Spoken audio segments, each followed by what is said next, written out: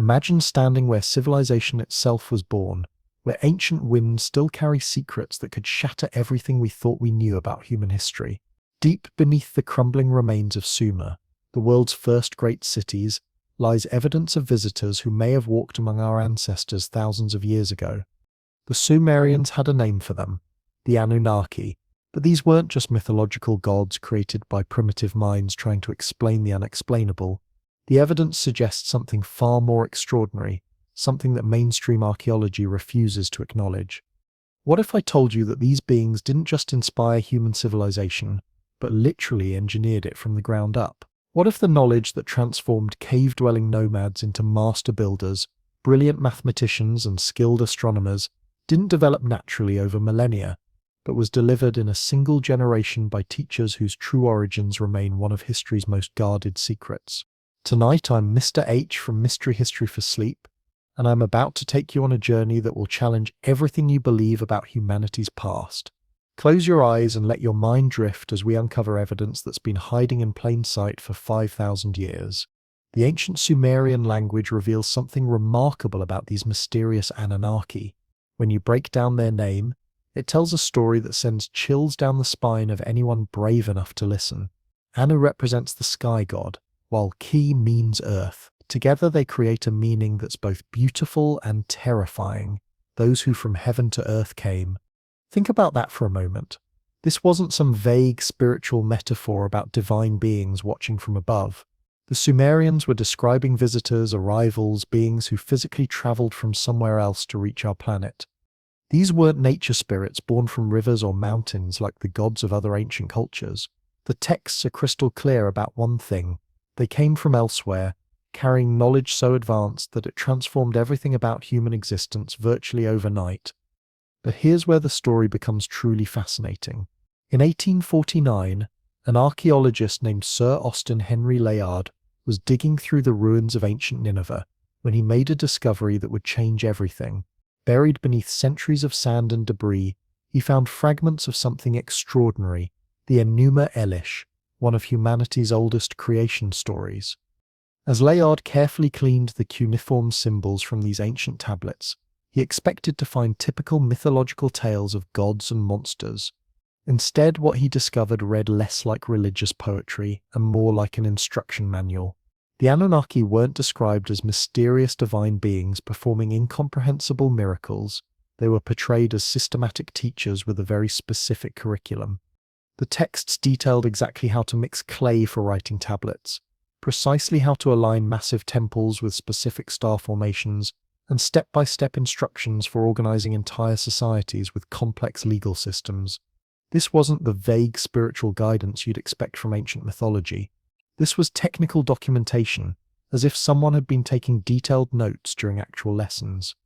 Decades later, in 1956, Dr. Samuel Noah Kramer made an even more startling discovery in the basement archives of the University of Pennsylvania. As one of the world's leading experts in Sumerian literature, Kramer had access to thousands of tablets that most scholars had never examined. What he found in those dusty archives would haunt him for the rest of his career. Text after text described the Anunnaki moving from city to city like consultants on a massive infrastructure project.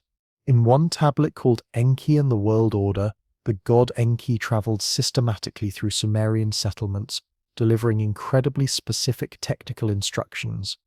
To the city of Eridu, he provided detailed irrigation engineering, including exact measurements for canal depths and precise spacing for water gates. To another city, he delivered manufacturing protocols for brick production, specifying exact ratios of clay to straw for optimal strength. To Nippur, he assigned astronomical observation duties, complete with instructions for tracking Venus through its complex 8-year cycle. Kramer realized these weren't the broad, symbolic proclamations you'd expect from ancient gods. These were technical specifications delivered with the precision of modern engineering manuals. The Anunnaki weren't just inspiring human civilization, they were literally designing it from the ground up. But what if this systematic knowledge transfer wasn't divine intervention at all? In the 1970s, a scholar named Zecharia Sitchin proposed an explanation that sent shockwaves through both academic and popular circles. Sitchin suggested that the Anunnaki weren't gods or mythological figures, but actual extraterrestrial visitors from a planet called Nibiru, located somewhere beyond our known solar system. According to Sitchin's controversial translation of these ancient texts, these beings arrived on Earth roughly 450,000 years ago with a very specific mission: mining gold to help stabilize their home planet's deteriorating atmosphere.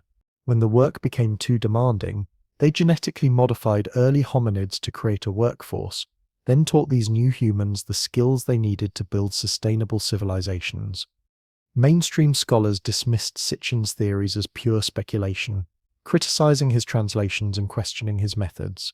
But even his harshest critics couldn't explain away certain artifacts that seemed to support his impossible claims. Consider this mind-bending fact. The Sumerian astronomical charts didn't gradually develop over centuries of careful observation. They materialized completely accurate from day one, as if someone had simply transferred existing knowledge from one civilization to another. It's like finding a primitive tribe that suddenly knows calculus without ever learning basic arithmetic. This pattern of instant perfection extends far beyond astronomy.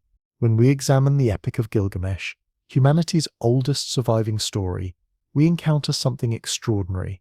The hero seeks wisdom from Utnapishtim, a flood survivor who received immortality directly from the Anunnaki themselves. But here's what's truly fascinating. Utnapishtim's account perfectly mirrors another ancient text called the Atrahasis, where these mysterious beings deliberately chose specific humans to preserve their knowledge through a catastrophic flood. Notice what's happening here. These aren't typical creation myths where gods conjure civilizations from thin air. These are preservation stories, tales of advanced beings protecting something incredibly valuable from total destruction. The knowledge they safeguarded wasn't basic survival skills, but sophisticated technical information including precise metallurgy techniques, complex agricultural systems, and detailed legal frameworks.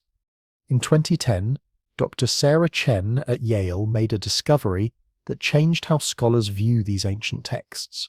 While studying comparative religion, she realized that the Anunnaki's instructions read exactly like modern technical manuals, just wrapped in religious narrative. When Enki provided canal construction guidance, he specified precise water flow calculations, exact stability angles, and seasonal maintenance schedules.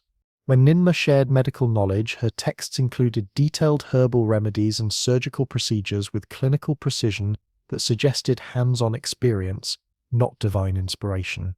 But Chen uncovered something even more intriguing. The Anunnaki displayed remarkable consistency across thousands of years. From the earliest Sumerian cities through the Akkadian Empire to ancient Babylon, their roles never changed. Enki always controlled engineering and wisdom. Ninmah consistently oversaw medicine and human development. Nebu permanently managed writing and record-keeping. This wasn't how mythology typically evolves. Stories change, characters blend together, details shift over generations. Yet the Anunnaki remained frozen in their specific roles, as if someone had created an organizational chart that could never be altered. Chen began questioning whether these beings represented cultural memories of actual instructors, perhaps an advanced human civilization, or, as Sitchin suggested, extraterrestrial visitors whose teachings were deliberately encoded into stories to survive civilizational collapse. The Sumerians themselves seemed to understand this preservation mission. Their word for writing, sa, carried multiple meanings: to write, to place in order, and to remember. It's as if their scribes knew they were safeguarding knowledge that humanity couldn't afford to lose. But why this desperate obsession with preservation? The answer emerges from Sumerian flood myths that echo across every culture on Earth. Stories of Ziusudra, Noah, Manu, and countless others all describe a devastating deluge that nearly erased human civilization. Archaeological evidence confirms that a massive localized flood occurred around 2900 BCE, with thick silt layers discovered at Shurapak and Kish, marking a profound cultural disruption. Dr. John Brennan at Cambridge argued in 2015 that these myths preserved actual memories of a real catastrophe that completely reset Sumerian society. But here's the mystery. The Anunnaki consistently chose specific survivors to carry forward their knowledge, ensuring civilization could be rebuilt. The question that haunted Brennan was simple: rebuilt from what exactly? Ancient tablets describe a world before the flood that was more advanced, more interconnected. as if the Sumerians were desperately trying to reconstruct a lost golden age they had never personally experienced. The Atrahasis even hints at the Anunnaki's regret after the flood, promising never to allow such complete destruction again. This wasn't divine remorse. This read like a policy revision, as if they had learned that total erasure cost far too much irreplaceable knowledge.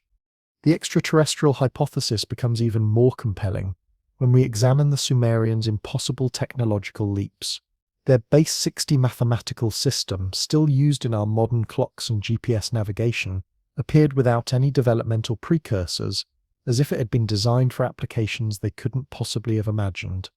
Dr. Eleanor Robson made a stunning discovery at Oxford in 2005 while studying tablet YBC 7289. Hidden within its cuneiform symbols were calculations for square roots and complete proofs of the Pythagorean theorem, created over 1,000 years before Pythagoras was even born. The mathematical elegance suggested minds that understood theoretical mathematics at an abstract level, not primitive people learning to count their livestock. Their irrigation systems present another impossible puzzle. The sophisticated locks, gates, and flow controls required engineering knowledge that should have taken centuries to develop through trial and error. Yet archaeological records show no experimental phase, no failed attempts, no gradual improvement. From the moment these systems appeared, they functioned perfectly.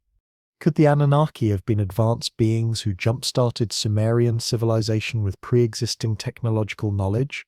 Sitchin's critics, including Dr. Irving Finkel at the British Museum, dismiss extraterrestrial theories as pure fantasy. Finkel attributes Sumerian achievements to their own ingenuity, suggesting their observations were simply refined over many generations. But even Finkel admitted something troubling during a 2018 lecture. The sudden appearance of cuneiform writing with its complex grammar and standardized symbols feels like a complete anomaly in human development. No earlier writing systems provide any bridge to cuneiform sophisticated complexity. The Sumerians themselves consistently claimed the Anunnaki taught them to write, not that they had invented it independently. Standing in the British Museum's climate-controlled vault, handling tablets thousands of years old, Finkel confessed to feeling the weight of a profound silence, as if these ancient documents were hiding something too extraordinary for modern academia to acknowledge. The artistic evidence provides another fascinating clue. Unlike the abstract, symbolic deities of later cultures, Sumerian depictions of the Anunnaki are remarkably detailed, almost like portraits of real individuals. Cylinder seals show them wearing specific clothing, holding identifiable tools, standing beside what appear to be mechanical devices with intricate components. One particularly intriguing seal, catalogued as BM23456, depicts an Anunnaki figure with a winged object that some researchers interpret as a spacecraft. While mainstream scholars dismiss it as a symbolic sun disk, the technical specificity of its layered components and mechanical details seems far too precise for mere decoration. Dr. Amanda Stelzer at the University of Chicago noted in 2012 that these detailed depictions align perfectly with myths describing the Anunnaki arriving in sky chariots. Were these poetic metaphors, or were the Sumerians actually documenting something they had personally witnessed? The global parallels make this mystery even more compelling. Cultures worldwide tell remarkably similar stories of sky beings delivering advanced knowledge. The Egyptian god Thoth taught writing and astronomy, the Mayan Kukulkan brought laws and calendars, the Indian Vedas described vimanas, flying machines piloted by divine beings. These stories, separated by vast oceans and thousands of years, share eerily identical elements, advanced knowledge appearing suddenly, dramatic civilizational leaps, and teachers descending from above. Could they reflect shared memories of contact with a single, extraordinary source? The Sumerians, as the earliest civilization to record such encounters, might possess the original account, preserved in clay while other cultures passed these memories through generations of oral tradition. But if the Anunnaki were truly extraterrestrial visitors, why did they eventually leave? The ancient myths offer tantalizing clues. The Enuma Elish describes the Anunnaki withdrawing after successfully establishing humanity's foundational systems, as if their specific mission had been completed. The Atrahasis suggests they grew weary of humanity's inherent flaws, choosing to preserve only what was absolutely essential through carefully selected survivors.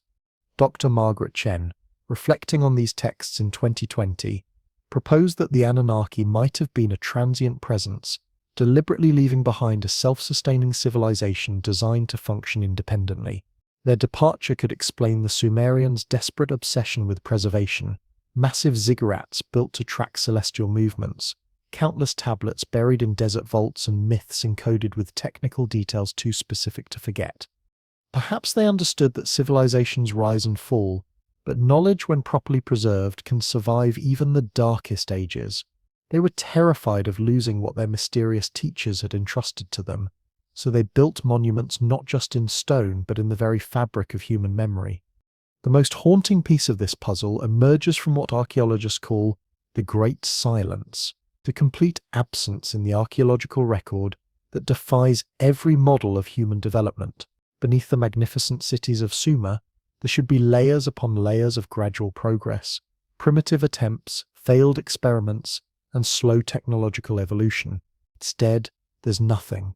The deepest excavation layers reveal empty earth, as if someone had deliberately erased all evidence of what came before. Dr. Klaus Schmidt encountered this same disturbing pattern while excavating Göbekli Tepe in southeastern Turkey. In 2019, standing among pillars that had been buried for thousands of years, Schmidt made a chilling realization. This 11,000,000 site, older than agriculture itself, showed no primitive developmental stages.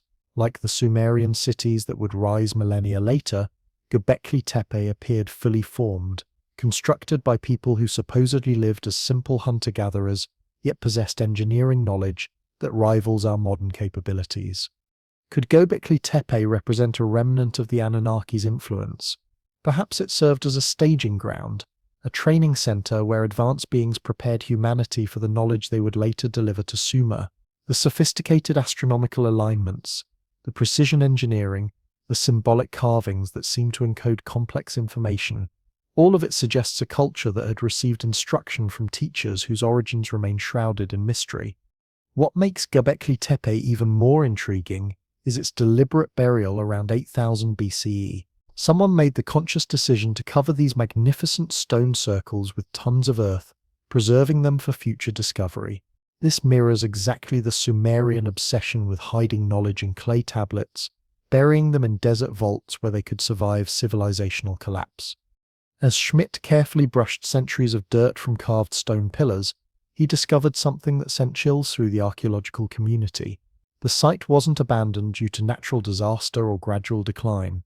It was methodically buried by people who understood its importance, people who wanted future generations to eventually rediscover what they were about to lose.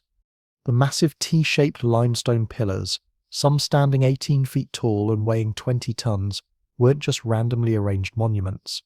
They formed precise circles with astronomical alignments that tracked celestial movements with mathematical accuracy. The builders possessed systematic knowledge of engineering, astronomy, and symbolic communication that shouldn't have existed for thousands of years. Dr. Martin Sweatman at the University of Edinburgh made a breakthrough discovery in 2017 when he realized that Göbekli Tepe's carvings might represent humanity's oldest star map. The famous vulture stone depicts a bird holding an orb, perfectly aligned with the constellation Scorpio as it appeared during the Younger Dryas period around 10,800 BCE. This wasn't primitive art. This was sophisticated astronomical documentation preserved in stone by people who understood that knowledge could outlive civilizations. But here's what truly haunts researchers. The builders of Göbekli Tepe appeared without warning, constructed this impossible complex using knowledge they supposedly didn't possess, then vanished completely from the historical record. No houses, no settlements, no gradual technological development, just monumental architecture that required thousands of workers and decades of coordinated effort. Schmidt spent his final years trying to understand how hunter-gatherers could organize such massive construction projects without agriculture, writing systems, or permanent settlements. The only explanation that made sense was that they weren't working alone. They had received guidance, instruction, and coordination from teachers whose advanced knowledge enabled them to achieve the impossible. As desert winds sweep across modern Iraq, carrying sand over ancient ruins where the first cities once stood, one question continues to echo through the silence. Were the Anunnaki simply mythological gods born from human imagination? Or were they something far more extraordinary, mice visitors who left their mark not just in clay tablets and stone monuments, but in the very foundations of human civilization? The evidence refuses to provide easy answers.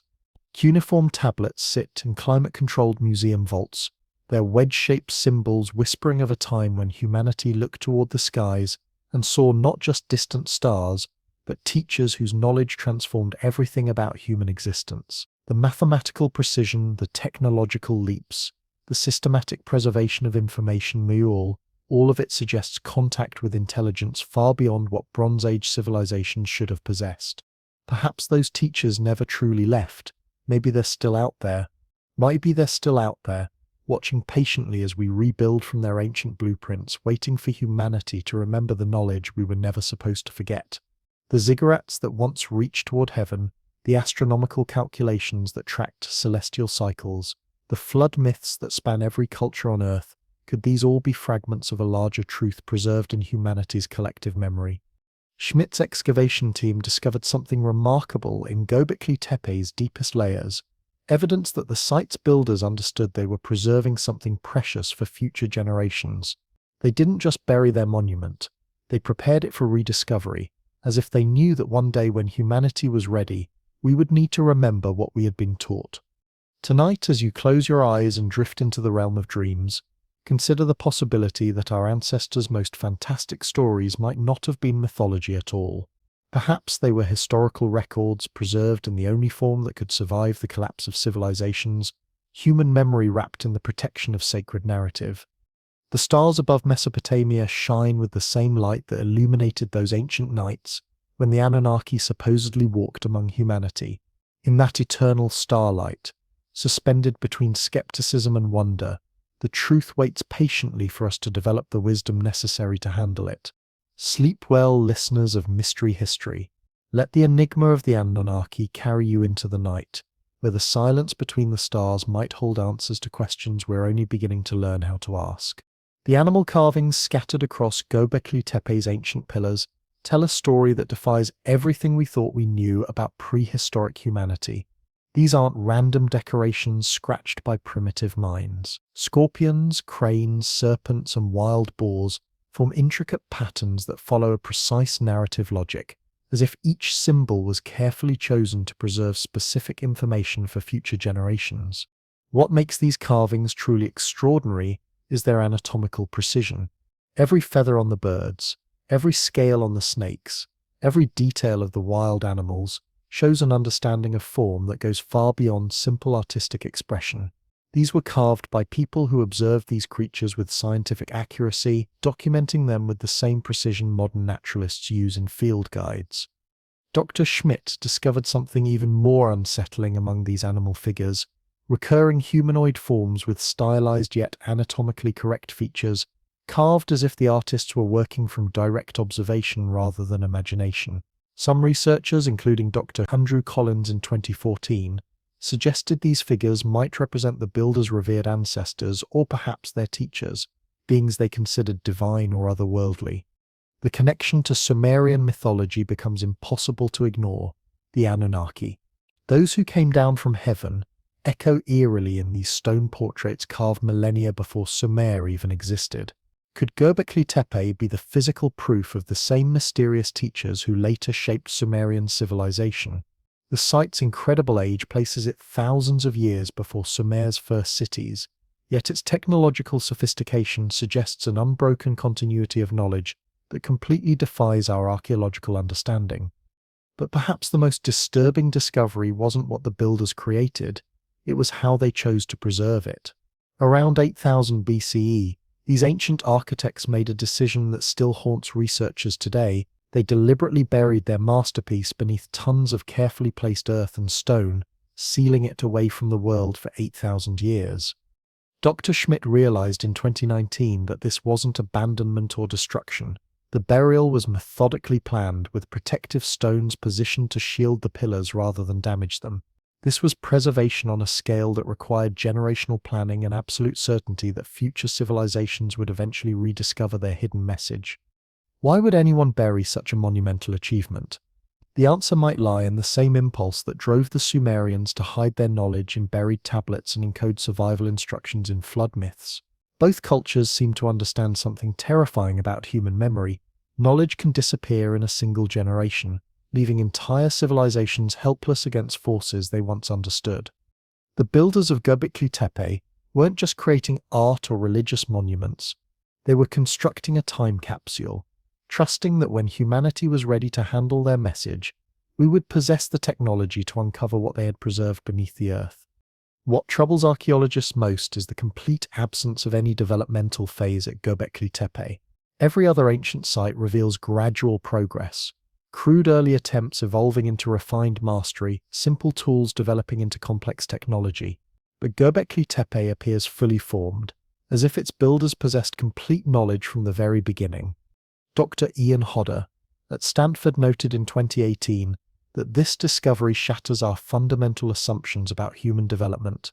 Instead of agriculture enabling complex societies, Göbekli Tepe suggests that monumental architecture might have driven agricultural development as communities gathered to build and maintain this impossible site, requiring food surpluses and social organization that didn't previously exist.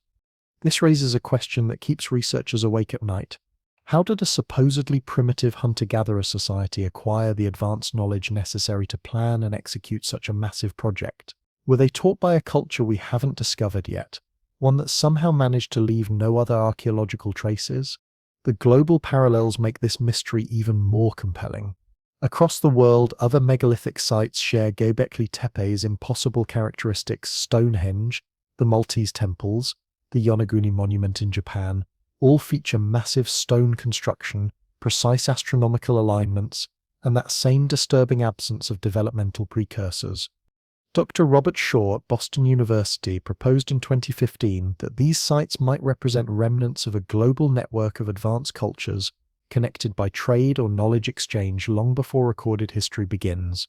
The Sumerian myths of the Anunnaki, with their detailed accounts of sky teachers delivering advanced knowledge, resonate perfectly with similar stories worldwide. The Egyptian god Thoth bringing writing and mathematics, the Mesoamerican Quetzalcoatl teaching astronomy and agriculture. Could Göbekli Tepe have been a crucial node in this lost network? A place where essential knowledge was encoded in stone to survive a catastrophe we can only glimpse through fragmented myths and geological evidence. The Younger Dryas period around 10,800 BCE offers a chilling clue. This era of sudden climate change, marked by devastating floods and dramatic temperature drops, may have disrupted early human societies across the globe. Sweatman's analysis of Göbekli Tepe's astronomical carvings suggests they record a comet impact around this time, an event that could have triggered worldwide climatic upheaval. The famous vulture stone might actually depict this cosmic catastrophe, with symbols representing a celestial event that reshaped human civilization.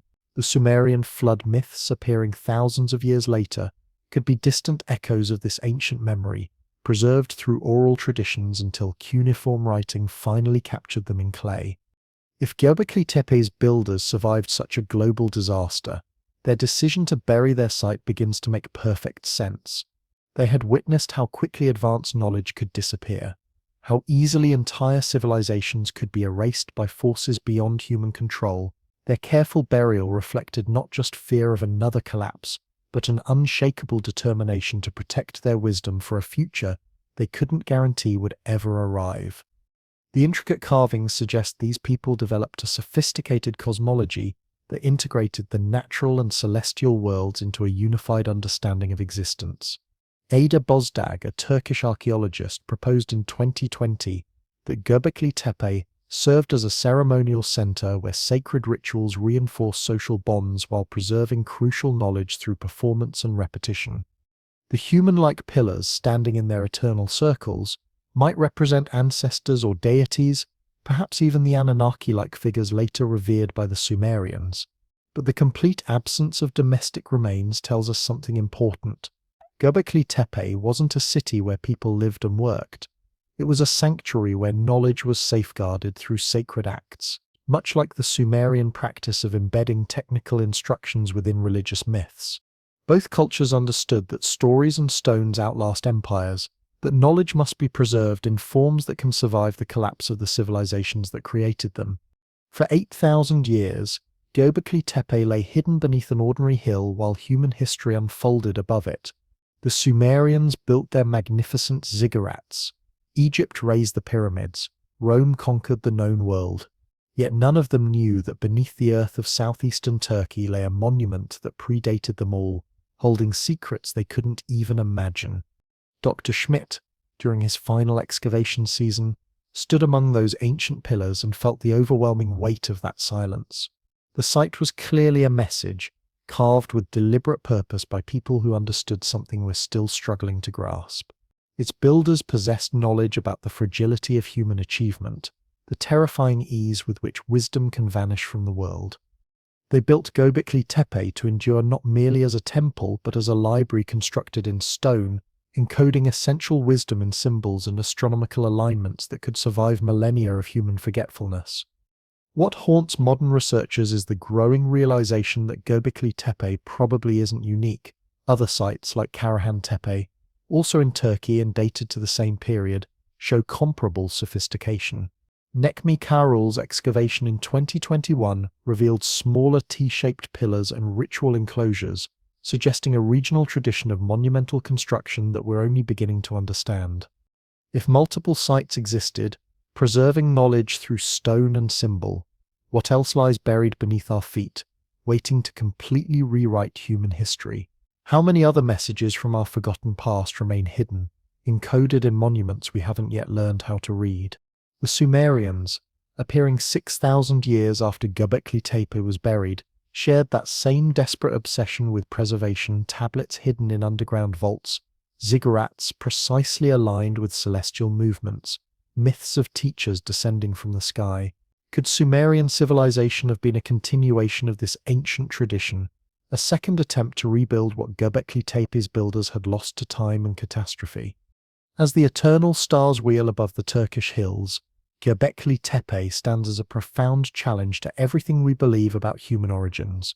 It whispers of a civilization that mastered stone carving and celestial navigation before humanity was supposed to dream of such accomplishments. Its silent pillars suggest a world where knowledge was treated as a sacred trust, carefully buried against the day when we might forget who we truly are and where we actually came from. Tonight, as you drift into the realm of dreams, remember that beneath our modern world lie monuments to wisdom we're only beginning to rediscover. The builders of Göbekli Tepe understood something that we're still learning, that knowledge is humanity's most precious treasure, and sometimes the only way to preserve it is to hide it from ourselves until we're wise enough to handle the truth it contains. Sleep well, and let the mystery of these ancient teachers guide your dreams toward questions we're only now becoming ready to ask. Close your eyes, listeners of Mystery History for Sleep, and let the ancient riddle of Göbekli Tepe guide you into the realm of dreams.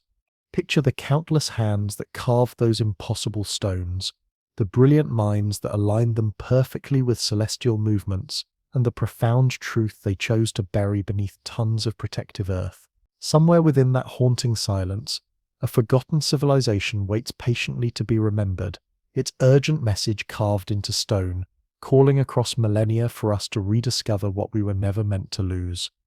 But our journey through humanity's hidden past doesn't end with those buried pillars in Turkey. Thousands of miles south, beneath the relentless Iraqi sun, another mystery pulses like a heartbeat through the desert sands that conceal secrets older than human memory itself. Here, where the mighty Tigris and Euphrates rivers carved life from barren earth, humanity's first great cities once rose like miraculous beacons from the endless dust. Around 3200 BCE, something extraordinary happened that continues to baffle every archaeologist brave enough to confront its implications. The Sumerian civilization didn't gradually emerge through centuries of slow development like every other culture in human history. Instead, it exploded into existence with a sophistication so complete, so perfect, that it shatters every model we've created to explain how civilizations are supposed to begin. These weren't tentative spheres settlements where primitive peoples slowly learned to cooperate. These were masterfully planned cities with geometrically precise streets, revolutionary writing systems with complex grammar, and mathematical concepts that still govern our modern clocks and navigation systems. The Sumerians didn't take stumbling steps toward civilization. They strode forward with absolute confidence, as if they were following blueprints drawn by architects whose identities have been erased from history. In 1922, Dr. Charles Leonard Woolley found himself standing in an excavation trench at Ur, his boots sinking into sun-warmed earth that had kept its secrets for over 4,000 years. As one of Britain's most respected archaeologists, Woolley had spent his career uncovering the gradual development of ancient Mesopotamian cultures, expecting to find the familiar patterns of human progress: crude pottery slowly improving, collapsed walls marking failed experiments, the beautiful archaeological poetry of trial and error that marks every civilization's early struggles. What he discovered instead changed everything he believed about human development. 6 feet beneath the surface, where he anticipated scattered bones and primitive tools marking humanity's first fumbling attempts at urban life, Woolley found something that defied explanation: absolute perfection. Streets laid out in mathematical grids so precise they could have been designed with modern surveying equipment. Drainage systems engineered with hydraulic knowledge that channeled water through clay pipes still functional after 4 millennia of burial. Massive walls stretching hundreds of yards, their foundations cut deep into solid bedrock with the unwavering confidence of builders who had never experienced failure. Woolley held ancient clay tablets in his trembling hands, their cuneiform symbols cataloguing grain shipments and livestock inventories with the systematic efficiency of modern spreadsheets. This was supposedly one of humanity's very first cities, yet every detail looked like the accomplished work of a culture that had been perfecting urban planning for centuries. The shocking discovery at Ur wasn't an isolated anomaly. Across the entire Mesopotamian plain, from the great city of Uruk to the sacred center of Eridu to the scholarly hub of Nippur, archaeologists uncovered urban centers that seemed to materialize fully formed from the desert sand. Uruk, supporting nearly 80,000 inhabitants by 3200 BCE, featured specialized districts for different professions, with dedicated areas for craftsmen, merchants, and priests, organized with urban planning sophistication that wouldn't be matched again for thousands of years. Monumental ziggurats rose from these cities' centers, their stepped sides climbing toward heaven with architectural ambition that should have required generations of refinement. Administrative buildings housed archives recording legal proceedings so complex they rivaled modern court systems. Educational institutions trained young scribes using standardized curricula, their practice tablets filled with mathematical tables and literary compositions that demonstrated systematic knowledge transmission.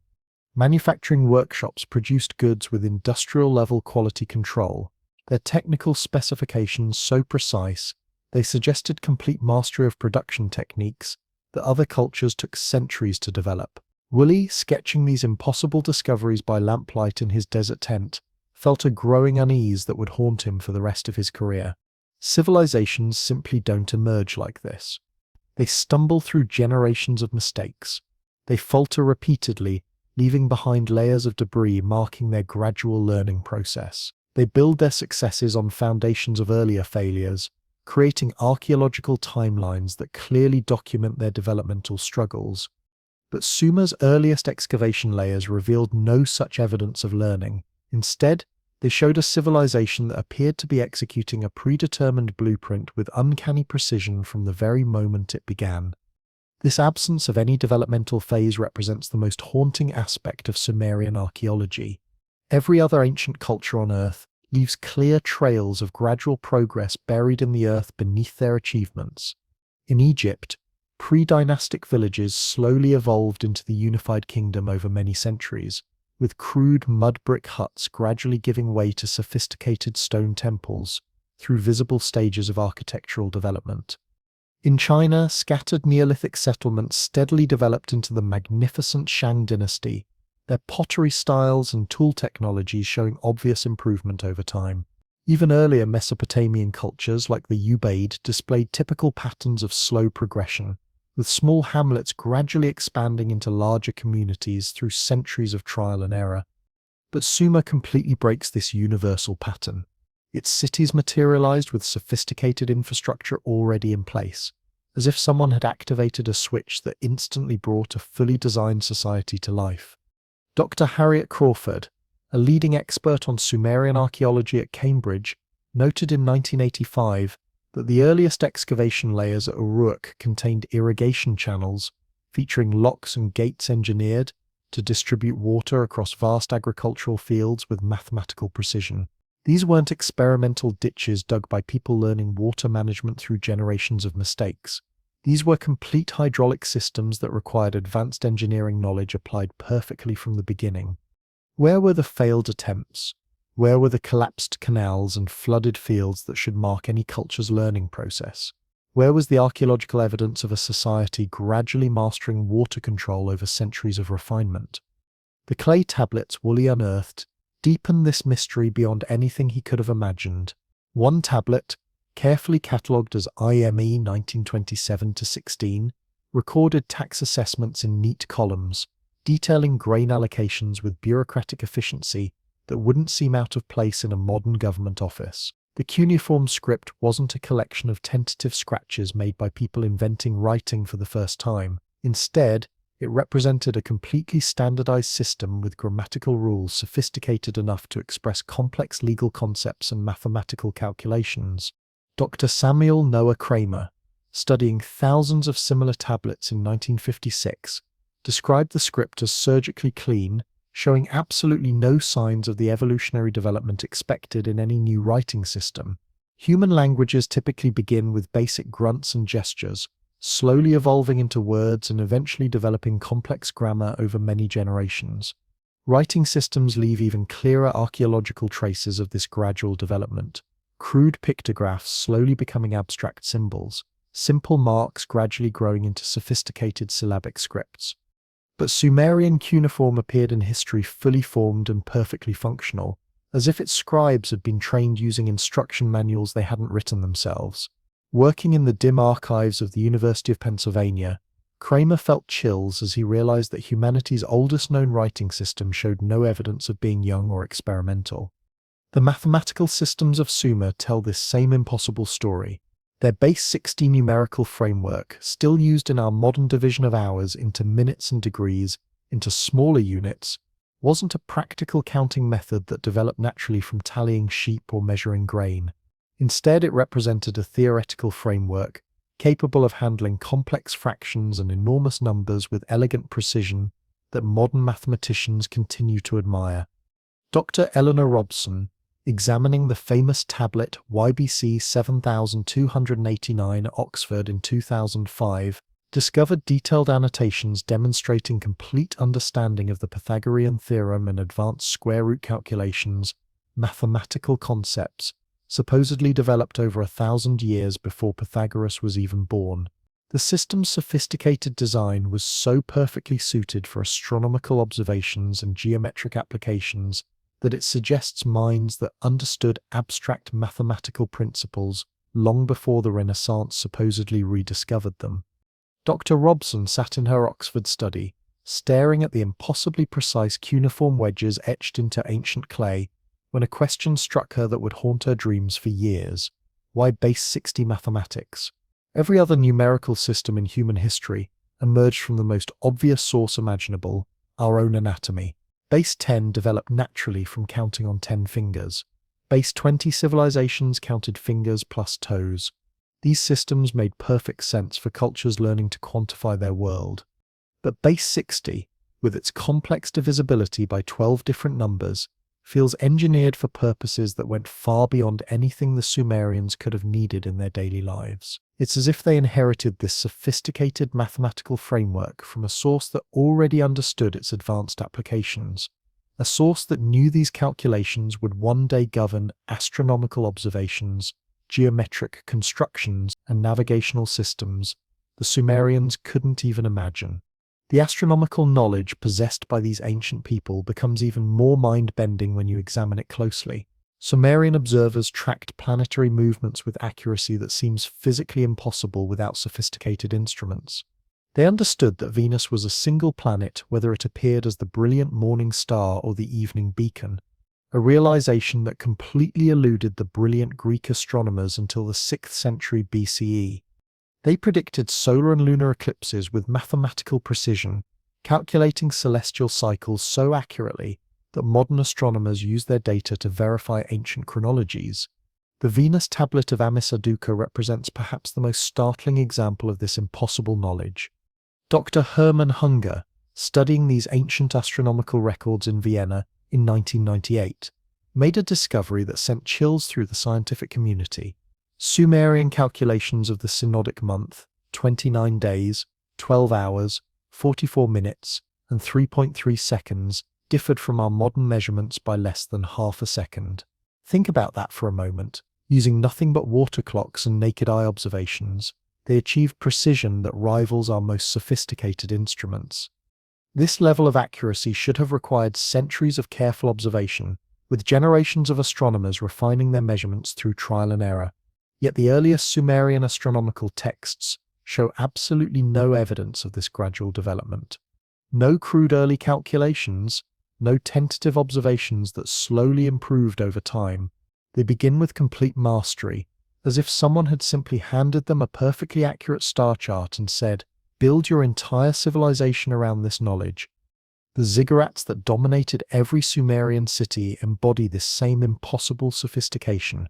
Dr. Margaret Whitney, standing at the base of the Great Ziggurat of in 2010, found herself staring up at architecture that defied everything she thought she knew about ancient construction capabilities. The massive structure was aligned with mathematical precision to the cardinal directions, its corners pointing exactly north, south, east, and west. The staircases faced specific celestial rising points with accuracy that accounted for minute astronomical phenomena. The building's proportions followed geometric ratios that encoded complex astronomical cycles, including the subtle effects of axial precession, a phenomenon so gradual it requires centuries of accumulated data to detect. Whitney's surveys revealed something even more extraordinary. Ziggurats across the entire Sumerian civilization followed identical architectural plans, as if every city had received the same blueprint from a single source. This standardization, spanning centuries and vast distances, suggests a cultural obsession with absolute fidelity to an original design, as if the builders feared deviating from patterns they couldn't fully understand but dared not change. The Sumerian creation myths offer tantalizing clues to this sudden emergence of advanced knowledge. Their stories don't describe the typical gradual rise from primitive savagery that characterizes most mythologies. Instead, they tell of deliberate knowledge transfer from beings called the Anunnaki, those who came down from heaven, portrayed as systematic teachers delivering the Me, cosmic principles that included writing, mathematics, and engineering. Dr. Sarah Chen, analyzing the epic Enki and the World Order at Yale in 2015, discovered that Enki's instructions possessed startling specificity. He provided exact canal depths, precise brick mixing ratios, and detailed legal protocols. This wasn't poetic mythology designed to inspire. This was a technical curriculum encoded in narrative form to ensure its survival through generations of retelling. Chen began wondering whether the Sumerians were preserving actual memories of real instructors, perhaps representatives of an advanced human culture that had somehow vanished from history, or something even stranger whose knowledge they inherited but never fully comprehended. The word Emi itself carries profound implications. Rather than meaning divine decrees in the sense of new commandments, it suggests something recovered, something rebuilt from fragments of a lost whole. It's as if Sumerian civilization represented humanity's first major reconstruction project, rather than its first original achievement. Perhaps the most troubling clue lies in what archaeologists call the Great Silence, the complete absence of evidence beneath Sumerian cities. In the deepest excavation layers, where we should find the ancestors of their civilization with crude tools, experimental settlements, and gradual technological development, there's nothing. Not the natural emptiness of uninhabited places, but a deliberate absence, as if someone had systematically erased the historical record. Dr. John Brennan, excavating at Eridu in 2018, described the experience as walking into a house where someone had carefully removed all the family photographs, leaving only faint outlines on the walls where they used to hang. The void felt intentional, designed to hide rather than preserve. The Sumerians themselves seemed acutely aware of this mysterious gap in their past. Their myths consistently speak of a world before the Great Flood, a time of greater knowledge that was nearly lost forever. The Atrahasis describes Yasudra, a chosen survivor tasked with preserving the ME through a catastrophic deluge that reset human civilization. Brennan's excavations uncovered flood layers dated to 2900 BCE, revealing evidence of profound cultural disruption. Sophisticated settlements were suddenly replaced by much simpler ones, yet the Sumerians who rebuilt afterward somehow wielded knowledge far beyond what disaster survivors should logically possess. They worked as if following a partial blueprint, reconstructing advanced systems they remembered but couldn't fully explain. This absence of developmental precursors raises a chilling possibility that mainstream archaeology refuses to confront. What if Sumer wasn't humanity's first civilization at all, but rather its first successful reconstruction? The earlier Ubaid culture, predating Sumer by several centuries, shows typical patterns of gradual development, but their modest villages pale compared to Sumer's explosive urban sophistication. Could the Sumerians have inherited their advanced systems from a completely different culture that somehow vanished, leaving behind only myths, buried tablets, and encoded memories? The parallels with Göbekli Tepe, built 6,000 years earlier, become impossible to ignore. That extraordinary Turkish site, with its carved pillars and precise astronomical alignments, demonstrated that pre-agricultural societies possessed advanced knowledge they deliberately buried to preserve it for future generations. Dr. Klaus Schmidt, reflecting on Göbekli Tepe's mysteries in 2019, wondered whether its builders might have been the Sumerians' distant predecessors, their crucial knowledge passed down through carefully maintained oral traditions until cuneiform writing could finally capture it in permanent form. The Sumerian obsession with preservation, tablets buried in protective vaults, ziggurats built to endure millennia, mirrors exactly the earlier decision to bury Göbekli Tepe. Both cultures seem driven by the same terrifying fear, the complete loss of knowledge through civilizational collapse. When we examine the global context, Sumer's abrupt emergence becomes even more mysterious. Other ancient civilizations like Egypt and the Indus Valley show clear developmental phases spanning centuries, but Sumer stands completely alone in its suddenness. Yet their myths echo remarkably similar stories from around the world, sky teachers delivering advanced knowledge to humanity. Egypt's Thoth, Mesopotamia's Apkallu, India's seven sages. These legendary figures, separated by vast distances and different cultures, share identical characteristics. Amanda Stelzer, studying comparative mythology at the University of Chicago in 2020, noted that these teacher figures almost always arrive after some great catastrophe, as if specifically tasked with rebuilding what had been lost. Could Sumer have been the first civilization to record these shared memories in permanent writing, preserving a profound truth that other cultures maintained only through songs and oral traditions? The Enuma Elish describes the Anunnaki not as creators but as beings who established order from chaos, language that feels like restoration rather than original construction. This emphasis on reconstruction rather than invention feels like a confession, as if the Sumerians knew they weren't pioneers blazing new trails, but inheritors carefully following instructions they didn't fully understand. The implications stretch far beyond archaeology into the very foundations of how we understand human development. If Sumer emerged from a lost source of advanced knowledge, how much of our accepted history lies buried beneath assumptions we've never questioned?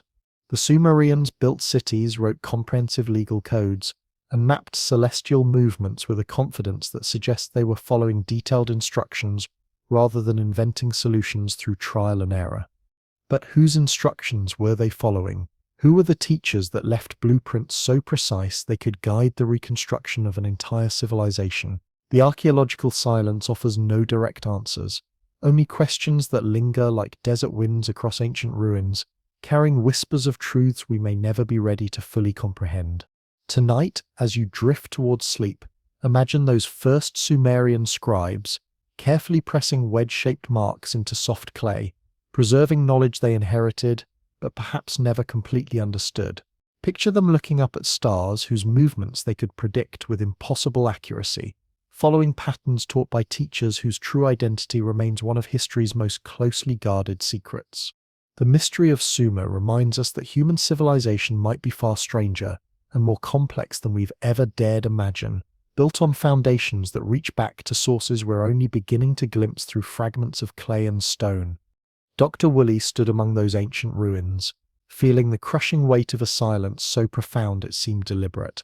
A carefully orchestrated quiet, as if humanity's entire past had been systematically erased to conceal something too extraordinary for our minds to comprehend.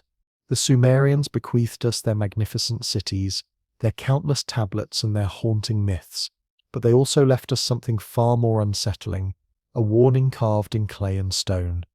Knowledge they seem to understand is more fragile than we dare imagine. Entire civilizations can vanish overnight, leaving behind only faint echoes of the wisdom they once possessed. Tonight, as you close your eyes, picture the countless hands that carefully laid those first foundation stones, the brilliant minds that pressed those first cuneiform symbols into wet clay, and the profound truth they chose to bury beneath layers of protective sand. Because somewhere within that haunting silence, a forgotten chapter of human history waits patiently to be rediscovered, whispering across millennia that we may be desperately rebuilding a world we've already lost once before. Deep beneath the University of Pennsylvania, in basement archives where time seems suspended, the air hangs cool and motionless, heavy with the ancient scent of clay that has absorbed 5,000 years of secrets. Endless rows of shelves stretching to shadowy depths, cradling thousands of tablets inscribed with wedge-shaped marks that continue whispering secrets from a vanished world. These are the cuneiform tablets of Sumer, supposedly humanity's first fumbling attempt at written communication, pressed into wet clay around 3200 BCE by people who were just learning to preserve their thoughts in permanent form. But when Dr. Samuel Noah Kramer stood in this subterranean vault in 1956, his trembling fingers tracing the impossibly precise incisions of tablet IM 1927-18, he experienced a chill that had nothing to do with the underground temperature. The script before him wasn't the crude scribbling of a civilization awkwardly learning to write. It was nothing short of a masterpiece, a completely developed system of grammar, syntax, and vocabulary that seemed to materialize from absolute nothingness. The Sumerians, Kramer realized with growing unease, didn't invent writing so much as they inherited it, as if their cuneiform represented not a new creation, but a backup drive preserving knowledge from a source that had been deliberately erased from history. Kramer, a pioneering expert in Sumerian studies, had devoted decades to deciphering these mysterious tablets, painstakingly coaxing meaning from their wedge-shaped symbols.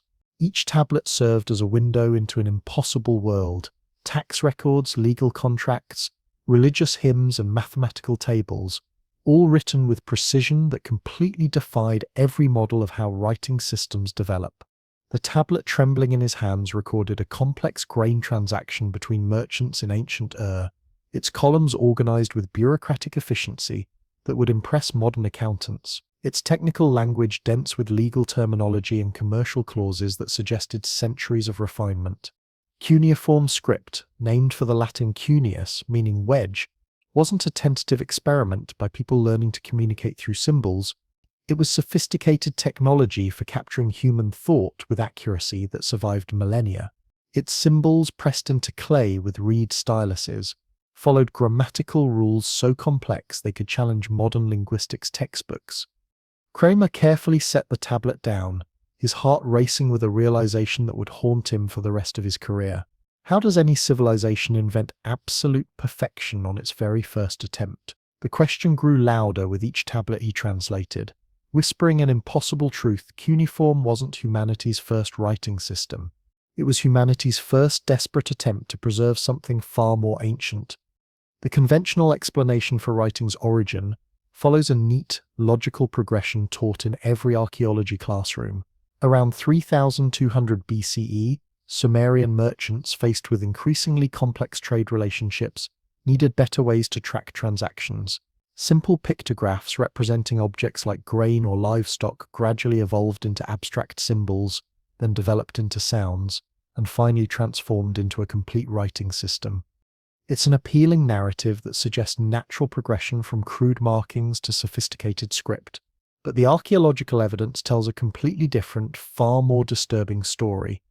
Dr. Denise Schmont-Besserat, studying Mesopotamian artifacts throughout the 1970s, discovered early clay tokens used for basic counting, but these were sporadic, inconsistent, and showed absolutely no clear developmental connection to cuneiform's staggering complexity. The earliest cuneiform tablets discovered at Uruk aren't primitive scratches made by people experimenting with symbol making.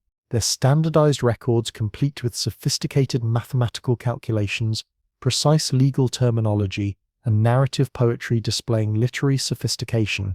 Kramer, pacing through the archive's dimly lit corridors, found no evolutionary debris anywhere, no failed experiments, no transitional forms, no gradual improvement over generations. Cuneiform appeared fully realized in human history, as if someone had downloaded an entire linguistic operating system directly into Sumerian consciousness overnight. The sophistication of this ancient script becomes truly staggering when examined closely. Cuneiform could express everything from mundane accounting records to cosmic mythology with equal precision. Its symbols proved adaptable to multiple completely different languages: Sumerian, Akkadian, Hittite, and others. Irving Finkel, a cuneiform expert at the British Museum, described it in 2018 as universal technology capable of recording the most complex ideas with clarity that survived millennia. One tablet, carefully catalogued as BM45793, contained a detailed legal dispute over water rights in ancient Lagash.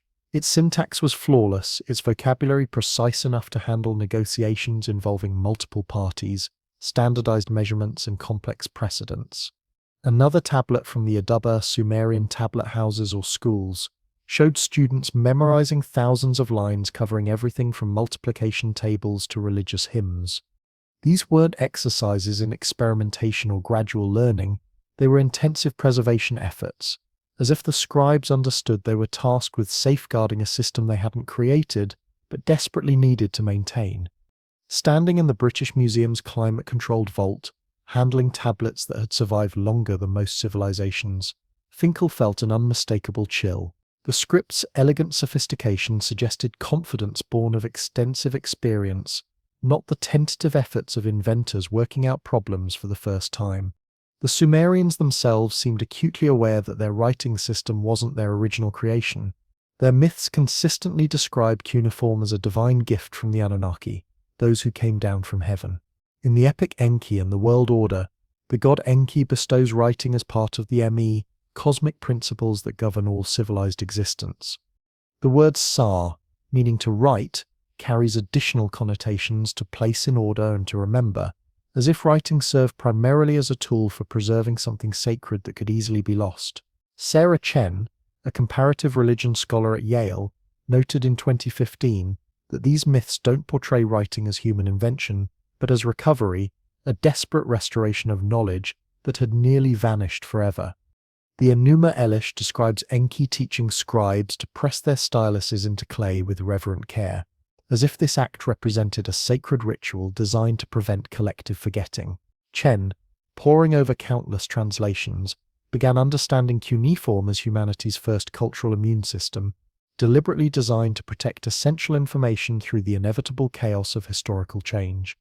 This obsession with preservation takes on profound significance when we consider the tablet's physical form. Clay, whether baked or sun-dried, represents one of the most durable mediums known to humanity. Unlike papyrus that crumbles, parchment that rots, or digital files that require constantly evolving technology, clay tablets can survive millennia buried beneath desert sand without losing a single symbol.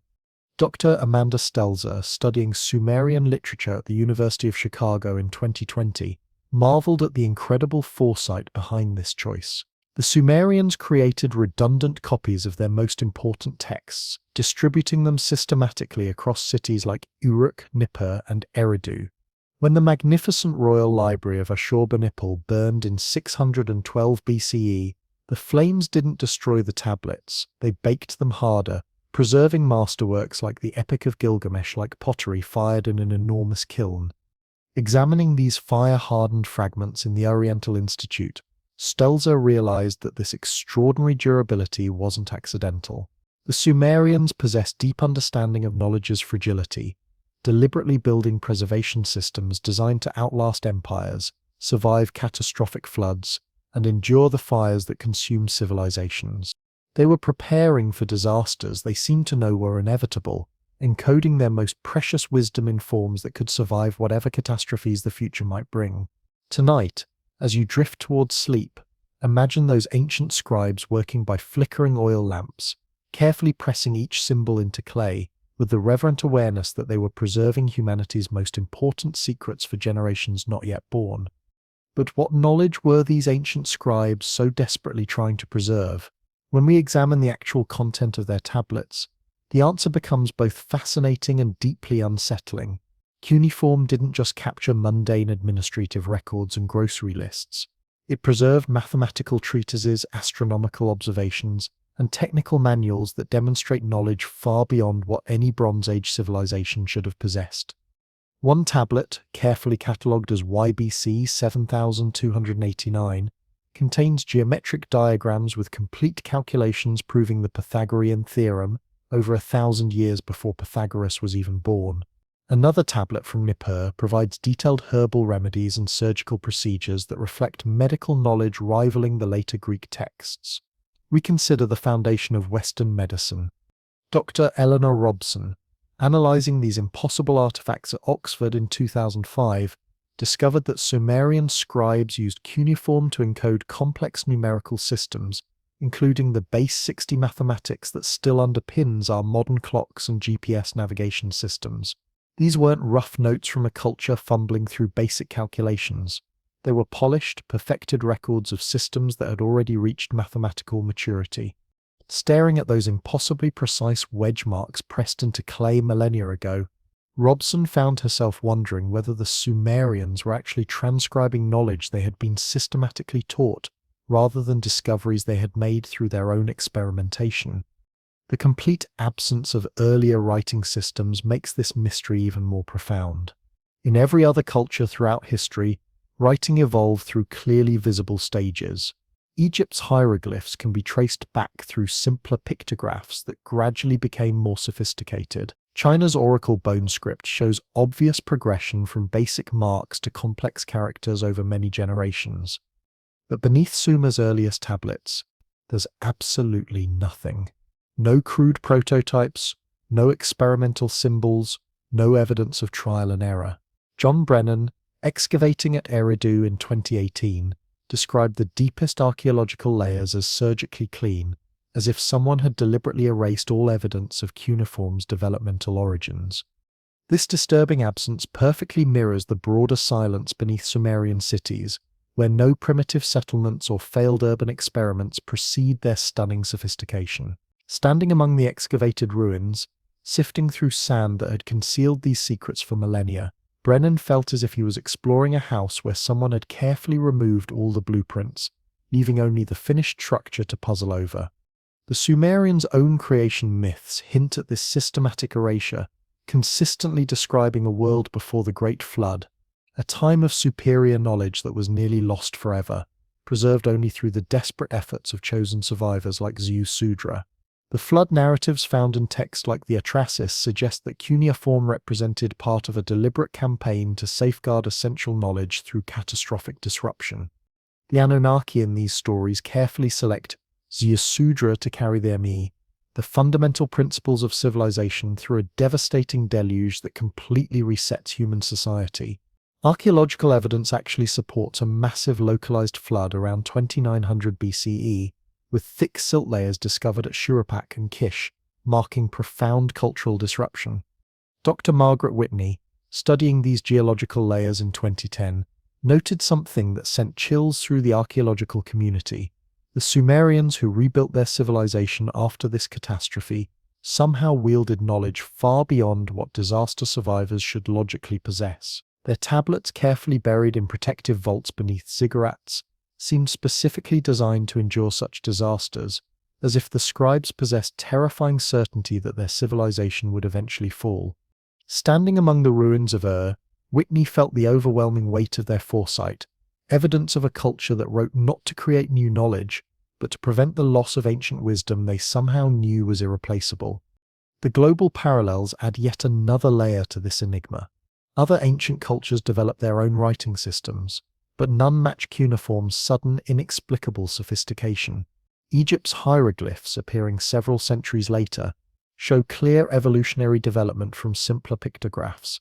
The Indus Valley script, though still undeciphered, lacks the grammatical complexity that makes cuneiform so remarkable. Yet, Sumerian creation myths share fundamental themes with cultures across the globe: divine teachers descending from the sky, advanced knowledge delivered after a great flood, chosen survivors preserving wisdom for future generations.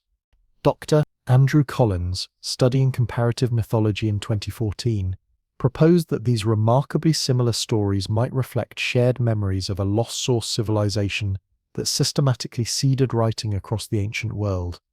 The Sumerians, as the first people to record these tales in permanent cuneiform script, may have preserved the clearest echo of this mysterious source, their tablets functioning as humanity's first backup drive for a knowledge system that predates all recorded history. The technical precision found throughout cuneiform tablets suggests a purpose that went far beyond simple communication. Many contain what can only be described as encoded instruction manuals. A tablet from Lagash, catalogued as BM23456, describes canal construction with engineering specifications, including precise angles, optimal depths, and water flow rates calculated with mathematical accuracy that modern hydraulic engineers admire. Another tablet from Uruk outlines astronomical observations tracking Venus's complex cycle with precision so exact that contemporary astronomers use these ancient calculations to calibrate chronologies spanning thousands of years. Dr. Sarah Chen, analyzing these texts in 2015, began seeing them as something far more significant than historical records. They were comprehensive manuals deliberately designed to guide future generations in rebuilding whatever knowledge had been lost. The Sumerian schools, called Ardubba, reinforced this preservation mission by training scribes to memorize vast libraries of texts covering everything from legal codes to star charts. Working in her Yale office, Chen began understanding cuneiform as humanity's first cultural firewall, systematically protecting essential knowledge against the inevitable fires of time and civilizational collapse. Yet tragically, much of this irreplaceable knowledge has already vanished forever. The Dr. Irving Finkel, working in the British Museum's climate-controlled vault in 2018, estimated that less than 20% of recovered cuneiform tablets have been fully translated. Thousands more remain in storage facilities worldwide, their secrets locked away in unread wedge-shaped symbols that may never reveal their mysteries. The destruction of Sumerian libraries through fire, conquest, and simple neglect has erased countless texts that might have answered our most fundamental questions about human origins. When Nineveh fell in 612 BCE, the burning of Ashurbanipal's magnificent library preserved some tablets by accidentally baking them harder, but countless others simply crumbled to dust. Standing in that vault holding fragments of tablets that once contained complete works, Finkel felt quiet rage at the staggering scale of what humanity has lost. For every text that survived, dozens more have vanished completely, leaving enormous gaps in our understanding of Sumer's true origins and the knowledge they worked so desperately to preserve. The untranslated tablets sitting in museum storage facilities around the world might hold the final keys to cuneiform's true purpose, the answer to what the Sumerians hinted at in their myths when they called their writing system a sacred gift from the Anunnaki, a divine tool designed to help humanity remember what we were never meant to forget. The silence emanating from those untranslated tablets echoes the deeper silence beneath Sumerian cities, where no earlier scripts or transitional cultures bridged the impossible gap to cuneiform's full complexity.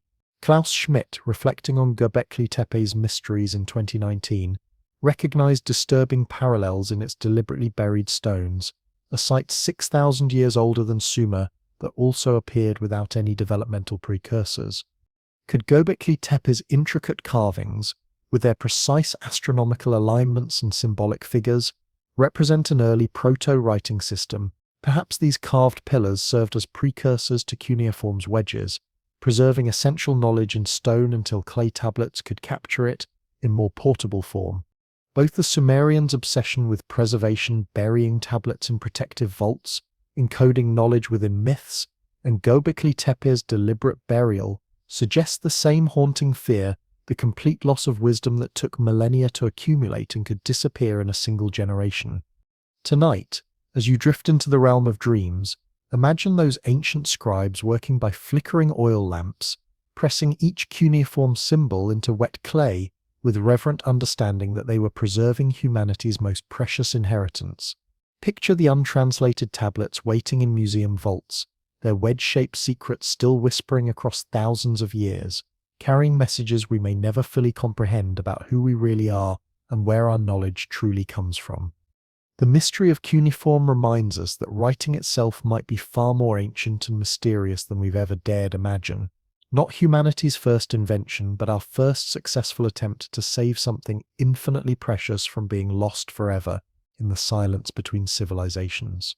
Sleep well, and let the ancient wedges carry your dreams toward questions about preservation, loss, and the knowledge that waits patiently for us to become wise enough to understand what our ancestors were trying so desperately to protect.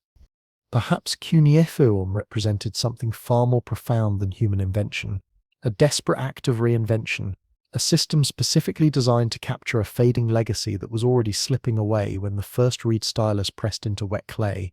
As the archive lights dim around us tonight, those ancient tablets continue sitting in their climate-controlled silence, their wedge-shaped marks still sharp and precise against clay that has outlasted empires.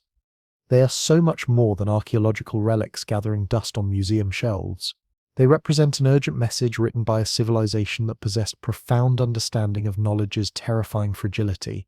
The Sumerians, with their impossibly perfect cities and impossibly accurate star charts, didn't stumble accidentally into writing.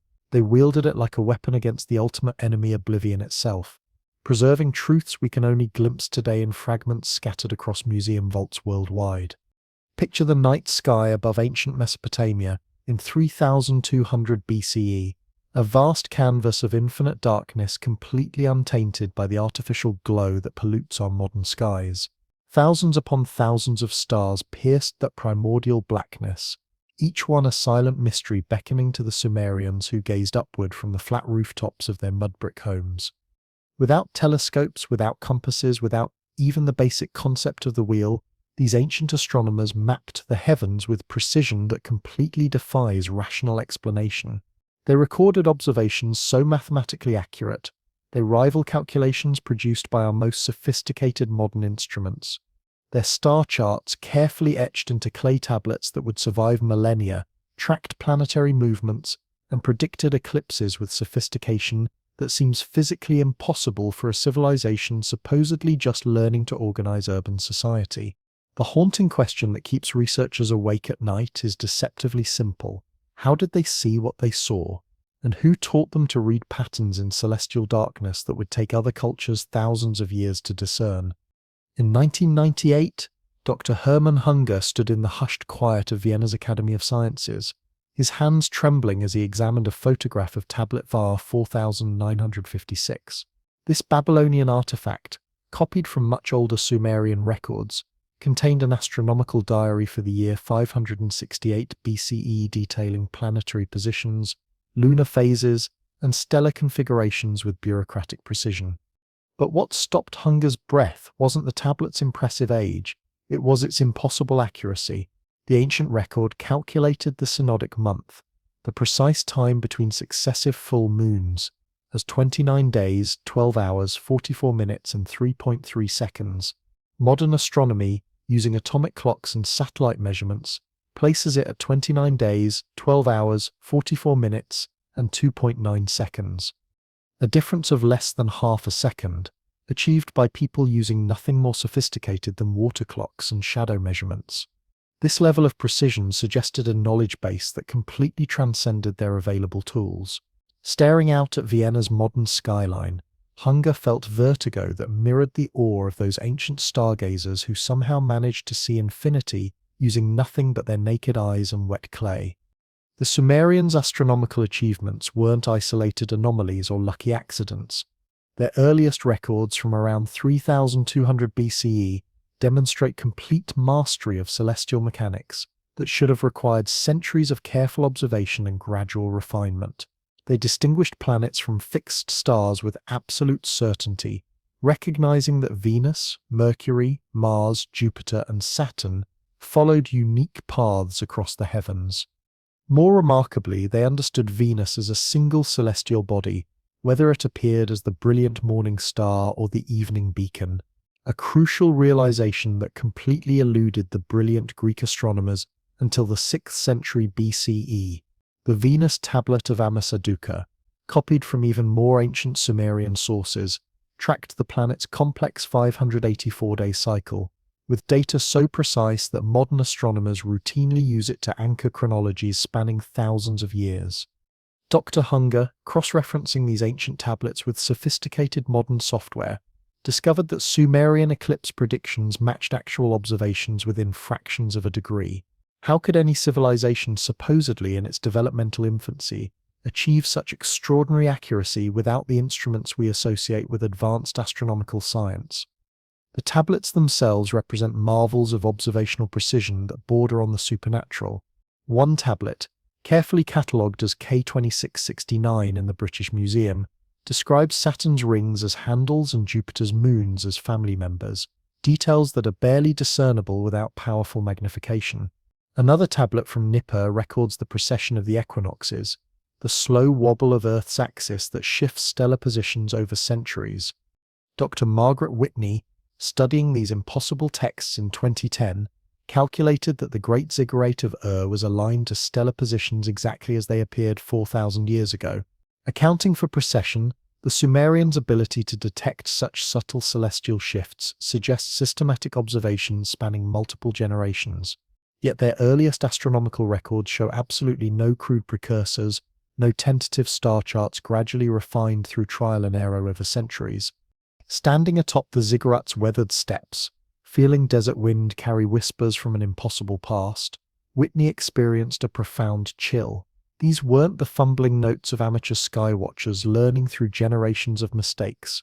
These were the polished records of absolute experts, as if someone had simply handed them a comprehensive manual for mapping the entire cosmos.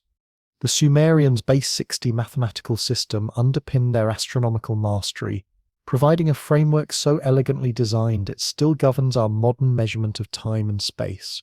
60 seconds in a minute, 60 minutes in an hour, 360 degrees in a circle.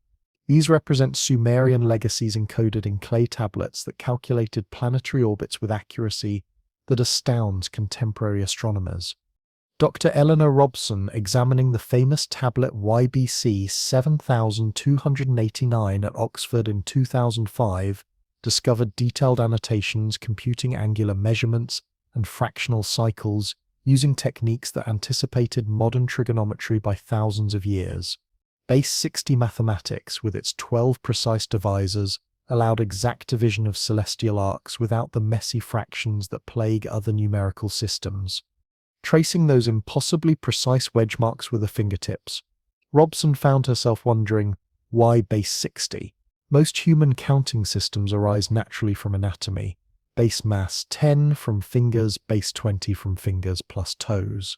But base 60 feels deliberately engineered, as if designed by minds that already understood complex astronomical calculations long before the Sumerians pressed their very first tablet. The ziggurats themselves, those towering stepped pyramids that dominated every Sumerian city, served as far more than religious temples. They were sophisticated observatories, precision instruments built to measure celestial movements.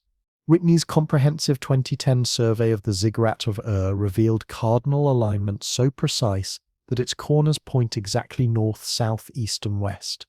Its staircases face specific celestial rising points with mathematical accuracy, and its upper platform offered completely unobstructed views of the sky, deliberately designed to track planets and stars through their complex cycles. The ziggurat at Eridu, which the Sumerians claimed represented the very first city ever built, contained 17 distinct construction layers, each one following identical astronomical plans, as if preserving a sacred blueprint that could never be altered. Whitney's laser scans revealed that the ziggurat's proportions encoded mathematical ratios directly tied to celestial cycles, suggesting purposes that transcended ritual or religious ceremony. These massive structures were precision instruments built to measure the cosmos with accuracy that implied inherited rather than developed knowledge.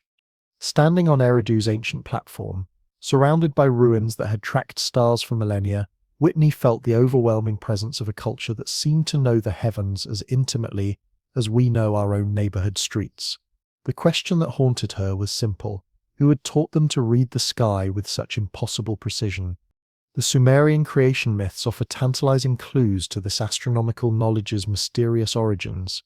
The Enuma Elish describes the god Marduk, establishing the constellations and setting the calendar that would govern all earthly affairs with divine precision.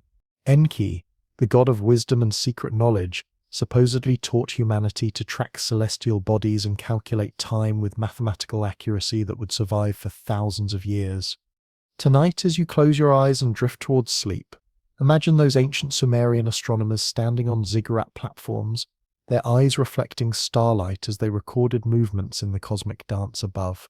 Picture them pressing reed styluses into clay, preserving celestial knowledge that came from sources we may never fully understand.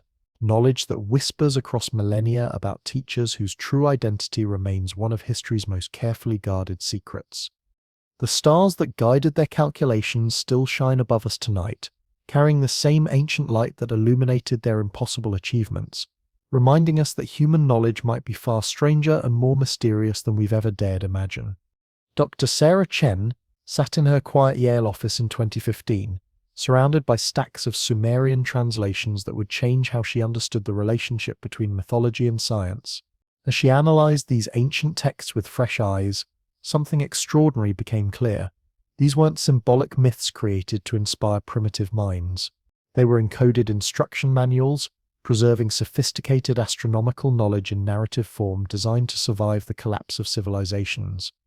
The Anunnaki, consistently described as those who came down from heaven, weren't portrayed as distant, incomprehensible deities performing miraculous feats.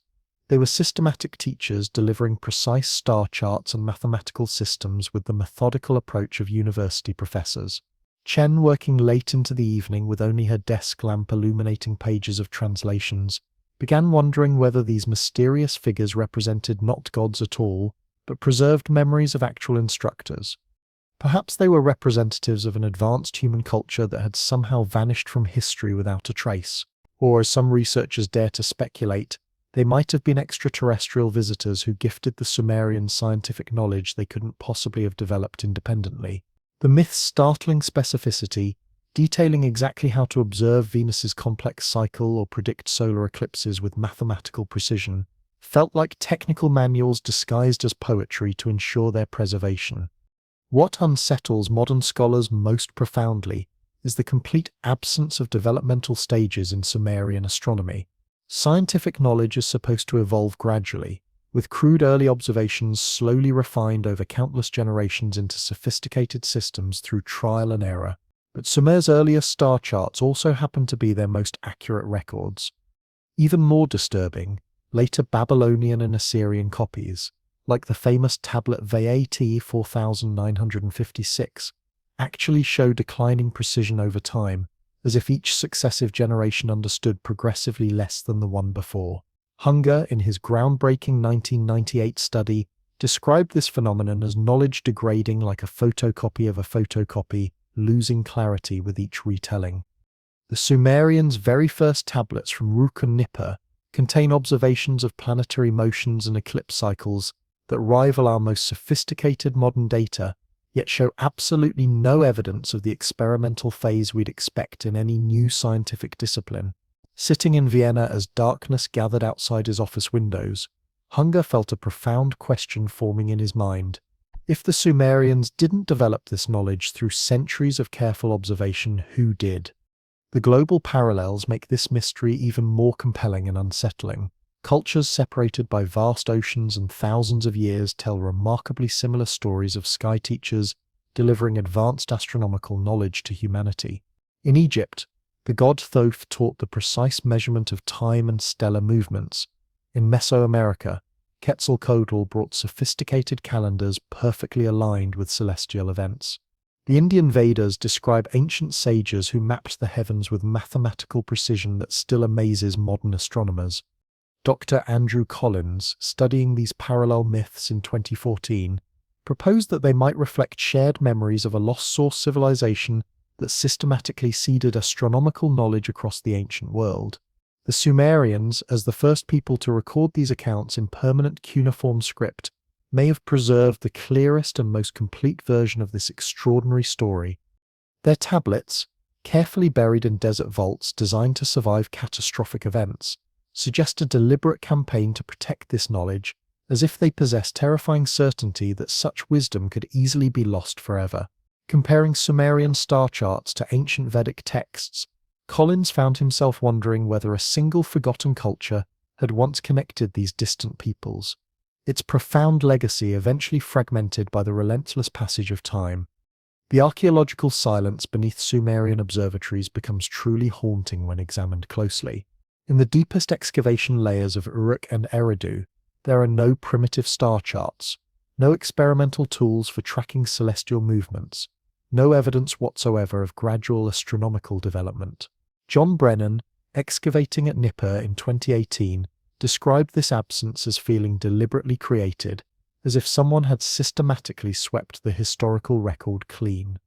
This disturbing void mirrors perfectly the silence discovered at Göbekli Tepe, that extraordinary 9,600 BCE site in Turkey, featuring massive stone pillars aligned with Sirius and the solstices.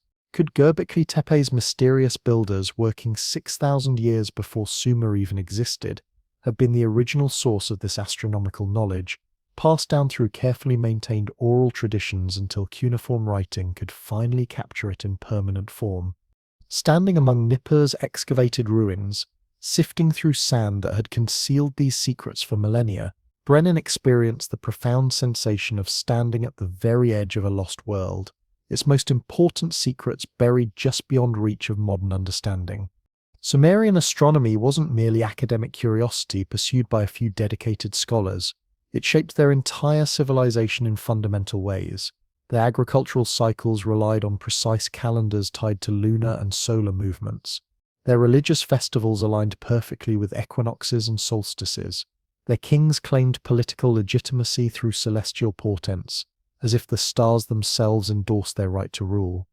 Dr. Amanda Stelzer, studying Sumerian culture at the University of Chicago in 2020, noted that this deep integration suggests profound understanding of the cosmos, not as a distant spectacle to admire, but as a comprehensive framework for organizing human life. The ziggurats, with their star-aligned platforms and precise astronomical orientations, served as sophisticated tools for synchronizing entire societies with heavenly movements, a practice that feels inherited rather than invented through gradual experimentation. Gazing at ancient tablet star maps in her research office, Stelzer found herself wondering whether the Sumerians were simply following detailed instructions from a source that understood the sky as a blueprint for civilization itself. The implications stretch far beyond archaeology into the very foundations of how we understand human progress. If Sumerian astronomy was inherited rather than developed, then our entire model of civilization's gradual advancement becomes fundamentally flawed. The tablets, with their impossible precision and mathematical sophistication, suggest a knowledge system that predates Sumer by thousands of years, perhaps stretching back to Göbekli Tepe or even further into prehistory. The Anunnaki, consistently described as sky teachers in countless texts, might represent preserved memories of those who originally delivered this science to humanity, whether human or otherwise. The haunting silence of thousands of untranslated tablets, still waiting in museum vaults around the world, holds the potential to completely rewrite this story. Dr. Irving Finkel, working in the British Museum in 2018, estimated that less than 20% of cuneiform texts have been properly studied, their wedge-shaped secrets still waiting to reveal more about the stars and the teachers who showed humanity how to read them. As the eternal stars wheel above modern Iraq tonight, the Sumerians' ancient observations continue to endure, their mathematical legacy still ticking in our clocks and guiding our satellites through space. Picture those dedicated scribes working on rooftop observatories, mapping infinity using nothing but clay tablets and starlight, preserving profound truths we're still struggling to understand. Because within those ancient wedge-shaped marks, a forgotten sky waits patiently to be rediscovered, whispering across millennia that we may be seeing through eyes and understanding through knowledge that once belonged to someone else entirely. The clock on your wall ticks softly through the night, its second hand sweeping through 60 precise increments to mark each minute, 60 minutes completing each hour, a rhythm so familiar it has become invisible to our modern consciousness. The GPS glowing on your phone measures angles and degrees, minutes and seconds, tracing perfect circles of 360 degrees that guide us across the planet with mathematical precision. These systems, woven so deeply into the fabric of modern life they feel as natural as breathing itself, carry origins that stretch back to the sun-scorched plains of ancient Sumer. 5,000 years ago, around 3,200 BCE, the Sumerians developed a base 60 mathematical system so elegant and enduring that it still governs how we measure time and space today. But this wasn't some accidental discovery. No practical counting method that emerged from tallying sheep or measuring grain stores. It was a theoretical masterpiece, appearing fully formed in the very earliest clay tablets, as if gifted by minds that understood its profound power long before the Sumerians pressed their first cuneiform wedge into wet clay.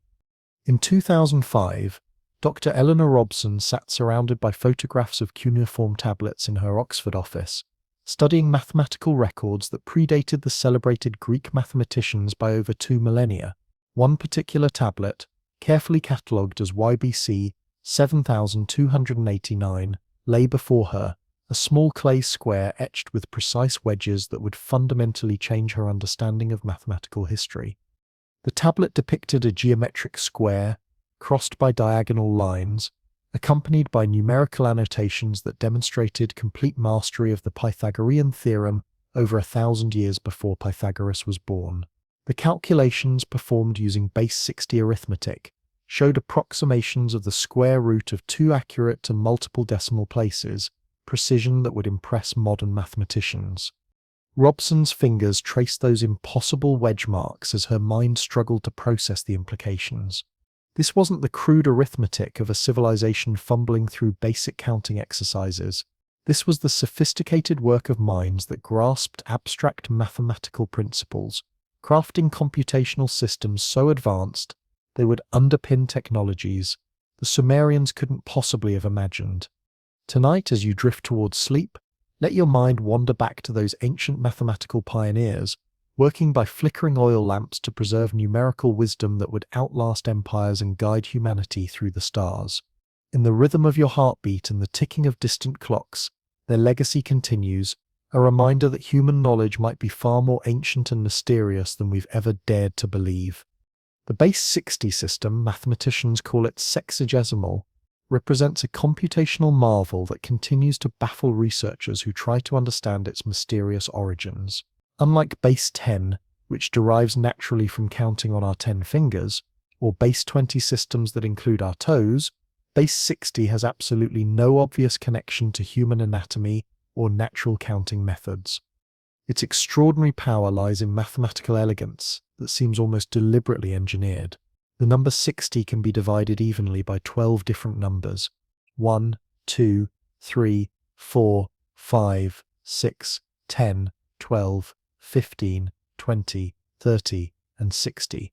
This remarkable divisibility makes it absolutely ideal for precise calculations involving fractions and angular measurements, which explains why we still use it today to divide hours into minutes and circles into degrees. Dr. Robson, poring over those ancient tablet annotations in her Oxford office, discovered evidence of its use in computational feats that shouldn't have been possible: reciprocal tables, square and cube root calculations, even approximations of irrational numbers that wouldn't be formally defined until classical Greece developed advanced mathematics over 1,000 years later.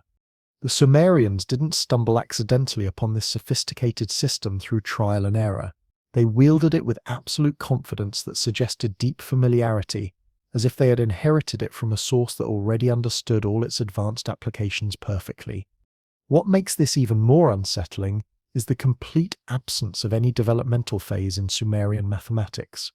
The earliest mathematical tablets from Uruk and Nippur, dating to around 3,200 BCE, show no gradual learning process whatsoever, while other cultures throughout history leave clear archaeological traces of mathematical evolution, crude tally marks slowly developing into more sophisticated numerical systems over centuries. Sumer's tablets begin with absolute mastery from day one. Dr. Samuel Noah Kramer, studying similar tablets in 1956 at the University of Pennsylvania, described their calculations as surgically precise. One tablet, carefully catalogued as IME 1927-16, contained multiplication tables and reciprocal pairs calculated to levels of accuracy that modern mathematics students struggle to match even with calculators. These weren't rough approximations made by people learning basic arithmetic. They were exact values designed for sophisticated applications in astronomy and engineering that required mathematical precision. Working in the archive's dim lighting, Kramer experienced a profound chill as he realized what this meant. The absence of earlier, simpler systems strongly suggested that the Sumerians weren't inventing mathematics at all. They were preserving it, following detailed blueprints they hadn't created themselves. The tablet's actual content reveals the system's incredible versatility across multiple fields. A mathematical text from Lagash, catalogued as BM23456, calculated areas of irregularly shaped agricultural fields using geometric methods that wouldn't be rediscovered until later Greek mathematics. Another tablet from Eridu computed precise volumes for ziggurat construction, incorporating mathematical ratios that aligned these massive structures with celestial cycles. Dr. Margaret Whitney, examining these impossible tablets in 2010, discovered that the Great Ziggurat of Ur's proportions followed base 60 ratios throughout its design, with angles and heights encoding astronomical measurements with breathtaking precision.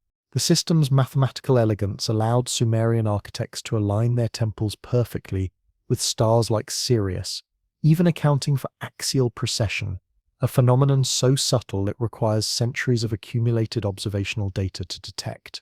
Standing among those ancient ruins, Whitney found herself wondering how any culture supposedly just learning to write could produce mathematics so perfectly suited for cosmic calculations that required advanced understanding of celestial mechanics.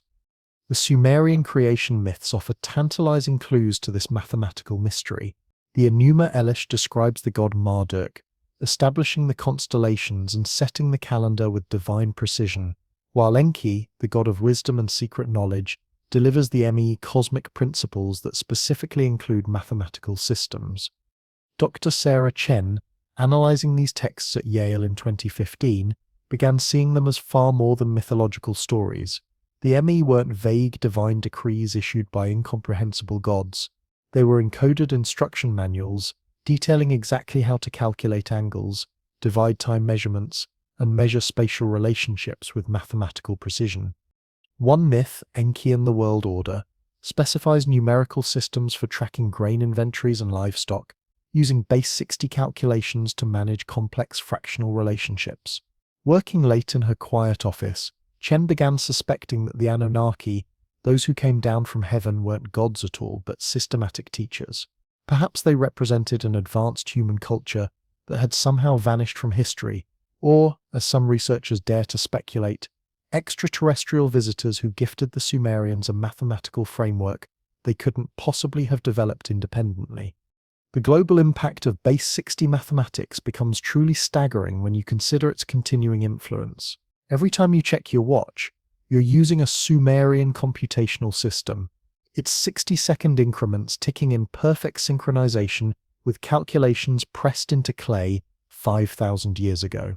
GPS satellites rely on angular measurements directly derived from Sumerian degrees, guiding ships and planes across the planet with precision rooted in ancient tablets. Dr. Robson, reflecting on these connections in 2005, experienced peculiar vertigo as she realized the full implications. The entire infrastructure of modern technology, atomic clocks, satellite navigation, even computer processors, synchronizing complex operations, rests on mathematical foundations laid by people who never saw an airplane or imagined a satellite orbiting Earth. Yet their ancient system works flawlessly for applications they couldn't possibly have anticipated.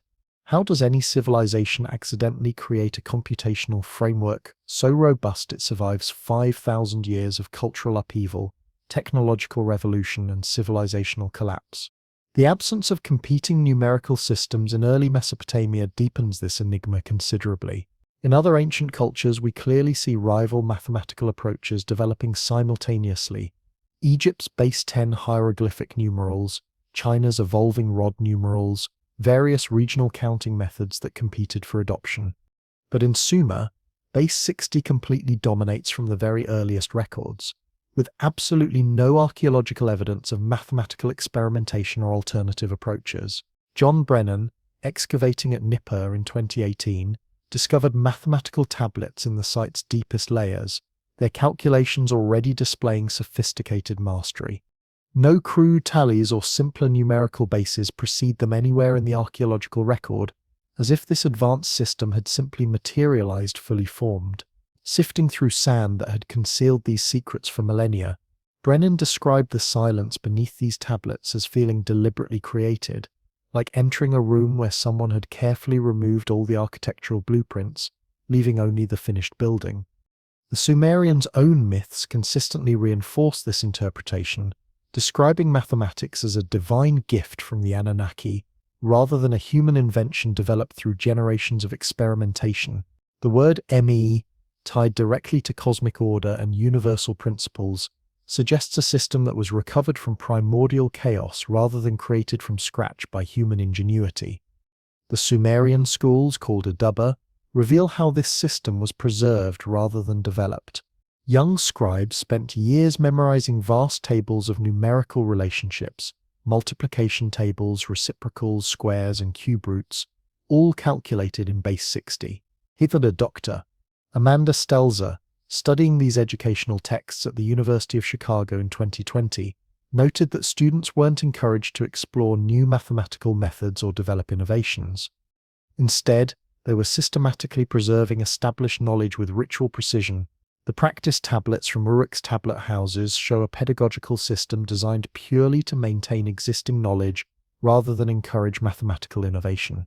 Examining a student's practice tablet covered with repeated calculations, Stelzer recognized it as a ritual of memory, ensuring that the system's precision would endure unchanged across countless generations.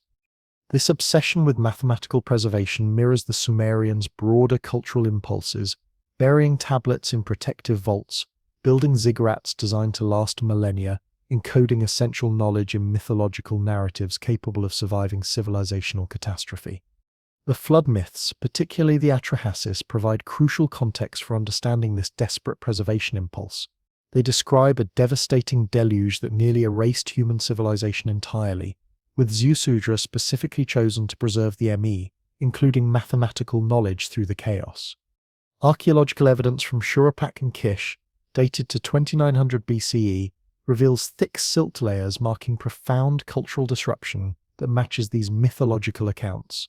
Irving Finkel, studying these flood myths in the British Museum in 2018, began understanding Sumerian mathematical tablets as part of this comprehensive preservation effort, designed to safeguard essential knowledge against future catastrophic events.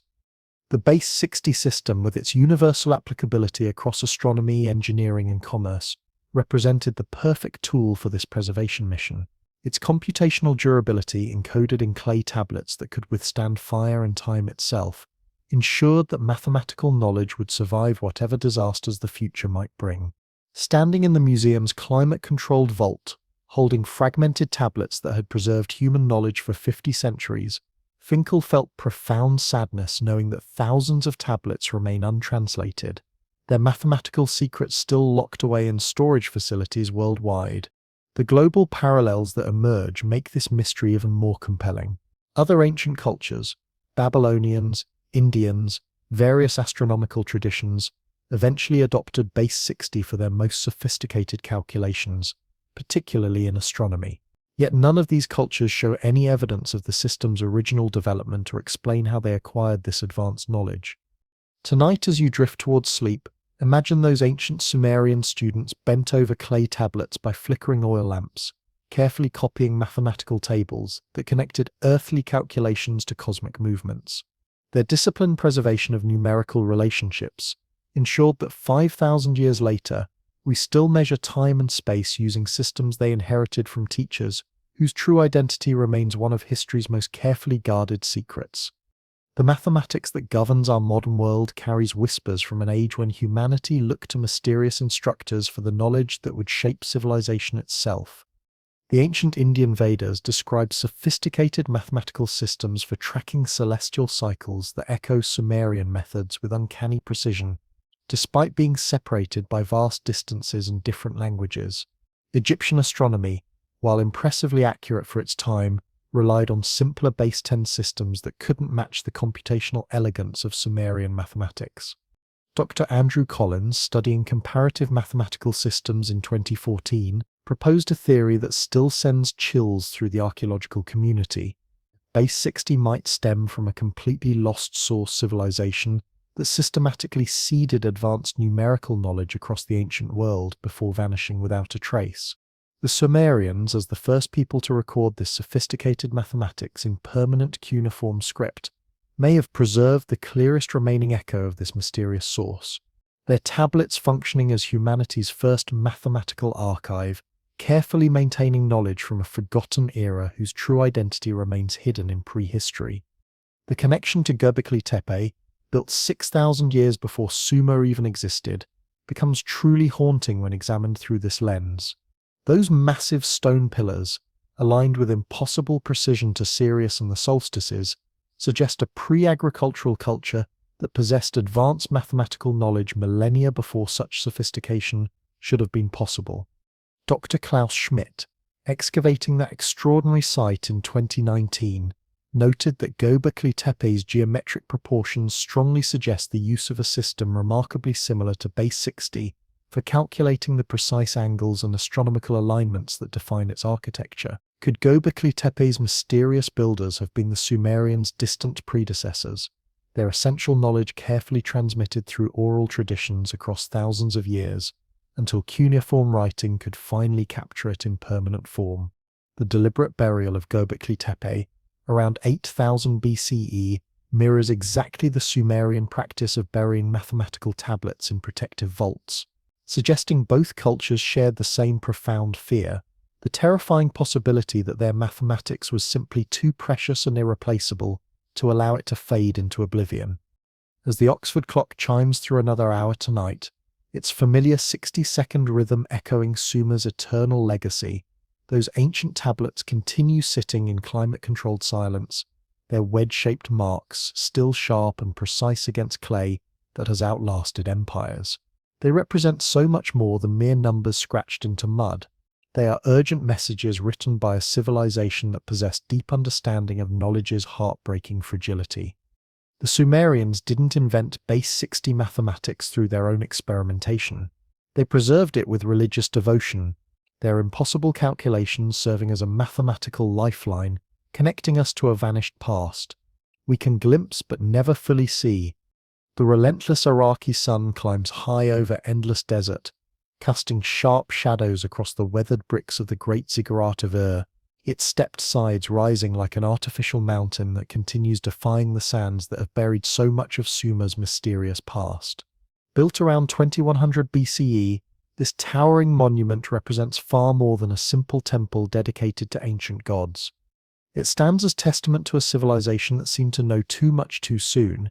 Its precise angles, impossible astronomical alignments, and encoded mathematics suggesting purposes that transcended worship, as if it were specifically designed to preserve knowledge that couldn't be trusted to fragile human memory alone. The Sumerians constructed their ziggurats with obsessive fidelity, repeating identical designs across centuries and vast distances, as if following sacred instructions they absolutely dared not alter or improve upon. Dr. Margaret Whitney stood at the ziggurat's base in 2010, her research notebook filled with measurements that challenged every assumption about ancient architectural capabilities. The massive structure, though severely eroded by 4 millennia of wind and sand, still cast shadows with the mathematical precision of a giant sundial, marking the winter solstice exactly as it had during the reign of King Ur-Nammu 4,000 years ago. Its corners aligned almost perfectly with the cardinal directions, north, south, east and west, an achievement requiring sophisticated understanding of both astronomical observation and geometric calculation. The 3 monumental staircases climbing its sides faced specific celestial rising points, their angles calculated with mathematical precision to track the complex movements of planets like Venus through their intricate cycles. Whitney's laser scans revealed that the ziggurat's proportions followed mathematical ratios directly tied to celestial movements, its height and width encoding cosmic constants that wouldn't be formally defined until classical Greek mathematics. This wasn't just religious architecture, it was a precision instrument, a massive stone computer built to measure the cosmos and preserve its deepest secrets in permanent form. The ziggurats scattered across Sumer, from Ur to Eridu to Nippur, share haunting consistency that defies normal architectural evolution. Each follows the same essential design template: stepped pyramids with flat observation platforms precisely oriented to specific stars, constructed using mud brick and fired clay with identical techniques. Dr. Whitney, surveying sites across Mesopotamia, noted that variations between different ziggurats were entirely superficial, different sizes, different decorative elements, but their fundamental architectural plans remained absolutely identical, as if every Sumerian city had received the same comprehensive blueprint from a single authoritative source. At Eridu, the Sumerians' mythical first city, archaeologists uncovered 17 distinct construction layers beneath the main ziggurat. Each reconstruction followed identical proportions, identical orientation, identical astronomical alignment spanning centuries of rebuilding. This wasn't architectural evolution or improvement. This was precise repetition, evidence of cultural obsession with preserving an exact pattern across countless generations. Climbing Eridu's ancient, worn steps, Whitney experienced an almost palpable weight in the desert air, as if the original builders had been terrified of forgetting something absolutely vital, something they possessed but couldn't fully explain or risk losing. The precision achieved in these structures continues staggering modern engineers. Dr. John Brennan, excavating at Nippur in 2018, discovered that the ziggurat's foundations had been cut into solid bedrock with engineering confidence that implied advanced mathematical and construction knowledge. The bricks, though composed of simple fired clay, were laid with geometric accuracy that achieved precise angles within fractions of degrees.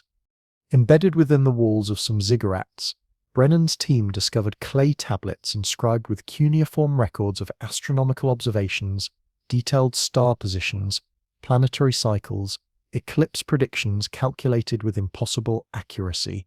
Holding one such tablet under the blazing desert sun, Brennan realized these massive structures weren't merely places of worship, but comprehensive repositories of knowledge, their very architecture functioning as backup storage systems for information considered too precious to risk losing.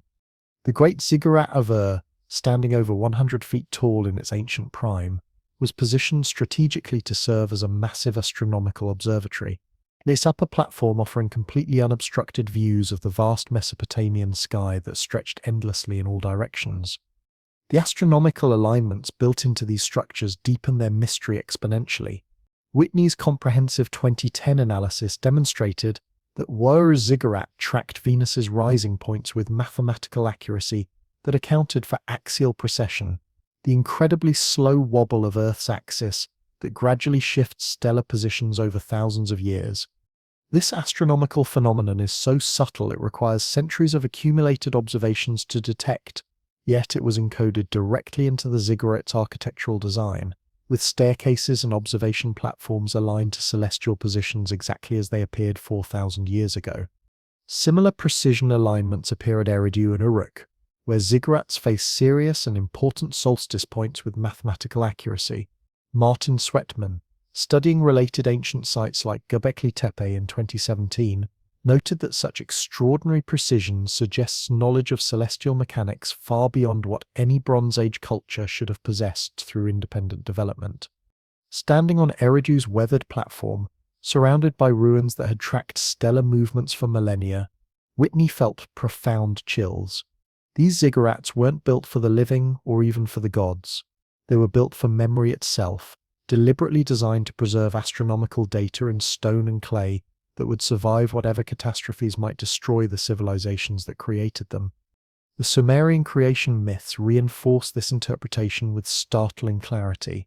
The Enuma Elish describes the god Marduk, establishing sacred architecture specifically designed to connect earthly civilization with heavenly knowledge, while Enki, the god of wisdom and secret teachings, provides detailed instructions for constructing temples aligned perfectly with stellar movements.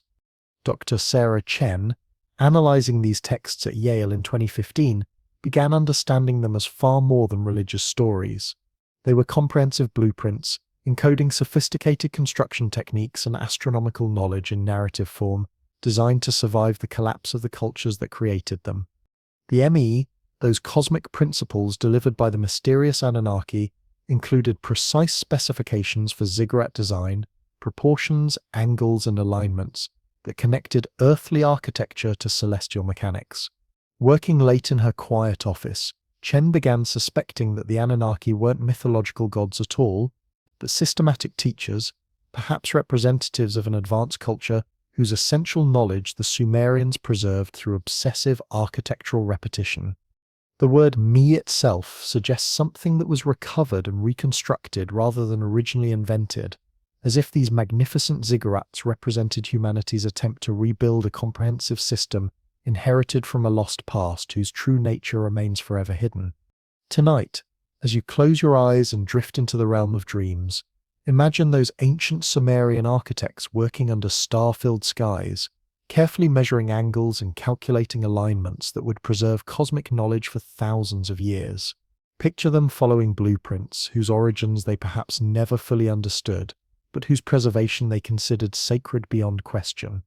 In the rhythm of your breathing and the beating of your heart, their legacy continues, mathematical precision that still governs our modern world, architectural knowledge that still inspires wonder, an astronomical wisdom that connects us across millennia to teachers whose true identity remains one of history's most profound mysteries. The ziggurats stand eternal in desert silence, their stone steps climbing towards stars that shine with the same ancient light, carrying whispers of knowledge we're only beginning to rediscover, reminding us that human civilization might be far more ancient, complex, and mysterious than we've ever dared to imagine.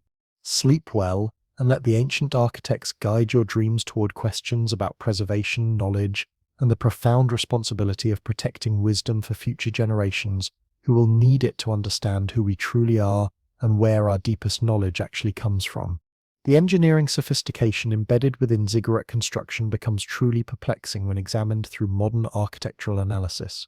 Amanda Stelzer, studying Mesopotamian construction techniques at the University of Chicago in 2020, discovered that building these massive structures required advanced understanding of load distribution and structural stability that shouldn't have existed in the Bronze Age. The mud brick, though seemingly fragile, was mixed with straw, using precise ratios specifically calculated to maximize durability, techniques detailed within myths like Enki and Ninmah, with the specificity of modern construction manuals. The ziggurat's distinctive step design wasn't merely aesthetic, it distributed enormous weight evenly across the foundation, preventing structural collapse even after enduring millennia of erosion, earthquakes, and flooding. Examining reconstructed architectural models in her Chicago laboratory, Stelzer realized that the Sumerians used base 60 mathematics to calculate precise volumes and angles, ensuring these monuments could withstand natural disasters that destroyed countless other ancient structures. This wasn't experimental trial and error engineering typical of developing civilizations. This was a comprehensive system executed with absolute confidence that suggested extensive prior experience, as if the Sumerians were systematically following detailed construction manuals they hadn't written themselves. The global parallels that emerge make this architectural mystery even more compelling. Other ancient cultures certainly built monumental architecture. Egypt's pyramids, England's Stonehenge, Malta's mysterious temples, but none match the ziggurat's combination of astronomical precision and cultural consistency spanning thousands of years. Dr. Andrew Collins, studying comparative archaeology in 2014, noted that sites like Göbekli Tepe, dated to 9600 BCE, share the Sumerians' obsession with celestial alignments and mathematical precision. Göbekli Tepe's massive T-shaped pillars, aligned perfectly with Sirius, suggest a pre-agricultural culture that possessed advanced knowledge they deliberately buried to preserve it for future generations.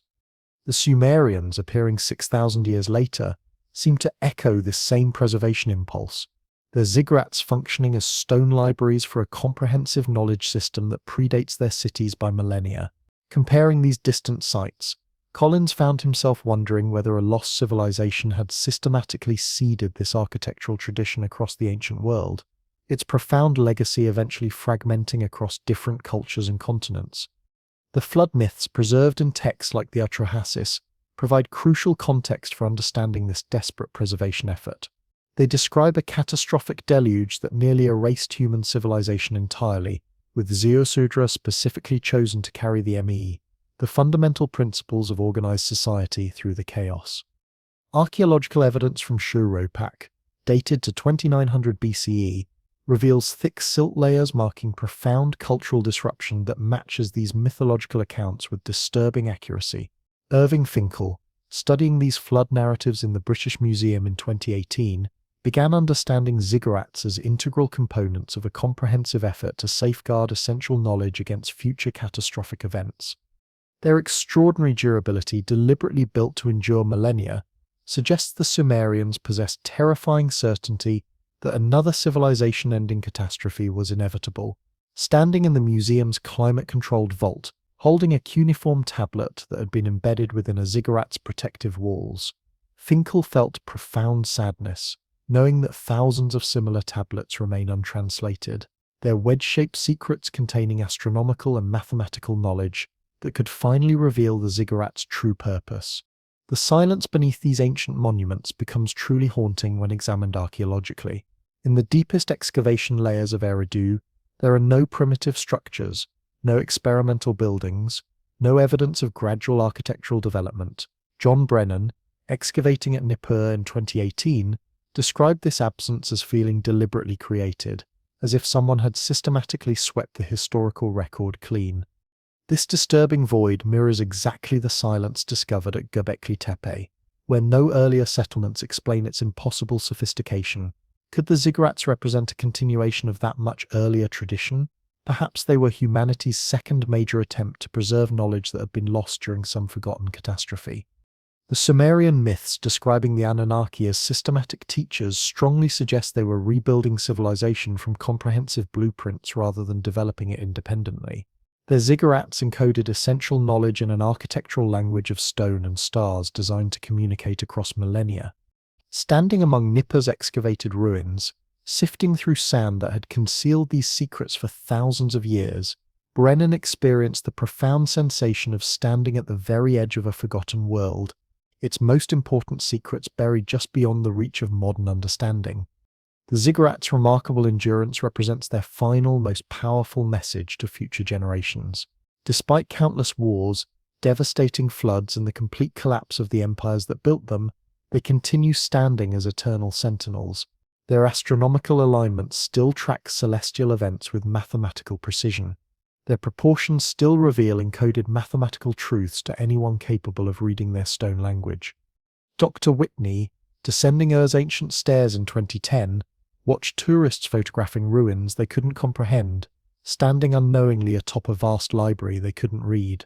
These magnificent ziggurats represent so much more than impressive archaeological relics gathering dust in museums. They are urgent warnings built by people who possessed profound understanding that civilizations inevitably fall, languages die, and precious knowledge fades into oblivion unless deliberately preserved in forms that can survive apocalyptic destruction. They encoded their most essential wisdom in brick and mortar, trusting it would endure when everything else was lost. Close your eyes tonight, listeners of Mystery History for Sleep, and let the ancient mystery of the ziggurats carry you gently into dreams. Picture those dedicated builders, their hands carefully shaping clay while their eyes tracked stellar movements, preserving profound truths we're still desperately struggling to decipher. Because within those weathered stones a forgotten library waits patiently in silence, whispering across millennia that we may be standing directly upon knowledge we haven't yet learned how to reclaim. The flickering lamplight in Dr. Sarah Chen's quiet Yale office cast dancing shadows across clay tablets, containing Sumerian stories that whisper secrets from a world 5,000 years vanished. These myths, carefully etched in cuneiform by ancient scribes in Uruk and Eridu, weren't mere tales of gods and heroes created to entertain primitive minds. They represented something far more profound, a coded archive of technical knowledge, systematically preserving sophisticated expertise in narrative form specifically designed to survive the collapse of empires, the destruction of libraries, and the death of entire civilizations. The Sumerians spoke reverently of the Anunnaki, beings who descended from the heavens to teach humanity the essential arts of civilization, irrigation engineering, medical procedures, legal systems, and astronomical observation. But what if these compelling stories weren't divine fantasies at all, but deliberate vessels for technical instructions encoded to outlast floods, fires, and the most dangerous enemy of all, collective forgetting? In 2015, Dr. Sarah Chen sat at her cluttered desk, surrounded by translations of Sumerian texts that challenged everything she thought she understood about the relationship between mythology and practical knowledge. As a scholar of comparative religion, Chen had studied creation myths from every corner of the world, tales of gods forging the cosmos through divine will, demanding worship from grateful humans they had created. But the Sumerian myths possessed a completely different character. They didn't read like spiritual allegories designed to inspire religious devotion. They read exactly like comprehensive project manuals written by engineers and administrators. The ancient text Enki and the World Order, one of the oldest coherent narratives from Uruk, described Enki, the god of wisdom and technical knowledge, systematically traveling across Mesopotamia to assign specific roles to each city-state. To Eridu, he delivered complete irrigation systems, specifying exact canal depths and optimal spacing for water control gates. To another city, he provided detailed protocols for brick production, including precise ratios of clay to straw for maximum structural integrity. To Nippur, he assigned astronomical observation duties, complete with step-by-step instructions for tracking Venus through its complex 8-year cycle. Chen's pulse quickened as she read these impossibly specific details. This wasn't mythology in any traditional sense. This was systematic project management, a comprehensive blueprint for civilization encoded within sacred narratives specifically designed to ensure its preservation. The startling specificity of these myths sets them completely apart from other ancient traditions. Unlike the deliberately vague pronouncements typical of Greek or Norse gods, the Sumerian pantheon operated with the mathematical precision of modern engineers and scientists. Enki didn't merely decree that irrigation canals should exist somewhere in the general vicinity. He provided detailed construction specifications, the precise angles of slopes for optimal water flow, the exact timing for flood management operations, the specific materials needed for gate construction. In Enki and Ninmah, the goddess Ninmah creates humans from clay, but the text includes what can only be described as a detailed recipe: 3 parts clay to 1 part water, kneaded until the mixture holds its shape without cracking during the drying process. Dr. Amanda Stelzer, studying this myth at the University of Chicago in 2020, immediately recognized it as sophisticated pottery instruction disguised as divine creation narrative. The Sumerians had systematically embedded practical technical knowledge within their religious stories, preserving information about construction, healing, and governance, as if they understood that narrative represented a more durable preservation medium than clay tablets or stone monuments. Poring over these ancient texts in her Chicago office, Stelzer felt profound chills as she realized the full implications. The Sumerians weren't just telling stories about their gods, they were encoding survival instructions for rebuilding civilization after catastrophic collapse, preserving the technical knowledge that separated organized society from primitive chaos. Tonight, as you drift towards sleep, imagine those ancient scribes working by flickering oil lamps, carefully pressing each cuneiform symbol into wet clay, with the sacred understanding that they were preserving humanity's most essential knowledge for generations not yet born. Picture them encoding construction techniques in creation myths, hiding agricultural wisdom in divine narratives, and preserving astronomical knowledge in stories of sky gods, all designed to survive whatever catastrophes the future might bring. Their legacy whispers across 5,000 years, reminding us that the most important knowledge often hides in plain sight, disguised as mythology, but containing truths that could help us rebuild the world if we're wise enough to recognize the instructions they left behind. Sleep well, and let these ancient knowledge keepers guide your dreams toward understanding that mythology and science might not be opposites after all, but different languages for preserving the same essential truths about how to build and maintain human civilization across the vast darkness of time. These ancient narratives weren't about creation at all. They were about preservation, sophisticated methods for safeguarding technical expertise against the relentless chaos of time itself. The mysterious Anunnaki, who occupy the central role in these stories, are consistently described as those who came down from heaven, but their specific roles display startling consistency across centuries of cultural change, from Sumer to Akkad to Babylon. Enki always governed hydraulic engineering and urban planning with mathematical precision. Ninmah consistently oversaw medical procedures and public health systems. Nebu permanently managed record-keeping and writing technologies. Utu regulated legal contracts and solar timekeeping with unwavering authority. Dr. Chen, cross-referencing thousands of tablets in 2015, noted that this extraordinary stability was completely unusual in the study of comparative mythology.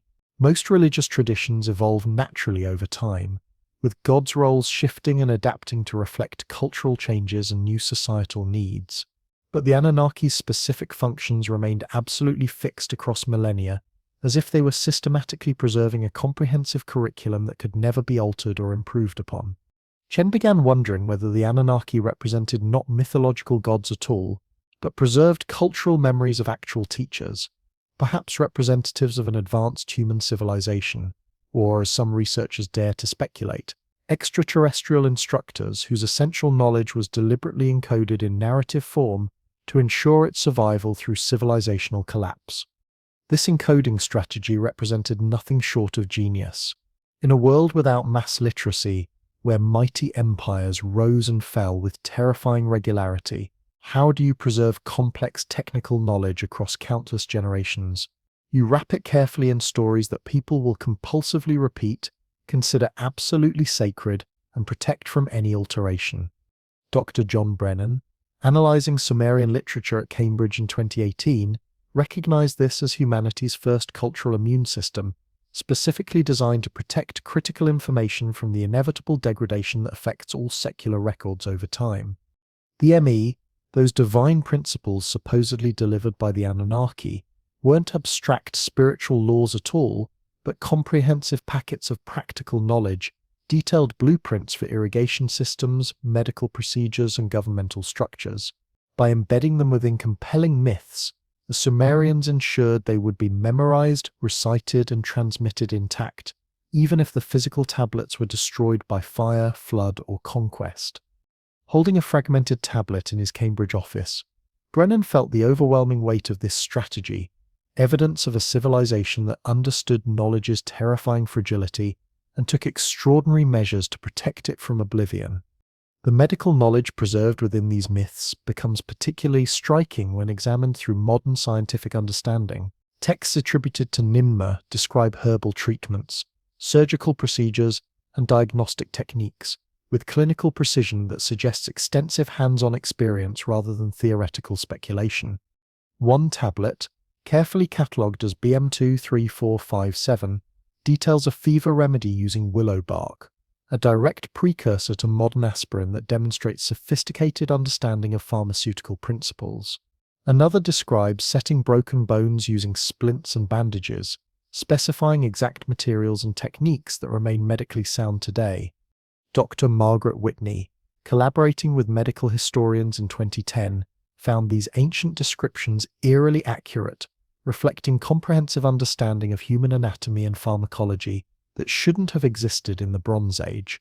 Yet the Sumerians consistently presented this knowledge as divine wisdom rather than human discovery, as if they were carefully transcribing lessons received from a higher source. Studying these impossible tablets under lamplight in her research office, Whitney wondered whether this represented a deliberate choice to cloak empirical science in mythological language, specifically to ensure its transmission through periods of cultural upheaval and civilizational collapse. The legal and administrative knowledge encoded within these narratives proves equally impressive. Nabu, the god of writing and record-keeping, appears in texts that outline comprehensive contract law, property rights and taxation systems with bureaucratic sophistication. A tablet from Lagash, dated to 2400 BCE, describes a complex dispute over land ownership, complete with protocols for arbitration and standardized measurements that could govern modern legal proceedings. Dr. Irving Finkel, studying these texts in the British Museum in 2018, noted their direct comparability to modern legal frameworks capable of governing complex urban societies with millions of inhabitants. Yet these sophisticated systems were consistently presented as divine commands rather than human innovations, embedded within sacred stories specifically designed to make them absolutely unforgettable. Standing in the museum's vault, holding tablets that had preserved legal wisdom for 4,000 years, Finkel recognized the Sumerians' genius. By connecting law to mythology, they ensured its preservation even when libraries burned and scribes forgot their essential craft. The myth's treatment of failure provides another crucial clue to their true nature. Unlike most creation stories where gods demonstrate infallible perfection, Sumerian narratives openly acknowledge trial and error as natural parts of any systematic process. In Enki and Ninmah's early attempts at human creation produce beings with various limitations, blindness, lameness, cognitive impairments. But rather than discarding these failed attempts, Enki systematically assigns them appropriate social roles, creating comprehensive systems for integrating diversity into functional society. Dr. Chen, analyzing this narrative in 2015, recognized it not as theological allegory, but as a sophisticated medical classification system, detailing exactly how to care for individuals with different capabilities and needs. This iterative approach, experimenting, refining, problem-solving, feels exactly like modern engineering methodology rather than divine perfection.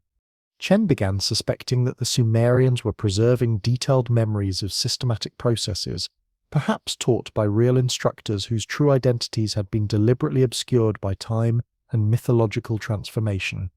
The flood myths, particularly the Atrahasis, provide essential context for understanding this desperate preservation effort. They describe a catastrophic deluge that nearly erased human civilization entirely, with Ziusudra specifically chosen to carry the the fundamental principles of organized society, through absolute chaos. Archaeological evidence from Shuropak, dated to 2900 BCE, reveals thick silt layers marking profound cultural disruption that matches these mythological accounts with disturbing accuracy. Andrew Collins, studying these flood narratives in 2014, proposed that they reflect actual catastrophic events, with the Sumerians rebuilding their civilization from scattered fragments of a much more advanced lost world. The encoded within myths represented the essential tools for this monumental reconstruction. Detailed instructions for irrigation engineering, medical procedures, and legal systems, all preserved in narrative form that could survive when physical tablets crumbled to dust. Comparing Sumerian flood myths to similar stories found worldwide, Collins wondered whether they all preserved shared memories of a vanished civilization whose profound knowledge had been systematically fragmented across different cultures and continents. The connection to Göbekli Tepe, built 6,000 years earlier, becomes truly haunting when viewed through this lens. That extraordinary Turkish site, with its massive pillars carved with animals and aligned perfectly with stellar movements, suggests a pre-agricultural culture that possessed advanced knowledge they chose to preserve through deliberate burial.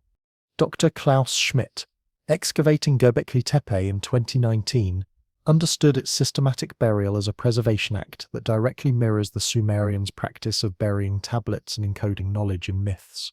Could Göbekli Tepe's mysterious builders have been the original source of the their essential knowledge transmitted through carefully maintained oral traditions until cuneiform writing could finally capture it in permanent form? The Sumerian myths, with their detailed tales of sky teachers delivering advanced knowledge, feel like distant echoes of this much earlier culture. Their ziggurats and tablets represent a continuation of a preservation legacy that began with carved stone pillars reaching toward ancient stars. Standing among Göbekli Tepe's weathered pillars, Schmidt experienced profound silence that seemed to speak of truths buried too deep for modern understanding to reach. The tragic loss of Sumerian knowledge underscores exactly why their mythological preservation strategy was so crucial. Finkel estimated in 2018 that less than 20% of cuneiform tablets have been properly translated, with thousands still languishing in museum storage facilities worldwide. The great libraries of Uruk and Nippur were systematically destroyed by conquest, neglect, and time itself, their irreplaceable texts reduced to scattered fragments. Yet the myths endured, carried forward through oral recitation and sacred ritual that protected them from physical destruction. Dr. Amanda Stelzer, studying the Kesh Temple hymn in 2020, discovered it contained encoded construction techniques for ziggurats, its verses functioning as comprehensive checklists for builders. This wasn't religious poetry designed to inspire devotion. It was a technical manual disguised in sacred language, specifically designed to survive civilizational collapse. Working late in her Chicago office, Stelzer recognized these myths as humanity's first firewall, systematically protecting essential knowledge from the inevitable fires of history that consume libraries, destroy tablets, and erase entire civilizations from human memory. Tonight, as you close your eyes and drift towards sleep, imagine those ancient Sumerian storytellers working by flickering oil lamps, carefully weaving technical instructions into compelling narratives that would be repeated for thousands of years. Picture them encoding construction techniques and creation myths, hiding medical wisdom in divine stories, preserving legal systems in tales of sky gods, all designed to ensure that essential knowledge would survive whatever catastrophes the future might bring. Their legacy whispers across 5 millennia, reminding us that the most important wisdom often hides in plain sight, disguised as mythology but containing practical truths that could help us rebuild civilization, if we're wise enough to recognize the instructions they so carefully preserved. Picture this. Deep within Yale University's ancient halls, cuneiform tablets rest in absolute stillness.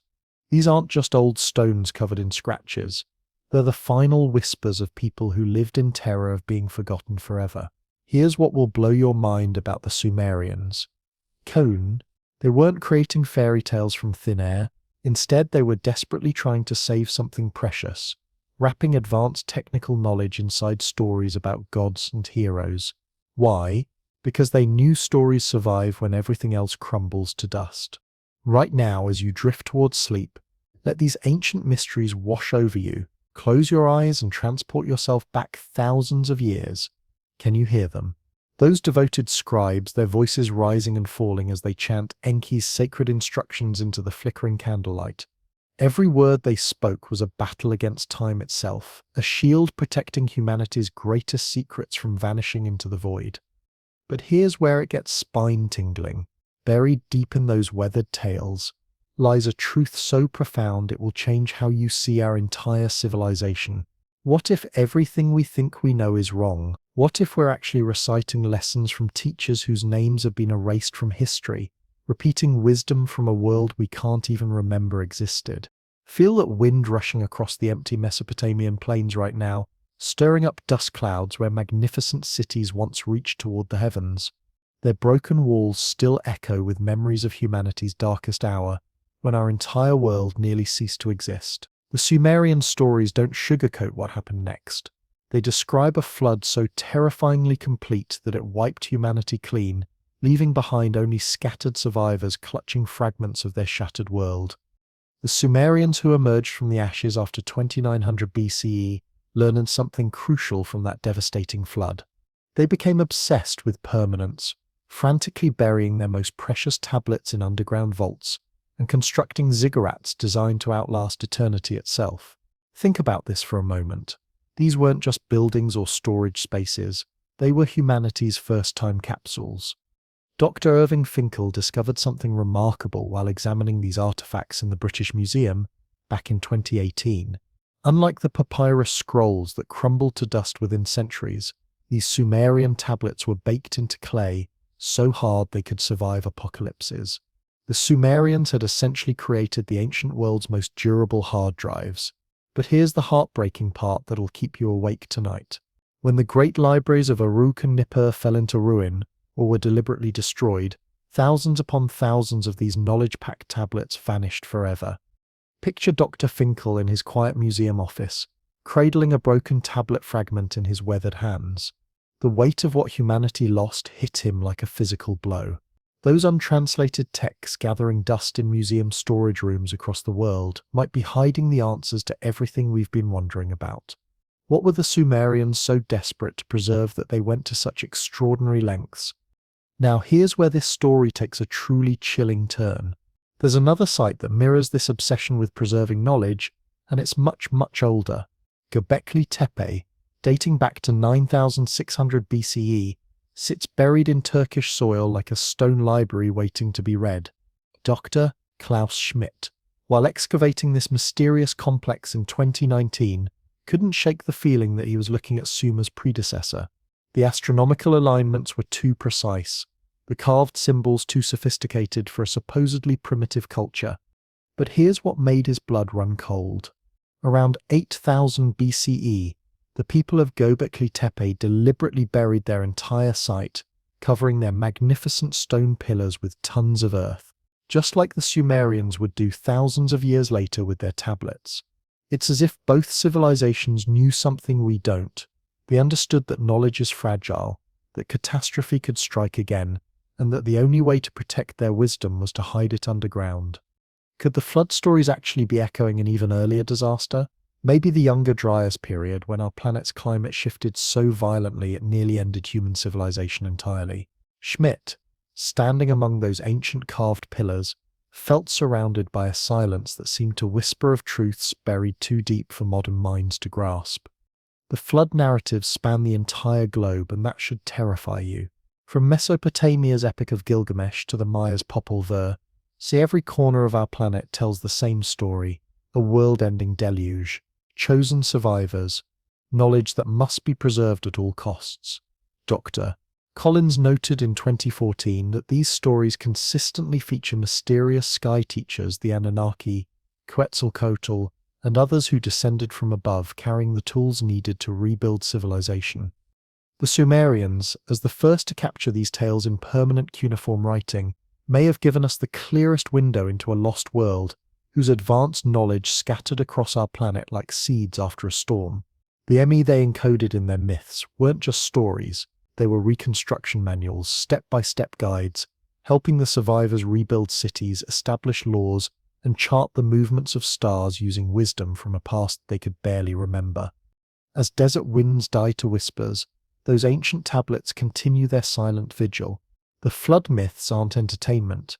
They're warnings, memories of humanity's closest brush with total extinction. The Sumerians rebuilt from fragments, their cities rising from flood silt with a sophistication that screams of hidden knowledge sources. Fast forward to 2001. Dr. Janet Morrison sits in the Metropolitan Museum's sterile conservation room, a world away from the scorching Mesopotamian deserts where her artifact was born 25 years ago. She adjusts her magnifying glass over a tiny limestone cylinder seal catalogued as VA243, no bigger than a pencil eraser. This seemingly insignificant object, carved sometime between 2500 and 2200 BCE, was about to shatter everything she thought she knew about ancient astronomy. At the seal's center blazed a radiant star, unmistakably our sun, surrounded by 11 spherical bodies arranged in what looked suspiciously like orbital patterns. Morrison's hands trembled slightly as the implications hit her. This looked exactly like a heliocentric model of our solar system, the revolutionary concept that wouldn't officially surface until Copernicus proposed it in 1543, nearly 4,000 years later. Was she staring at an impossible coincidence? Or had the Sumerians somehow possessed cosmic knowledge that completely defies our understanding of human development? VA243 wasn't the first artifact to challenge conventional archaeological wisdom, but Morrison's discovery was about to ignite a firestorm of debate. Think about this for a second. These cylinder seals weren't doodles or random decorations. They were ancient business cards, the most personal and powerful symbols their owners could possibly imagine. When a Sumerian pressed their seal into wet clay, they were literally staking their reputation on whatever image they'd chosen. Gods, kings, cosmic secrets. These seals carried symbols so important that people would die to protect them. Dr. Amanda Stelzer made a discovery in Chicago back in 2020 that sent shockwaves through the archaeological world. While studying thousands of Mesopotamian seals, she realized that VA243 was completely unique. Every other seal told stories: Innis kings hunting lions, gods receiving offerings, scribes recording transactions. But VA243, it was laser-focused on one thing only: a central star surrounded by orbiting spheres. This wasn't storytelling. This was a cosmic blueprint. The high-resolution images that Stelzer examined revealed details that made her question everything she thought she knew. Those spheres weren't randomly scattered. They followed precise orbital patterns with gaps and alignments that screamed mathematical genius. This seal wasn't created by someone making wild guesses about the night sky. It was crafted by a mind that somehow understood celestial mechanics thousands of years before we supposedly discovered them. But wait, it gets even more mind-blowing. The Sumerians' other astronomical achievements back up this impossible knowledge. The Venus tablet of Amisaduqa tracked Venus's 584-day cycle with accuracy so perfect that modern astronomers still use it to date ancient events.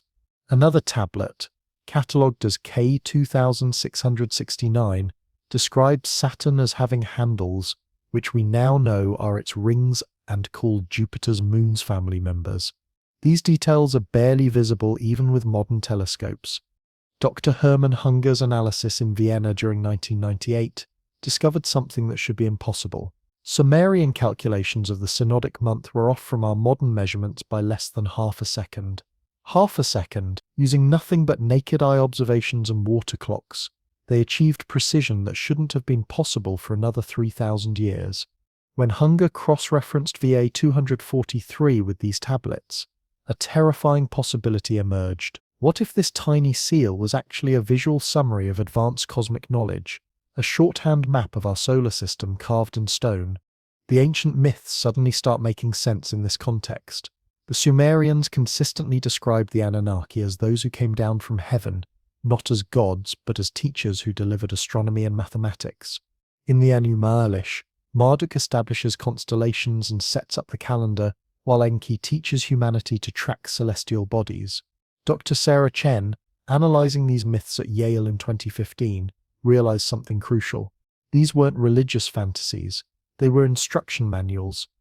The Emi-Ruth, those cosmic principles delivered by the Anunnaki, also included detailed star charts and numerical systems.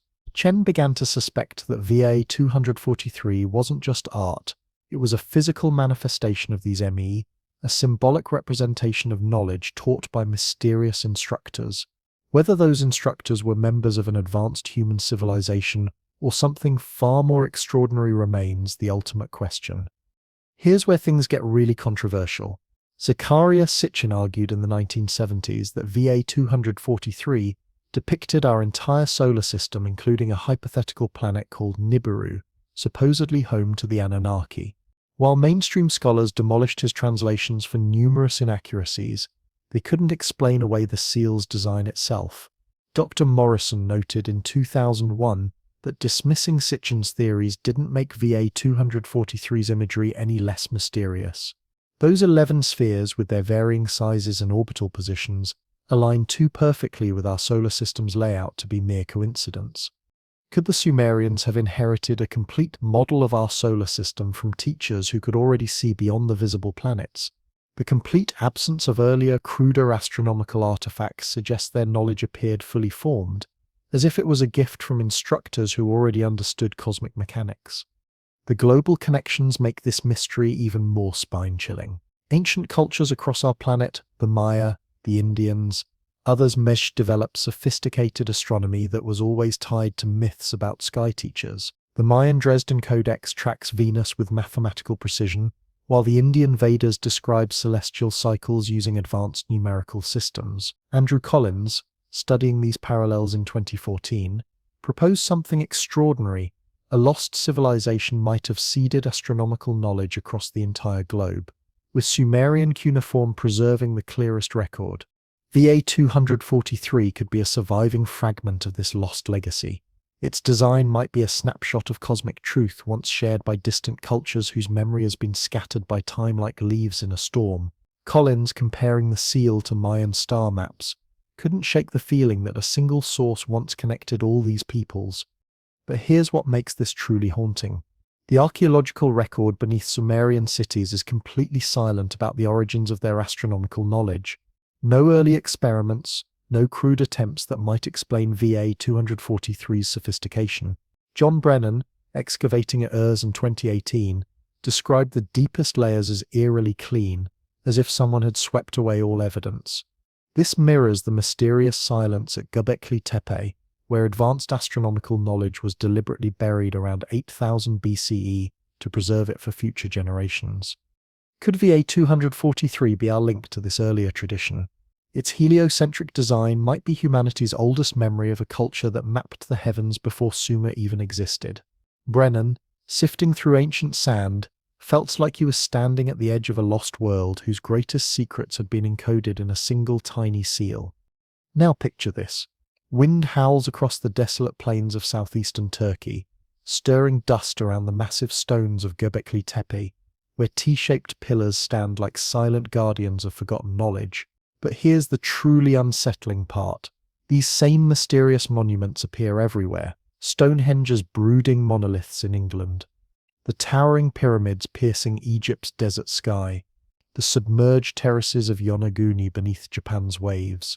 These megalithic structures scattered across our entire planet share impossible similarities: colossal stones, precise astronomical alignments, engineering sophistication that demolishes our timelines of human development, built thousands of years apart by cultures that supposedly never contacted each other, yet they all whisper of shared knowledge, a lost civilization, or perhaps a global network that predates everything we thought we knew about history.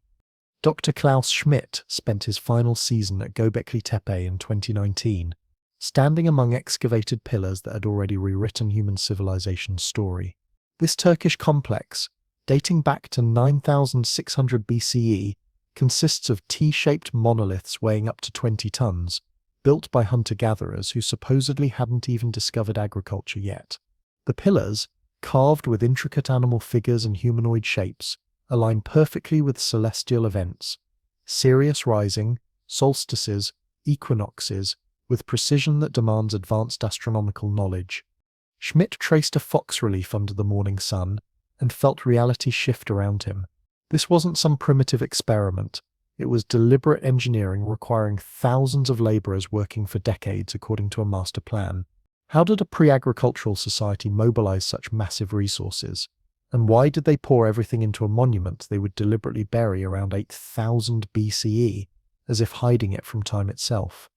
The mystery of Göbekli Tepe isn't standing alone. Prepare yourself for something that will completely shatter how you see ancient history.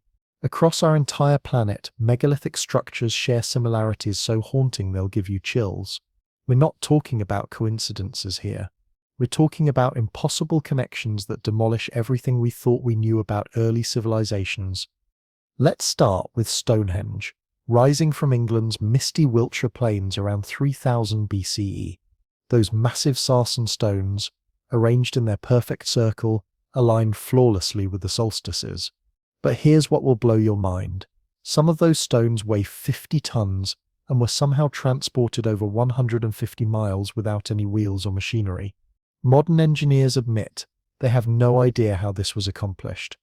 Dr. Mike Parker Pearson made a discovery in 2015 that keeps archaeologists awake at night. Stonehenge's astronomical precision is so perfect that its sightlines track our sun's annual cycle like a massive stone computer. Just like Göbekli Tepe, Stonehenge shows absolutely no crude precursors, no smaller failed attempts, no learning curve whatsoever. It's as if these builders already possess complete knowledge of monument construction. Standing in that thick Wiltshire fog, Pearson couldn't shake a terrifying thought. What if Stonehenge's builders inherited their techniques from a forgotten source, just like those Sumerians who emerged millennia later with their perfectly star-aligned ziggurats? The evidence suggests a shared tradition spanning thousands of years. Now let's travel to Egypt, where the Great Pyramid of Giza stands as perhaps humanity's greatest enigma. Built around 2600 BCE, this monument is aligned to true north within a fraction of a degree, precision that rivals our modern GPS technology. Its proportions encode mathematical constants like pi and the golden ratio, concepts we supposedly didn't discover for thousands of years. Dr. Robert Schoch's calculations in 2015 revealed something that should be impossible. Building this pyramid required moving stones weighing up to 70 tons with accuracy that matches modern machinery. The pyramid's internal chambers align perfectly with Orion's belt as it appeared 4,500 years ago, demonstrating deep understanding of axial precession datation, a phenomenon requiring centuries of careful observation. Studying the Giza Plateau, Schoch saw unmistakable parallels with Göbekli Tepe's star-aligned pillars and Sumer's ziggurats. It was as if all three cultures were following identical architectural blueprints, encoding cosmic knowledge into imperishable stone. But wait, there's more. Off Japan's coast lies the Yonaguni Monument, discovered in 1986 and dating back to around 8000 BCE. This submerged structure features terraced stone platforms and steps that appear unmistakably man-made. Dr. Masaki Kimura, diving among these underwater ruins in 2010, argued that Yonaguni's geometric shapes and alignments prove it was a megalithic complex, not some natural rock formation.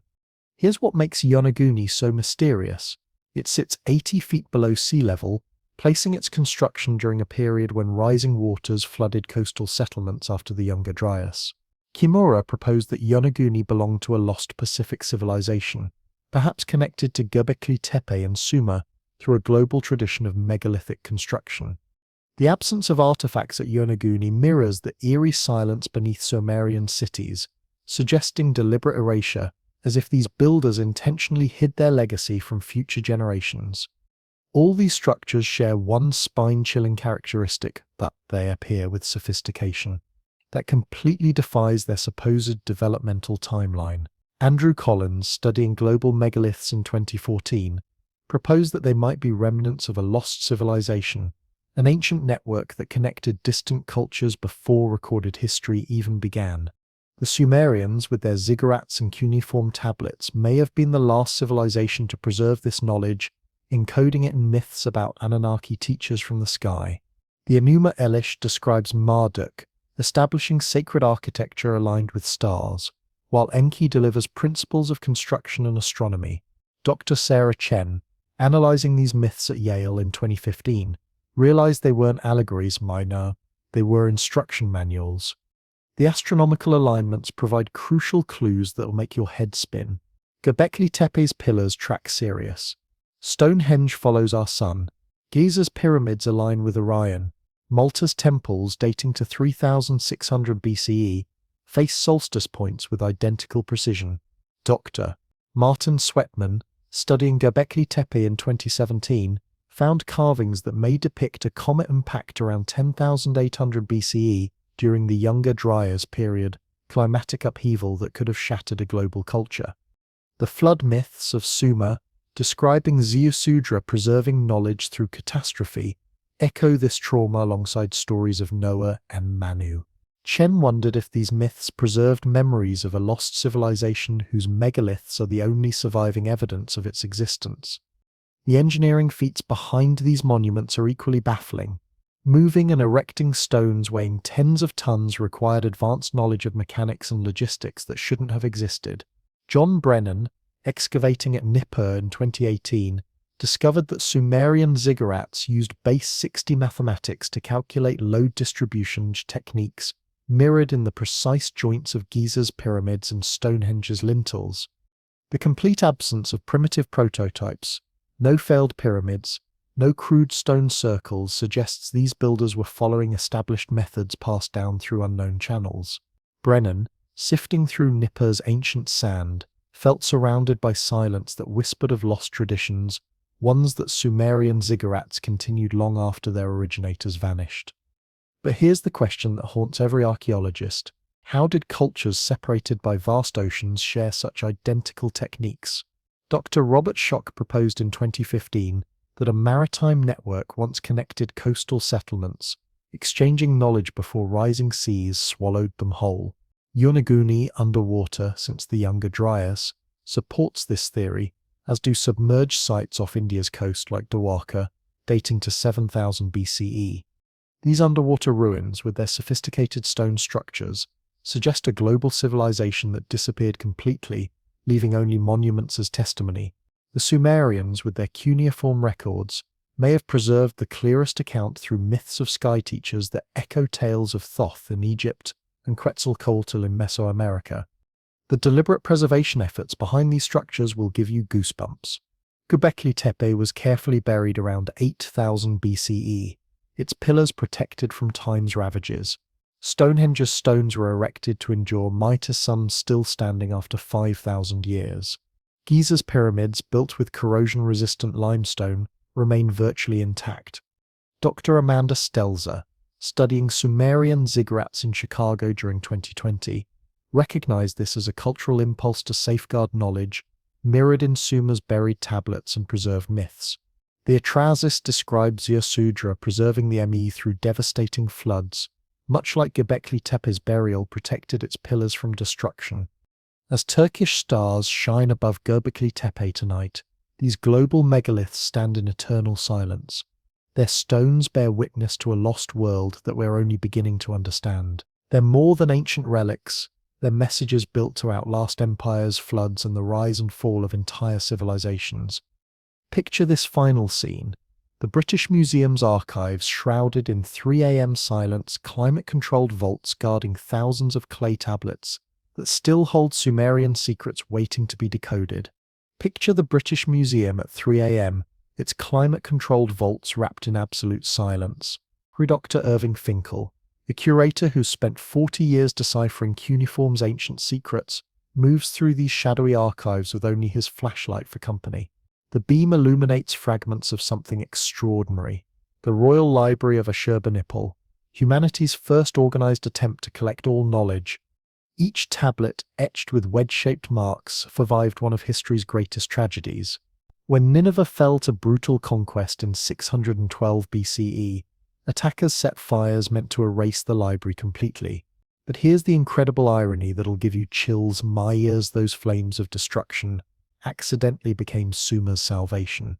The intense heat baked the clay tablets like pottery in a kiln, preserving texts like the Epic of Gilgamesh for eternity. But for every tablet that survived this accidental preservation, thousands upon thousands more were lost forever. Reduced to ash, scattered by endless conquests, abandoned to the desert's merciless embrace. This wasn't random misfortune missid, it was a deliberate recurring pattern of destruction and erasure that has haunted human knowledge since civilization began. Dr. Finkel's hands shake as he examines a photograph of tablet K2669, a mathematical text from Ashurbanipal's collection that calculated planetary orbits with precision that rivals our modern astronomy.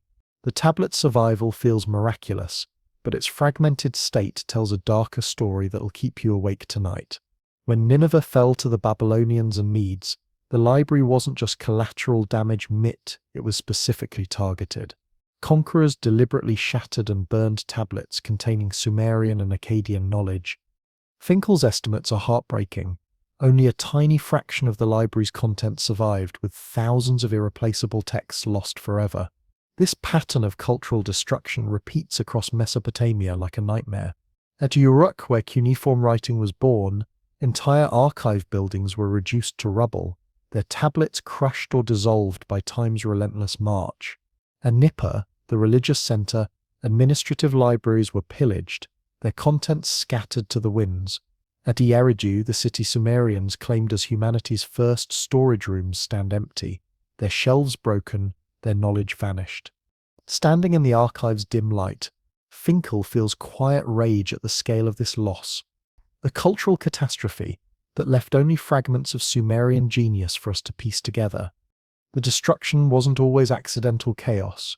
Dr. John Brennan's 2018 excavations at Ur uncovered evidence of deliberate erasure, Saf tablets systematically smashed, archives intentionally burned, as if new rulers were trying to obliterate the past itself. When empires fell, their successors didn't just conquer territory, they targeted their predecessors' knowledge, deeming it dangerous or heretical. Religious shifts made this destruction even worse. As new faiths rose from the ashes of old beliefs, ancient texts were burned as pagan relics that threatened the new order. Sarah Chen, studying Sumerian myths at Yale in 2015, discovered that the transition from Sumerian to Babylonian culture involved selective copying, meaning many texts were simply deemed irrelevant and left to decay. Languages became weapons of erasure too. As Sumerian gave way to Akkadian, then Aramaic, cuneiform became unreadable to new generations. Its tablets were discarded as worthless clay. Chen, poring over a fragmented hymn, recognized this as cultural Darwinism. Knowledge serving immediate needs survived while deeper wisdom faded into obscurity. The scale of what we've lost is absolutely staggering. Dr. Finkel estimated in 2018 that less than 20% of recovered cuneiform tablets have been fully translated, with tens of thousands languishing untouched in museum vaults worldwide. These untranslated texts, astronomical treatises, mathematical commentaries, medical manuals hint at a vast body of knowledge that could completely rewrite our understanding of Sumerian civilization. A tablet from Uruk, catalogued as 1927-16, contains mathematical tables for calculating irrigation volumes with precision, suggesting mastery of hydraulics that shouldn't have existed.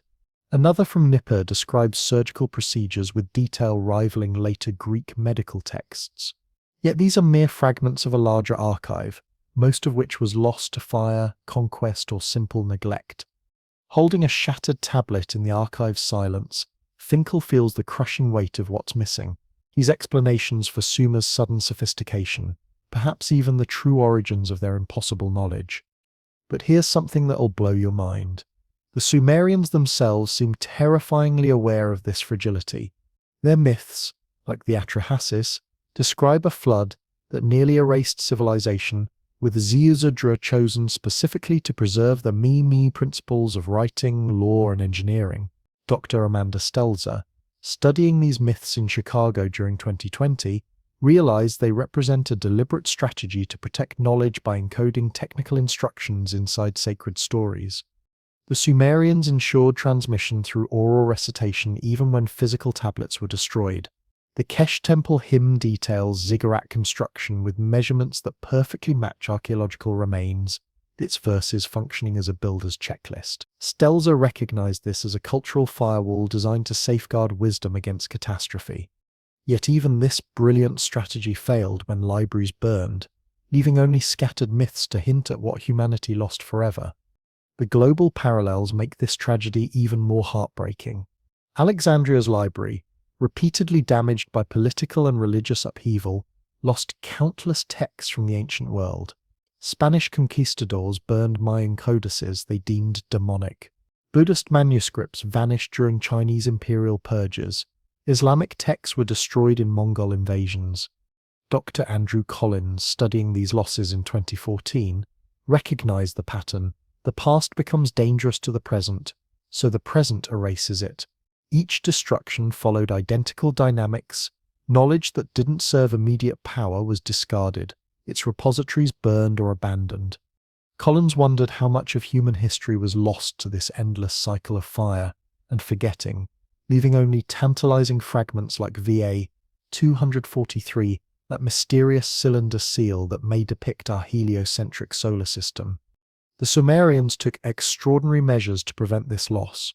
They created redundant copies of tablets, distributing them across cities like Uruk, Nippur, and Eridu. They buried tablets in vaults beneath ziggurats built to withstand millennia. Their myths, encoded with technical details, were recited in rituals ensuring their survival. Dr. Margaret Whitney, studying ziggurat remains in 2010, found tablets embedded directly in walls, their cuneiform preserving astronomical data. This wasn't mere record-keeping this year. It was a desperate attempt to protect knowledge from oblivion. Yet the destruction proved relentless. When Akkadian rulers conquered Sumer, they prioritized their own archives while leaving Sumerian texts to crumble. Standing in those ruins, Whitney felt the silence of lost tablets, a silence that spoke of civilization's deepest fear finally realized. The connection to Göbekli Tepe, 6,000 years earlier, is absolutely haunting. Dating to 9,600 BCE, its deliberately buried pillars suggest another culture that feared losing its knowledge, preserving it in stone before vanishing completely. Dr. Klaus Schmidt, excavating Göbekli Tepe in 2019, saw its deliberate burial as directly parallel to Sumer's buried tablets, both desperate acts of defiance against time. Could Göbekli Tepe's builders have been the true source of Sumerian knowledge, their legacy passed down through oral traditions until cuneiform finally captured it? The flood myths describing deluges that reset civilization might echo this earlier loss, with Sumerian tablets and ziggurats representing humanity's second attempt to preserve what was nearly forgotten forever. Standing among those ancient pillars, Schmidt felt surrounded by a silence that seemed to whisper of truths too massive for human minds to fully comprehend. But here's the most heartbreaking part of this entire story. The loss of knowledge continues right now, today, in ways that would make those ancient Sumerians weep. Dr. Finkel's 2018 observations will shock you to your core. Modern institutions are perpetuating the exact same cycle of destruction that buried Sumerian wisdom millennia ago. Museums casually discard artifacts they deem insignificant. Digital archives delete irreplaceable files to save storage space. Academic priorities favor safe, incremental research over discoveries that might shatter established narratives. Those untranslated tablets gathering dust in museum vaults aren't being ignored because they lack value. They're being ignored because they don't fit our current comfortable version of history. This systematic forgetting, driven by bureaucracy and willful neglect, mirrors perfectly those ancient fires that consumed Sumer's libraries. Closing his research files, Finkel saw the devastating irony. We pride ourselves on being a civilization that preserves knowledge, yet we're losing it through choices that prioritize convenience over curiosity, conformity over revelation. As museum vaults disappear into darkness tonight, those tablets continue their silent vigil. Their wedge-shaped marks stand as testimony to a civilization that fought desperately to be remembered. The Sumerians knew their knowledge hung by the thinnest thread, always one fire, one conquest, one cultural shift away from total amnesia. Let this mystery of loss carry you into sleep tonight. Picture those devoted scribes frantically burying their tablets against oblivion, their stories serving as shields against humanity's greatest enemy, forgetting. Because somewhere in those ancient fragments lies a lost world, whispering the terrifying possibility that we may be losing the very wisdom our ancestors fought so hard to save. Now imagine this scene: Columbia University at 2 a.m., where the soft glow of a computer screen cuts through absolute darkness. Professor Elena Kazakova hunches over stacks of notes and cuneiform dictionaries, her eyes fixed on a digital image of an ancient clay tablet. Those razor-sharp wedge marks, pressed into clay thousands of years ago, are about to challenge everything she thought she knew about translation. After 15 years deciphering Sumerian texts, Kazakova believed she understood the limits of ancient language. But tonight, a single word, Anunnaki, stares back at her from the screen, defying every attempt at clarity. Its meaning shifts like desert sand, each interpretation opening new doors to the past while slamming others shut forever. The Sumerian language, dead for millennia, guards its most explosive secrets behind walls of ambiguity. Every word becomes a puzzle that might hide the truth about humanity's actual origins. Were the Anunnaki gods, teachers, or something far stranger that would rewrite everything we think we know about our species? The translations offer no certainty, mythos only questions that echo through the silence of a civilization lost to time. Kazakova's screen displays a tablet from Uruk dating to 3200 BCE, its cuneiform describing the Anunnaki as those who came down from heaven. Traditional scholars safely render Anunnaki as gods or divine beings, a translation that fits comfortably into museum displays and university textbooks. But dig deeper into the word's etymology, and certainty evaporates like morning mist. Breaking down the components reveals explosive possibilities. Hondoso means sky or heaven, while Kon means earth, suggesting offspring of the sky god upon the earth, or even princely seed. Some scholars propose an even more literal reading, those who descended. Cross-referencing multiple dictionaries, Kazakova watches the entire narrative transform with each translation choice. If gods, the Anunnaki become mythological figures, comfortable symbols of divine power. If descendants or visitors, they could represent memories of real beings, advanced humans, or as some dare to speculate, extraterrestrial instructors who shaped our civilization. This ambiguity isn't just linguistic nitpicking. It's a veil deliberately thrown over Sumer's history, hiding the explosive truth of who actually shaped their impossible achievements. The challenge of Sumerian translation runs deeper than most people realize. Unlike Latin or Sanskrit, which left living descendants to clarify meanings, Sumerian stands as a linguistic orphan by no native speakers, no oral traditions to guide interpretation. Its pronunciation remains educated guesswork, reconstructed from later Akkadian borrowings. Its grammar, pieced together from fragmented tablets, remains frustratingly incomplete. The cultural contexts, metaphors, and shared assumptions vanished completely with the civilization itself. Dr. Samuel Noah Kramer, a pioneering Sumerologist, described translation in 1956 as archaeology of meaning, desperate attempts to rebuild entire worldviews from scattered clues. Consider tablet BM23, 456 from Lagash, describing the Anunnaki convening to govern cities. Traditional translations call this a divine council, but alternative readings suggest a historical meeting of leaders with heaven symbolizing authority rather than the literal sky. Working in the University of Pennsylvania's archives, Kramer felt the crushing weight of this uncertainty, knowing that each choice completely reshaped Sumer's story. The word me compounds this problem exponentially. Often translated as divine decrees, it could equally mean cosmic laws, cultural programs, or technical instructions. In the Enuma Elish, the Emi are gifts from the Anunnaki encompassing writing, mathematics, and engineering. Dr. Sarah Chen's 2015 analysis at Yale revealed the Emi as encoded knowledge, actual blueprints for canals, ziggurats, and legal systems. But the term's deliberate vagueness allows radically different interpretations. Whether the Emi represents spiritual ideals or practical manuals completely changes everything. Choosing decrees frames the Anunnaki as mythological gods.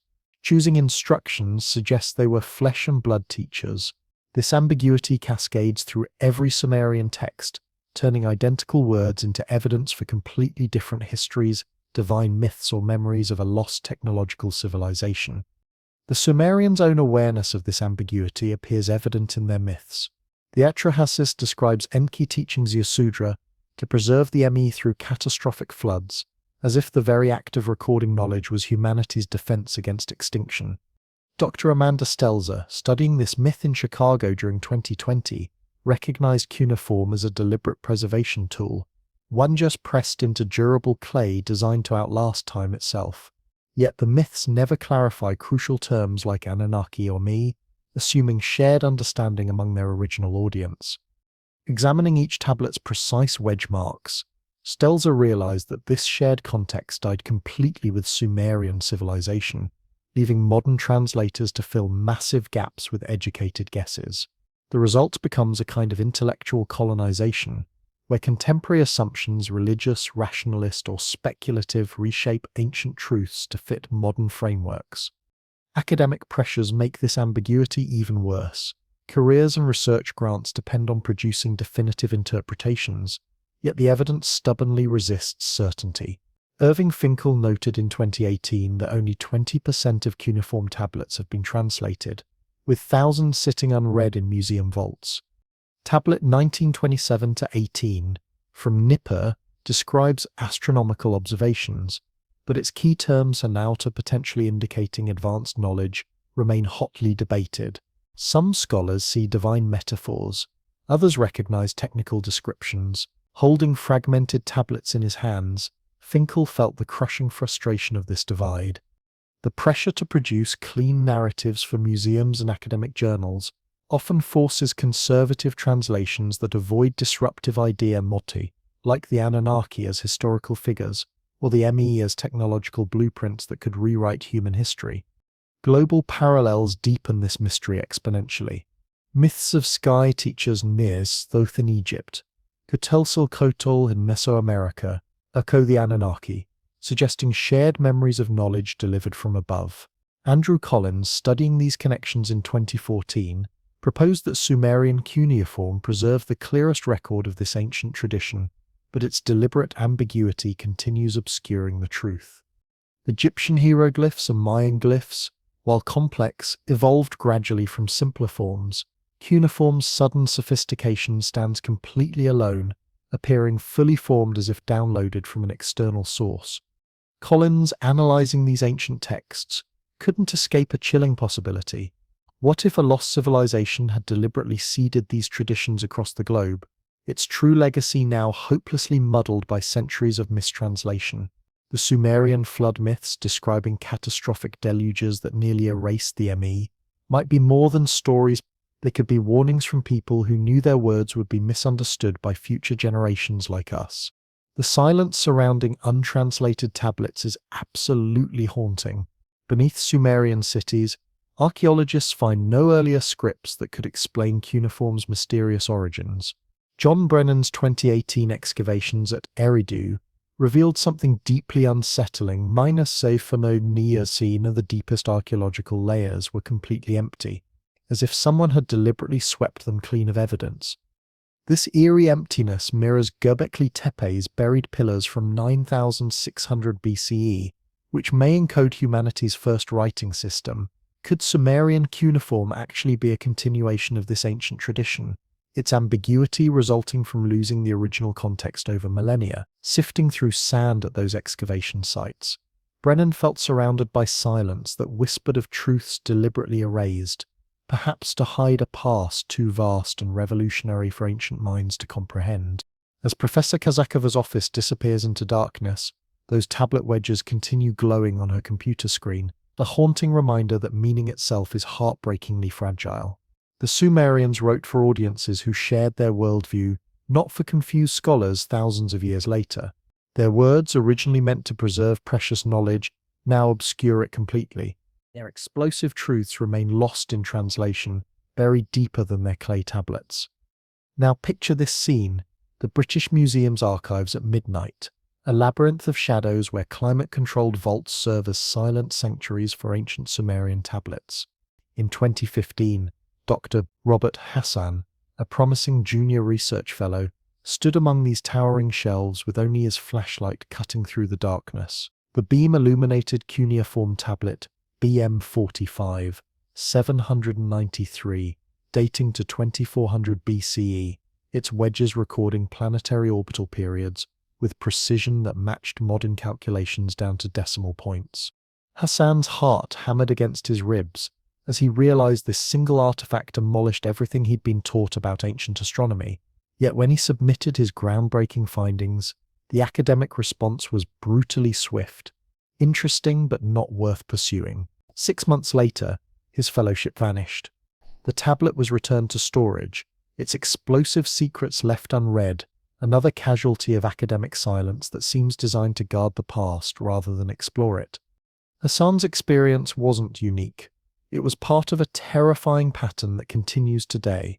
The academic world, despite its proud methodologies and peer-reviewed journals, routinely buries anomalies that threaten established narratives. BM45, 793, with its impossible astronomical precision, suggested Sumerian knowledge that completely defied Bronze Age limitations. Hassan's cross-referencing with modern software in 2015 revealed values for Jupiter's orbit, accurate within fractions of seconds. Such precision implied either advanced observational techniques or inherited knowledge from an unknown source. Yet his supervisors dismissed it as an outlier, likely scribal error or coincidence. Now teaching at a small regional university, Hassan recognizes this dismissal as part of a much broader, more sinister pattern. Academia, constrained by funding pressures, publication demands, and institutional biases, systematically silences discoveries that challenge comfortable assumptions. The scale of this intellectual suppression is absolutely staggering. Dr. Irving Finkel's 2018 estimate should terrify anyone who cares about human knowledge. Less than 20% of recovered Sumerian tablets have been fully translated. Tens of thousands languish in museum vaults worldwide, metered to catalogued but unread, their wedges holding potential revelations about astronomy, mathematics, and engineering that could rewrite human history. Tablet 1927-18 from contains mathematical treatises with geometric calculations that predate Pythagoras by an entire millennium. Another from Nippur describes surgical procedures with uncanny detail that rivals modern medical texts. Yet these artifacts remain completely unstudied, not because they lack value, but because they don't align with academic priorities. Sorting through fragments in the museum's dim vaults, Finkel feels quiet frustration building. Resources for translation, time, money, expertise, too, get allocated to projects that reinforce known narratives, while anomalies like BM45, 793 gather dust like forgotten prisoners. This selective focus stems from harsh institutional realities. Dr. Sarah Chen, studying Sumerian myths at Yale in 2015, discovered that grants and tenure depend on producing publishable results within impossible timelines.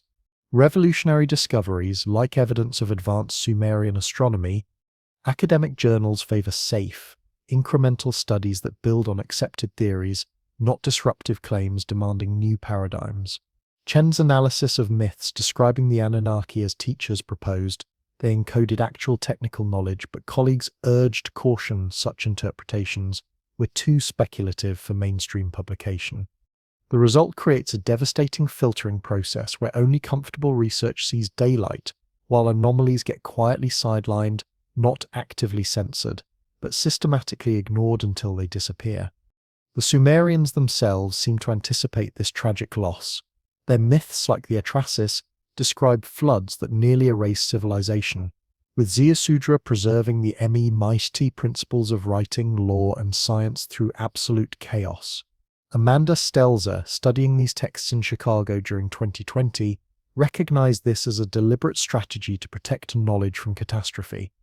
The Sumerians buried tablets in ziggurats vaults, encoded instructions in sacred myths, and built structures designed to outlast millennia. Yet their heroic efforts only partially succeeded. When Nineveh fell in 612 BCE, Ashurbanipal's royal library burned, accidentally preserving some tablets through baking while destroying countless others forever. Holding fragmented tablets in her hands, Stelzer saw the devastating irony. The Sumerians lived in terror of forgetting, yet their knowledge was lost to fire, conquest, and neglect, losses that modern academia continues through its own selective silence. Global parallels amplify this ongoing tragedy. Alexandria's library, Mayan codices, Buddhist manuscripts, all fell to deliberate destruction or institutional neglect. Their knowledge was erased when it no longer served those in power. Andrew Collins, studying these losses in 2014, recognized the unchanging pattern. New regimes, religions, or cultures consistently target the past, deeming it dangerous or irrelevant. The Sumerians faced this exact dynamic when Akkadian rulers prioritized their own archives while leaving Sumerian tablets to crumble into dust. Comparing these losses across history, Collins wondered how much of human knowledge has vanished, simply because it didn't fit the immediate needs of whoever held power. Those untranslated tablets describing the Anunnaki as teachers might hold explosive clues to a lost civilization, but their silence reflects academic choices to focus on familiar, comfortable narratives, rather than disruptive revelations. The connection to Göbekli Tepe, dating to 9600 BCE, becomes particularly haunting in this context. Its buried pillars, aligned with ancient stars, suggest a culture with advanced knowledge deliberately preserved against loss. Klaus Schmidt, excavating the site in 2019, saw its deliberate burial as directly parallel to Sumerian buried tablets, both desperate acts of defiance against oblivion. Could Göbekli Tepe's mysterious builders have been the actual source of Sumerian knowledge, their legacy passed down through oral traditions until cuneiform finally captured it?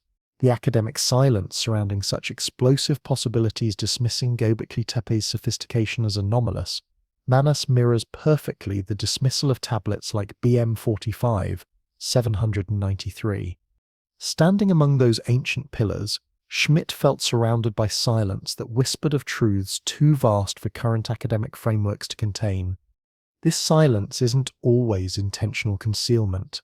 It's often a byproduct of crushing institutional inertia. John Brennan, studying Sumerian ziggurats in 2018, noted that interdisciplinary research combining archaeology, linguistics, and astronomy could unlock tablets like BM45, 793, but rigid departmental structures actively discourage such boundary-crossing approaches. Funding flows to safe, specialized projects, not risky ventures that challenge academic silos. Sifting through Nipper's ancient sand, Brennan saw untranslated tablets as victims of this broken system and their secrets, ignored because they don't fit bureaucratic categories. The result is systematic forgetting where precious knowledge gets lost, not through dramatic fires, but through bureaucratic neglect. It's a modern echo of those ancient destructions that erase Sumerian libraries, continuing the same tragic cycle in different forms. The implications should shake you to your core. If Sumerian knowledge was inherited, as their myths of the Anunnaki clearly suggest, those untranslated tablets could reveal a lost civilization whose wisdom lies buried in clay, waiting for someone brave enough to read what academia refuses to see. As museum vaults sink into darkness tonight, those ancient tablets continue their silent vigils, guardians of secrets that could change everything we think we know about human history, if only we had the courage to listen to what they're trying to tell us. But here's the terrifying truth that keeps archaeologists awake at night. Academia's deliberate silence risks repeating history's most catastrophic mistakes, prioritizing comfortable conformity over earth-shattering curiosity. Chen's 2015 analysis revealed something that should chill you to the bone mine. How many brilliant researchers like Hassan have abandoned revolutionary discoveries simply to maintain career stability? Those tablets gathering dust in museum vaults aren't being hidden from us. They're being systematically ignored, their explosive potential to rewrite human history deliberately stifled by a system that rewards intellectual cowardice over genuine investigation. Closing her research files, Chen recognized a devastating paradox. Modern scholarship, armed with advanced technological tools that the Sumerians could never have imagined, possesses everything needed to uncover these ancient truths, but only if scholars find the courage to ask questions they've been trained to avoid. As museum vaults sink into midnight darkness, those ancient tablets continue their eternal vigil, their razor-sharp wedges pressed into clay stand as testimony to a civilization that fought desperately to be remembered. Yet their most explosive secrets remain locked away, victims of silence that protects established narratives as much as it conceals revolutionary truths. Picture this final scene. Chicago's skyline glimmers against purple dusk, its steel towers rising as monuments to modern ingenuity. Yet beneath our civilization's confident hum of progress lies a question that echoes through the ages like a haunting whisper from the past. In the Oriental Institute's quiet reading room, surrounded by cuneiform tablets from ancient Sumer, Dr. Margaret Chen sits in 2020, her desk covered with evidence that could shatter everything we believe about human civilization. Her notes tell an impossible story. The Sumerians, emerging around 3200 BCE, didn't climb slowly from primitive Stone Age beginnings like we've been taught. They appeared on history's stage already possessing cities, sophisticated writing systems, and mathematical knowledge so advanced they seem to belong to a much later technological age. Their myths consistently speak of knowledge being delivered by the Anunnaki, not invented through trial and error, but received as if they were rebuilding civilization from a lost blueprint that had somehow survived catastrophe. What if human civilization isn't the linear upward climb we've always assumed? What if it's actually a terrifying cycle of recovery, each age desperately reconstructing fragments from a forgotten past that was far more advanced than we dare imagine? Dr. Chen's desk overflows with photographs of tablets from Uruk dating to 3200 BCE, their wedges recording complex urban transactions in a script that appeared completely fully formed. Unlike Egyptian hieroglyphs or Chinese oracle bones, which show clear evolutionary development over centuries, Sumerian cuneiform begins immediately with standardized grammar and sophisticated vocabulary, as if ancient scribes were simply following a comprehensive instruction manual. Tracing those precise wedge marks, Chen discovers mathematical tables using base 60 calculations that still underpin our modern clocks and GPS systems, executed with precision suggesting prior mastery rather than recent discovery. The cities themselves defy every expectation about human development. Ver, housing 80,000 people, boasted grid-like street layouts and engineered drainage systems with absolutely no crude precursors visible in the archaeological record. Sitting in her office's contemplative silence, Chen feels reality shifting beneath her feet. This wasn't a civilization learning to build through experimentation. It was one reconstructing lost knowledge, piecing together a massive puzzle from a technologically advanced past it could only dimly remember. The Sumerian myths powerfully reinforce this revolutionary interpretation. The Enuma Elish describes the Anunnaki Morth, those who came down from heaven, delivering the fundamental principles of writing, law, and engineering. The Atrahasis tells of Ziusudra, a carefully chosen flood survivor tasked with preserving these through a world-ending deluge that completely reset human civilization. Dr. Sarah Chen's 2015 analysis reveals these aren't mythological fantasies, but preserved memories of an actual reconstruction effort, encoding crucial technical knowledge in story format to survive future catastrophes. The include detailed instructions for building canals, constructing ziggurats, and mapping astronomical movements, suggesting Sumerians were systematically restoring advanced systems rather than inventing them from scratch. Cross-referencing countless tablets, Chen wonders if the Anunnaki were flesh and blood teachers, perhaps members of an advanced human culture that survived earlier catastrophe, or as some researchers dare to speculate, extraterrestrial instructors whose technological legacy the Sumerians faithfully preserved in clay and stone monuments. The archaeological record provides stunning support for this cycle of recovery theory. At Shurapak and Kish, distinct sediment layers dated to 2900 BCE mark catastrophic flooding that disrupted highly sophisticated societies, replacing them temporarily with much simpler cultural groups. Yet the Sumerians who rebuilt immediately afterwards somehow wielded advanced knowledge-based 60 mathematics, star-aligned ziggurats that should have required centuries of rediscovery through gradual experimentation. Dr. John Brennan's 2018 excavations at Nippur uncovered something deeply unsettling. No developmental phases exist beneath these remarkable cities. No failed experiments, no crude primitive tools, no learning curves whatsoever. The deliberate silence in archaeology's deepest layers felt intentional, as if evidence of the distant past had been systematically swept clean. Sifting through ancient sand, Brennan began suspecting that Sumer wasn't humanity's first civilization at all, but rather our first documented attempt at rebuilding using carefully preserved fragments of a lost technological world, transmitted through encoded myths and deliberately buried tablet archives. Göbekli Tepe, dating to 9600 BCE, offers a haunting parallel that should terrify anyone interested in hidden history. This Turkish archaeological site, featuring massive T-shaped pillars precisely aligned to Sirius, was built by supposed hunter-gatherers before agriculture supposedly existed. Its impossible sophistication completely demolishes conventional historical timelines.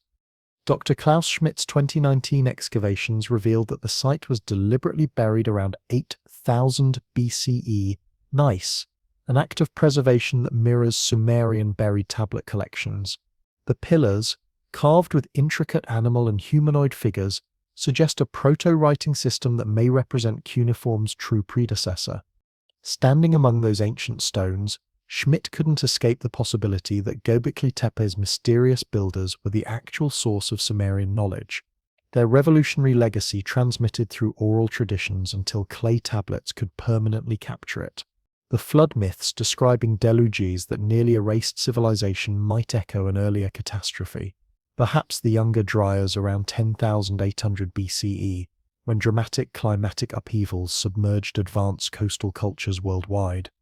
Global parallels deepen this mystery exponentially.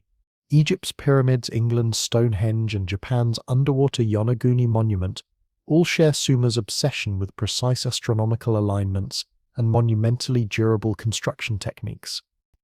Andrew Collins' 2014 research proposed a lost global civilization that deliberately seeded megalithic traditions worldwide, its advanced knowledge fragmented by floods, conquests, or deliberate concealment. The Sumerians, with their sophisticated cuneiform records, may have preserved the clearest account of this lost world. Their myths of sky teachers, Anunnaki, Thoth, Quetzalcoatl, Molse, represent shared cultural memories spanning continents. Comparing these stories, Collins recognized Sumer as a reconstruction project, its ziggurats and tablets systematically rebuilding a technologically advanced world lost to prehistoric catastrophe. The complete absence of developmental precursors at these global sites, like Sumer's mysteriously silent archaeological layers, suggests an endless cycle, rise, fall, and desperate recovery, with each surviving civilization building upon the ruins of its predecessors' achievements. The Sumerians' obsessive efforts to preserve knowledge reveal their paralyzing fear of experiencing another total loss. Their ziggurats, built to survive millennia, encoded astronomical data directly into their architectural proportions. Their clay tablets, buried in protective vaults, were deliberately crafted to withstand fire, flood, and the passage of time itself. Dr. Amanda Stelzer's 2020 analysis of the Kesh Temple hymn revealed it actually described ziggurat construction using precise architectural measurements. A comprehensive building manual cleverly disguised as religious poetry to ensure its preservation through cultural upheavals. Yet despite these heroic preservation efforts, catastrophic losses continued. Dr. Irving Finkel's 2018 estimates at the British Museum reveal that 80% of cuneiform tablets remain completely untranslated, their revolutionary secrets locked away in museum storage facilities worldwide. The systematic destruction of libraries at Uruk and Nippur through conquest and institutional neglect erased countless irreplaceable texts. Holding fragmented tablets in the museum's quiet halls, Finkel felt the crushing tragedy of civilizations that fought desperately to be remembered, only to be silenced by time, politics, and human indifference. Our modern civilization may be unconsciously repeating this devastating cycle right now. Our dangerous reliance on complex interconnected systems meets digital archives.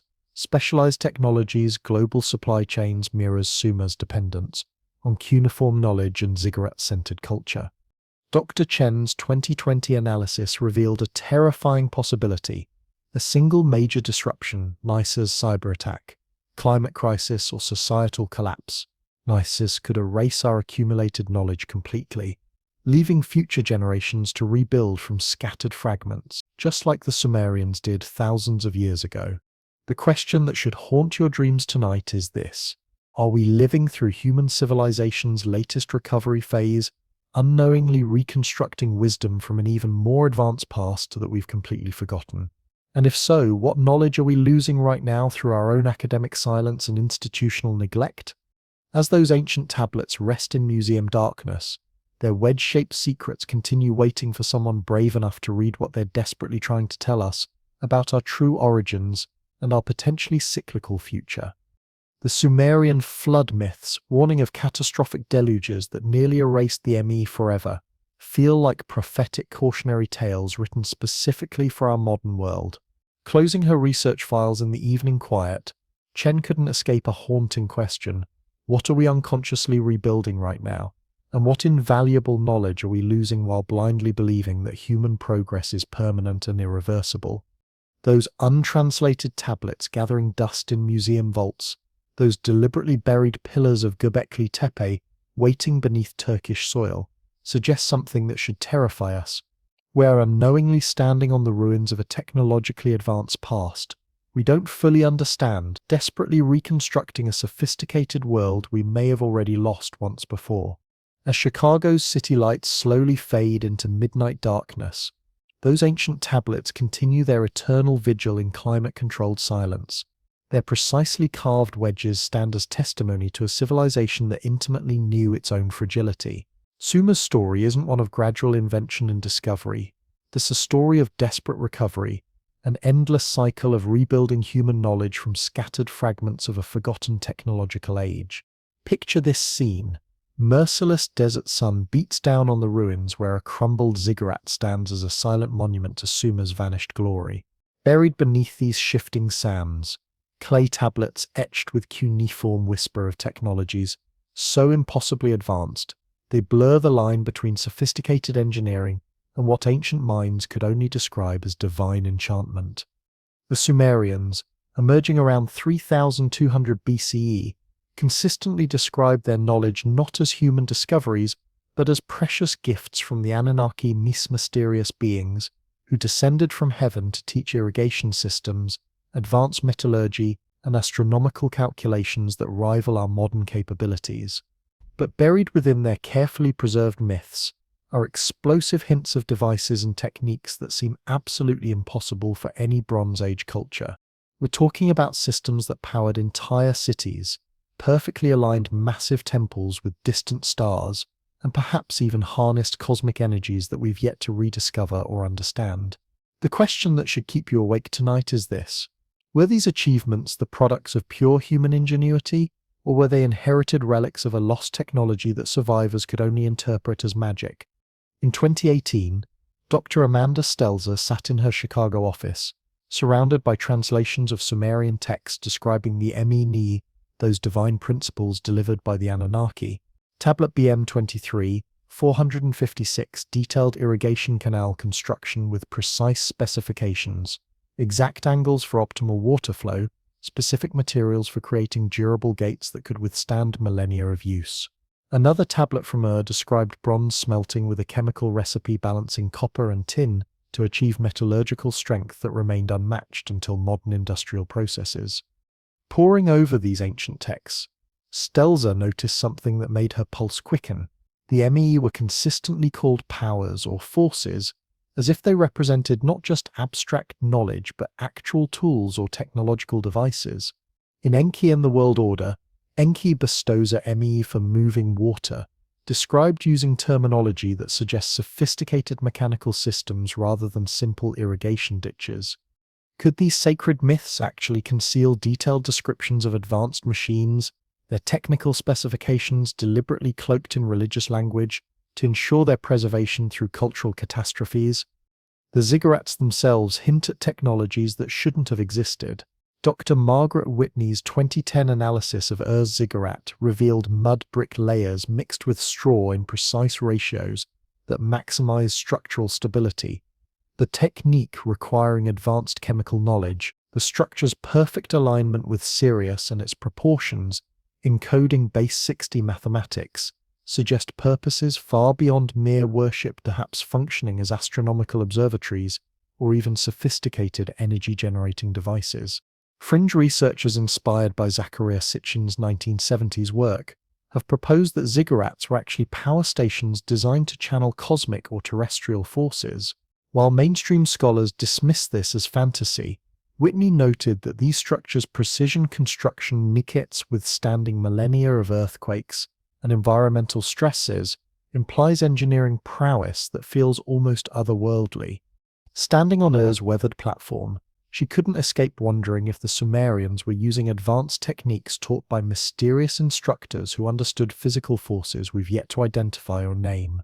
The Baghdad battery, discovered in Iraq in 1936, fuels this technological speculation. This clay jar, dated to the Parthian period, but possibly rooted in much older Sumerian traditions, contains a copper cylinder and iron rod surrounded by an electrolyte-like substance. To Dr. John Brennan's 2018 examination of replicas confirmed it could generate measurable electric current, suggesting ancient knowledge of electrochemistry.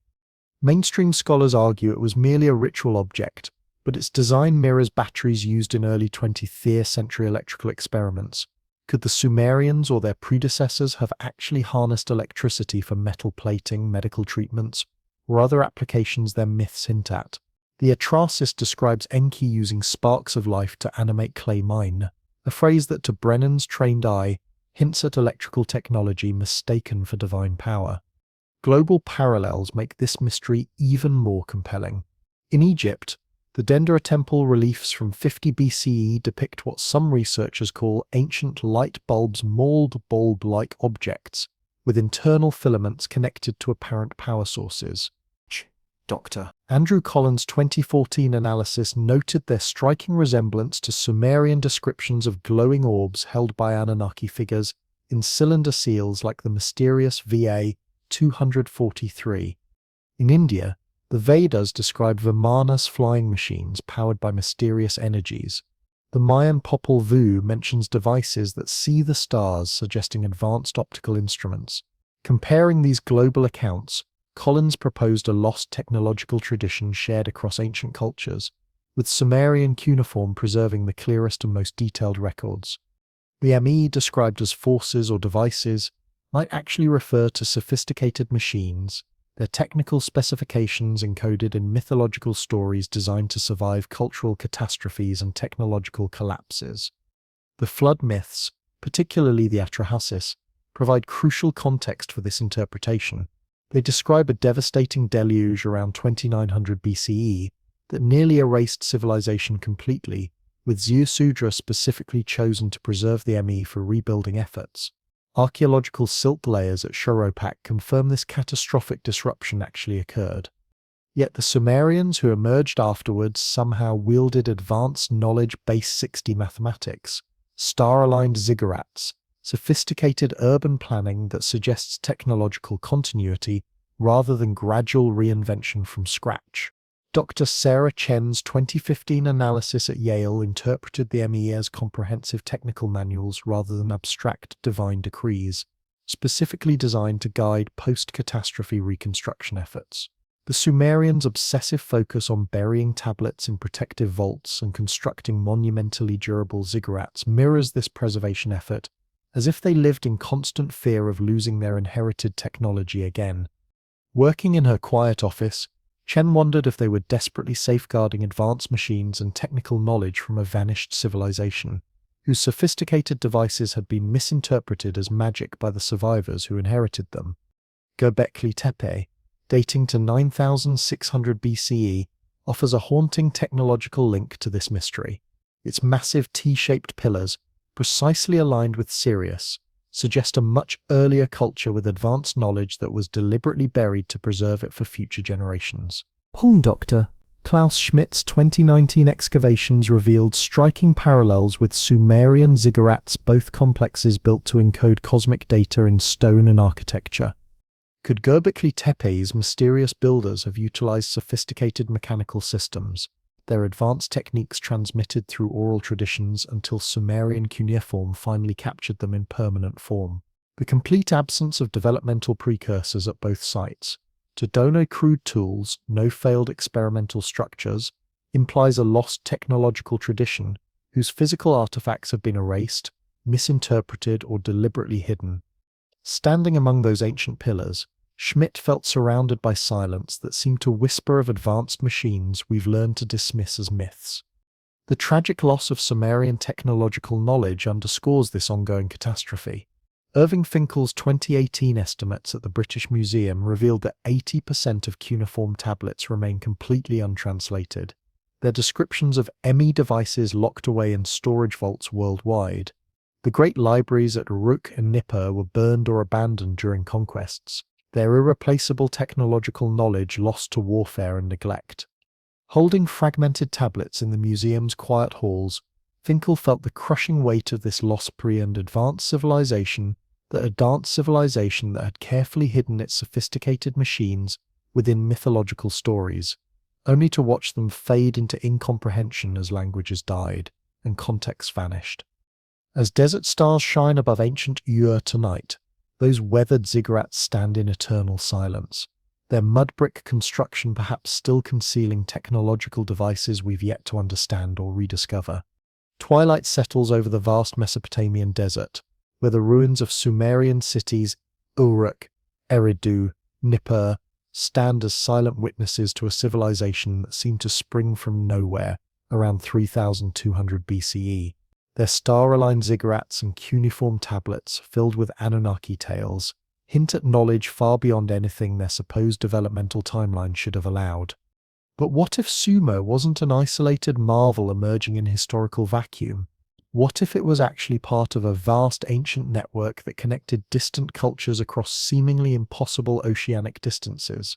From Göbekli Tepe's carved pillars in Turkey to Yonaguni's submerged terraces beneath Japanese waters, evidence suggests a global technological civilization whose fragments were only beginning to piece together. From Egypt's towering pyramids to the sophisticated cities of the Indus Valley, absolutely mind-blowing similarities in myths, symbols, and impossible technologies suggest something that should terrify modern historians: a global exchange network that predates everything we thought we knew about recorded history. Could these ancient societies have actually shared a communication web mission MITRE, a vast network of knowledge that linked all of humanity during a forgotten golden age that we've been trained to ignore? In 2014, Dr. Andrew Collins stood on Göbekli Tepe's windswept hilltop, his trained eyes tracing those massive T-shaped pillars dating back to 9600 BCE. These intricately carved stones, decorated with lifelike animals and aligned with laser precision to Sirius, represented a pre-agricultural culture possessing astronomical knowledge that shouldn't have existed for thousands of years. Collins, a comparative archaeologist with decades of experience, noticed eerie parallels with Sumerian ziggurats built 6,000 years later, Mysia structures that also tracked celestial events with impossible accuracy. Both cultures shared identical symbols, spirals, serpents, the Tree of Life motifs, that mysteriously appear at distant sites like Stonehenge around 3000 BCE and on Indus Valley seals from 2600 BCE. Working in his London study, Collins proposed a revolutionary idea that could shatter archaeological orthodoxy. These similarities weren't coincidental, but represented hard evidence of a global network, a sophisticated system of exchange that carried advanced knowledge across continents long before modern trade routes supposedly existed. The Sumerians, with their comprehensive cuneiform records, may have preserved the clearest account of this lost network. Their myths about sky teachers hint at shared origins that span our entire planet. The flood myths provide the crucial clue that unlocks this mystery. Sumer's Atrahasis, describing Ziusudra surviving a world-ending deluge to preserve civilization's fundamental principles, mirrors identical stories found worldwide. Noah in the Bible, Manu in India. The Mayan Popol Vuh, Dr. Sarah Chen's 2015 analysis at Yale revealed their shared structure, catastrophic flood, chosen survivor, and knowledge delivered by divine teachers who descended from above. Archaeological evidence supports a devastating flood around 2900 BCE in Mesopotamia, with distinctive silt layers discovered at Shuruppak and Kish. But older global disruptions, like the Younger Dryas around 10,800 BCE, suggest worldwide catastrophe, with rising seas that submerged advanced coastal settlements across every continent. Poring over ancient texts in her quiet office, Chen wondered if these myths actually preserved collective memories of a genuinely connected world, whose knowledge became fragmented by floods and survived only through carefully preserved stories. The underwater Yonaguni monument off Japan's coast makes this mystery even more compelling. Dating to 8000 BCE, its terraced stone platforms, now submerged by rising seas, bear striking resemblance to sophisticated man-made structures. Masaki Kimura's 2010 underwater excavations argued that Yonaguni represented a megalithic complex, possibly part of a Pacific culture directly linked to Sumerian civilization. Its geometric precision echoes Göbekli Tepe's pillars and Egypt's pyramids aligned with Orion constellation. Swimming among those underwater terraces, Kimura saw overwhelming evidence of a maritime network where coastal societies exchanged advanced knowledge before catastrophic floods erased them from history.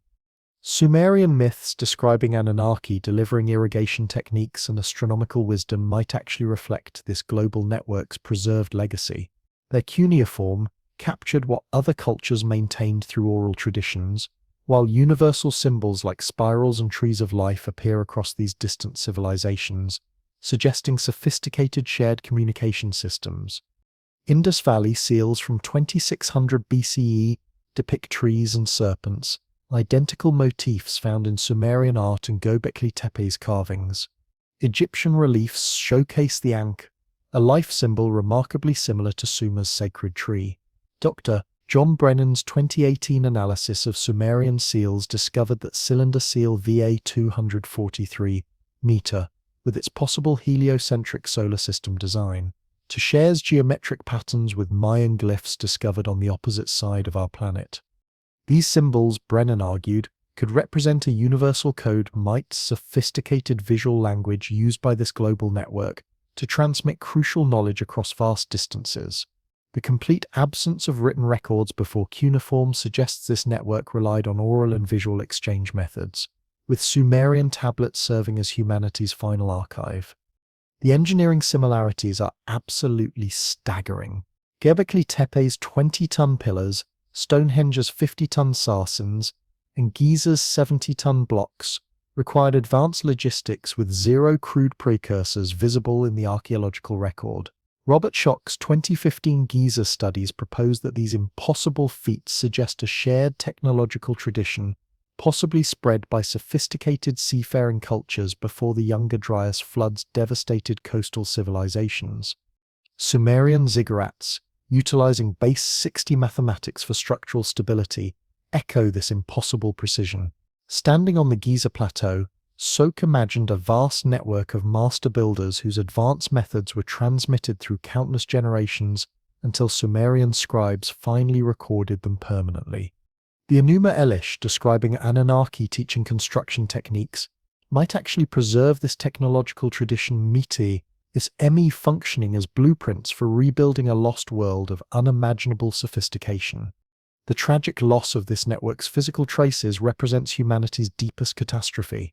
Irving Finkel's 2018 estimates at the British Museum revealed that 80% of Sumerian tablets remain completely untranslated, their potential clues to global connections locked away in storage vaults worldwide.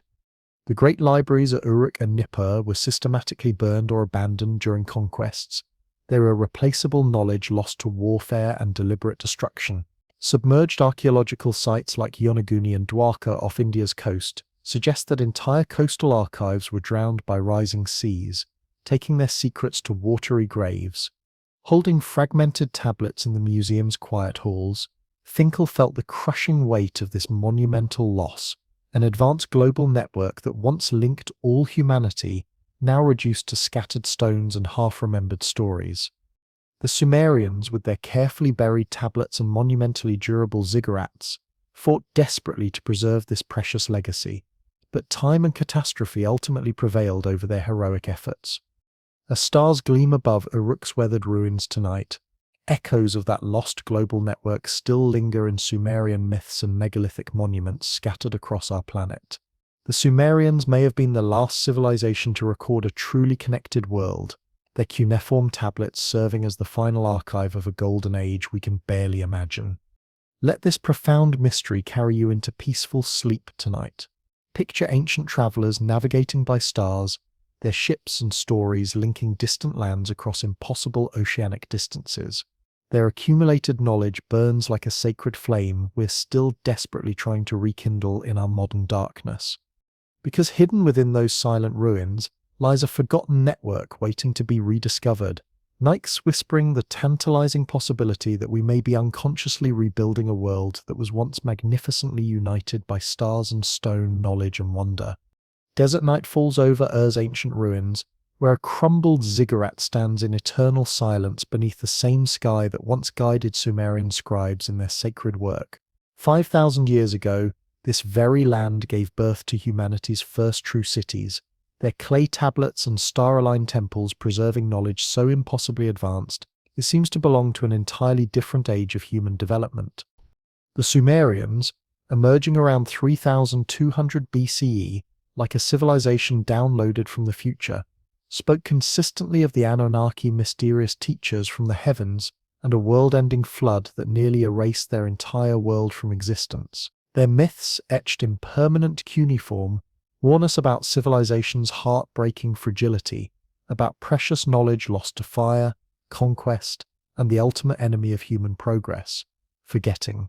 As our modern cities hum with technologies guided by Sumerian mathematics, our satellites navigating space using their astronomical calculations, our very clocks ticking to their base 60 rhythm, one haunting question should keep us awake.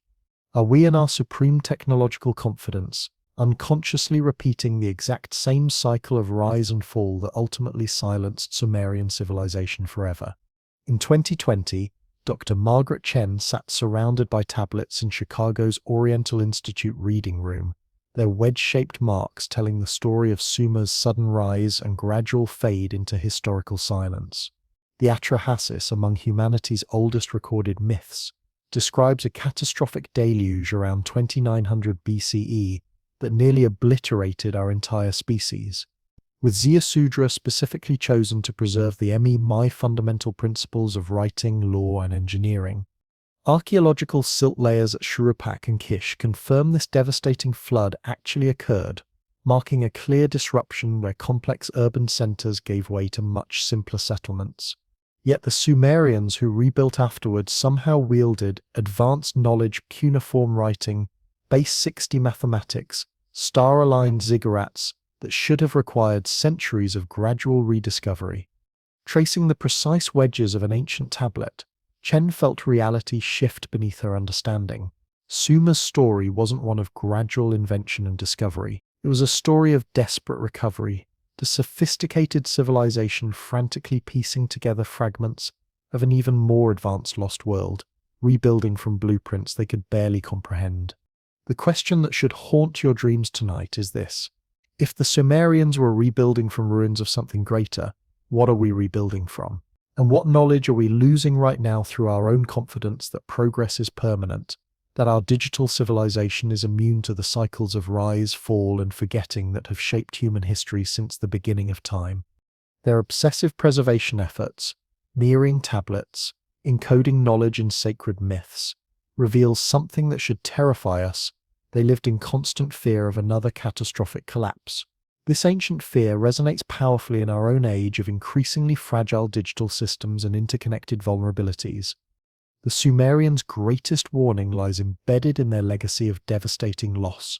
Irving Finkel's 2018 estimates at the British Museum should shake you to your core.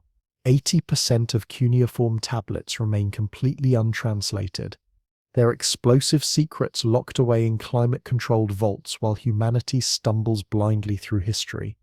The great libraries at Uruk and Nippur were systematically burned or abandoned during conquests. Their irreplaceable knowledge of astronomy, medicine, and engineering was reduced to scattered fragments that we're still desperately trying to piece together. The Enuma Elish describes the Anunnaki delivering the Emi-Nai, those cosmic principles that built civilization, but most of these fundamental instructions were lost forever when empires fell and conquerors destroyed what they couldn't understand. Holding shattered tablet fragments in the museum's quiet halls, Finkel recognized a devastating pattern that spans all of human history. Knowledge isn't eternal or safe. It's heartbreakingly vulnerable to conquest, systematic neglect, and deliberate erasure by those who fear what it might reveal. The Sumerians built ziggurats designed to last millennia, buried tablets to withstand catastrophic floods, encoded their most precious wisdom in mythological stories. Yet despite their heroic preservation efforts, time's relentless march ultimately defeated them. Finkel couldn't escape wondering if our modern digital archives, so completely dependent on fragile technology and vulnerable power grids, face an identical fate: a modern flood of data loss or complete systemic failure. Global parallels amplify this terrifying warning across every continent. Alexandria's legendary library, Mayan codices, Buddhist manuscripts, all fell to fire, conquest, or willful neglect. Their accumulated wisdom was systematically erased whenever it no longer served those in power. Dr. Andrew Collins' 2014 analysis revealed an unchanging cycle that should haunt your dreams. Civilizations rise, accumulate vast knowledge, then collapse catastrophically, leaving only fragments for survivors to rebuild with. Sumerian flood myths, echoed in stories of Noah and Manu, suggest universal memories of such collapses, the Yammer perhaps tied to the Younger Dryas around 10,800 BCE, when devastating floods submerged advanced coastal cultures worldwide. Comparing these global myths, Collins proposed that Sumer itself was a reconstruction project, its impossible knowledge inherited from an even more advanced lost civilization like Göbekli Tepe, whose star-aligned pillars were deliberately buried around 8,000 BCE, mirroring Sumer's desperate preservation instincts. The eerie silence beneath both archaeological sites, no crude precursors, no failed experiments, hints at a forgotten source whose legacy scattered across our entire planet, leaving only tantalizing fragments of unimaginable sophistication. Our modern civilization mirrors Sumer's fatal vulnerabilities with terrifying precision. Our complete reliance on digital systems, cloud storage, and highly specialized expertise parallels Sumer's total dependence on cuneiform and trained scribes. Dr. Sarah Chen's 2015 analysis at Yale revealed that a single coordinated cyber attack or environmental crisis could erase our digital archives completely, leaving future generations to rebuild from technological scraps. The Sumerians' Me preserved in durable myths and baked clay tablets, survived because they were redundant and virtually indestructible.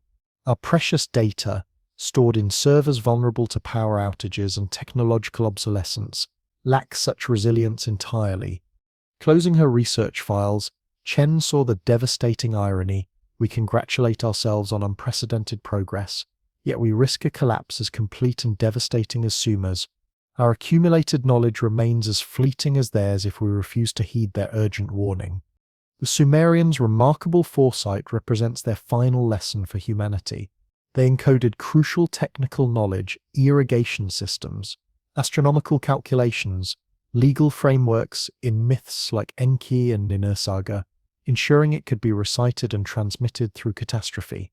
Their star-aligned ziggurats were built to endure millennia, their precise proportions functioning as stone archives preserving cosmic data.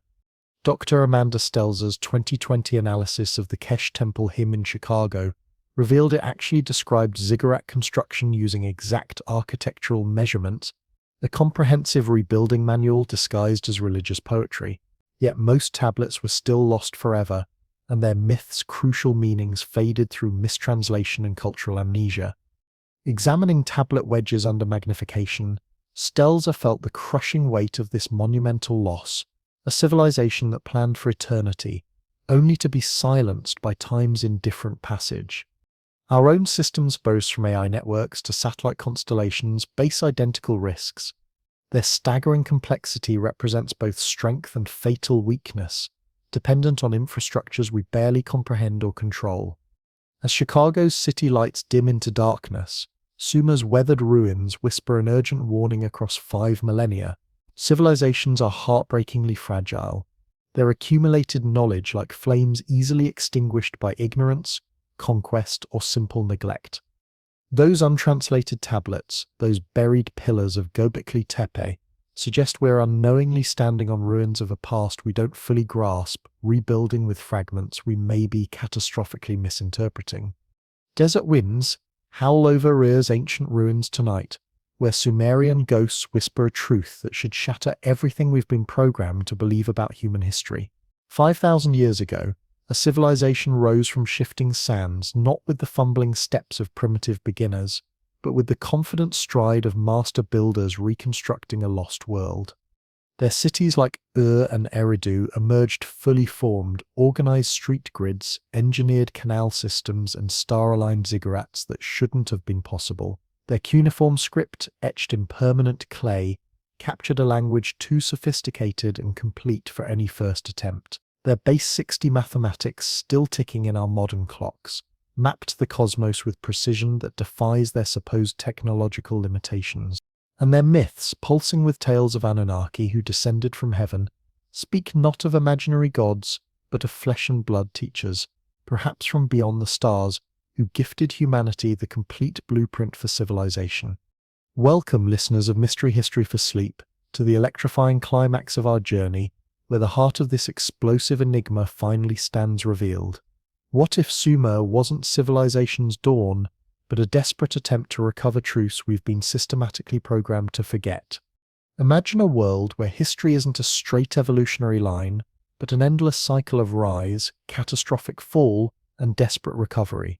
A world where Sumer wasn't humanity's first great civilization, but merely a flickering memory from a golden age drowned by floods or deliberately erased by fire. The evidence screams from every grain of sand. Göbekli Tepe's buried pillars, 11,000 years old, aligned with Sirius before agriculture supposedly began. Cylinder Seal VA 243, carving a heliocentric solar system 4,000 years before Copernicus. The Me, those cosmic principles encoded in myths as comprehensive manuals for rebuilding canals, legal systems, and star charts. These aren't relics from humanity's primitive past. They're fragments of a civilization so impossibly advanced it makes our skyscrapers seem like children's building blocks. Yet the silence surrounding these discoveries is absolutely deafening. 80% of Sumerian tablets lie untranslated in museum vaults, their earth-shattering secrets locked away by an academic world that fears what they might reveal. The Anunnaki, the flood, the ziggurats, they all point to a revolutionary truth we've been systematically trained to dismiss. Humanity's story may actually be a sequel, a desperate reconstruction of a technologically advanced world we lost long ago. This isn't just ancient history, listeners. It's a wake-up call, a soul-shaking jolt that demands you question the sanitized narrative fed to us by textbooks and institutional gatekeepers. The Sumerians knew their precious knowledge was fragile, burying tablets and building stone libraries to outlast any catastrophe. They feared a second collapse, and their myths scream warnings across millennia. Civilizations die when they choose to forget. Today we stand precariously on the edge of our own technological abyss, digital archives, vulnerable to single blackouts, technologies so complex we barely understand them, a world teetering on the brink of chaos. Are we unconsciously repeating Sumer's fate, building towers of glass while ignoring lessons carved in imperishable clay? The truth is out there, buried in desert sands, locked in untranslated wedges, waiting for us to find the courage to look. Every untranslated tablet, every dismissed anomaly like VA 243, represents a piece of a cosmic puzzle that could completely rewrite who we are as a species. This is no bedtime story. Truth seekers, it's a call to arms for your mind, a challenge to peel back the veil and reclaim the knowledge that's been stolen from us. Feel the weight of this moment, listeners. Your heart races because you sense it something bigger, something hidden, something that could change everything. Sumer's warning echoes across time specifically for us, a cry from the past that says, don't let this knowledge slip away again. You're not just a passive listener, you're a seeker, a torchbearer in a world that's forgotten how to question authority and think independently. So let's ignite a firestorm of curiosity together. Drop your thoughts in the comments below. What do you think the Anunnaki really were? Have you discovered pieces of history that don't add up to official narratives? Share your stories, your doubts, your revelations. Let's build a community that refuses to accept the official script anymore. Hit that subscribe button and ring the bell to join the Mystery History for Sleep family, where we dive deeper into forbidden knowledge every single week. Returns for this video across social media and forums, anywhere truth seekers gather. Let's wake the world to Sumer's explosive secrets. Tell me what's the next mystery you want us to unravel. Could it be the submerged cities of Yonaguni hinting at a Pacific Atlantis? The Vedic tales of flying Vimanas suggesting ancient technology or extraterrestrial contact? Leave your vote below and let's keep this fire of discovery burning.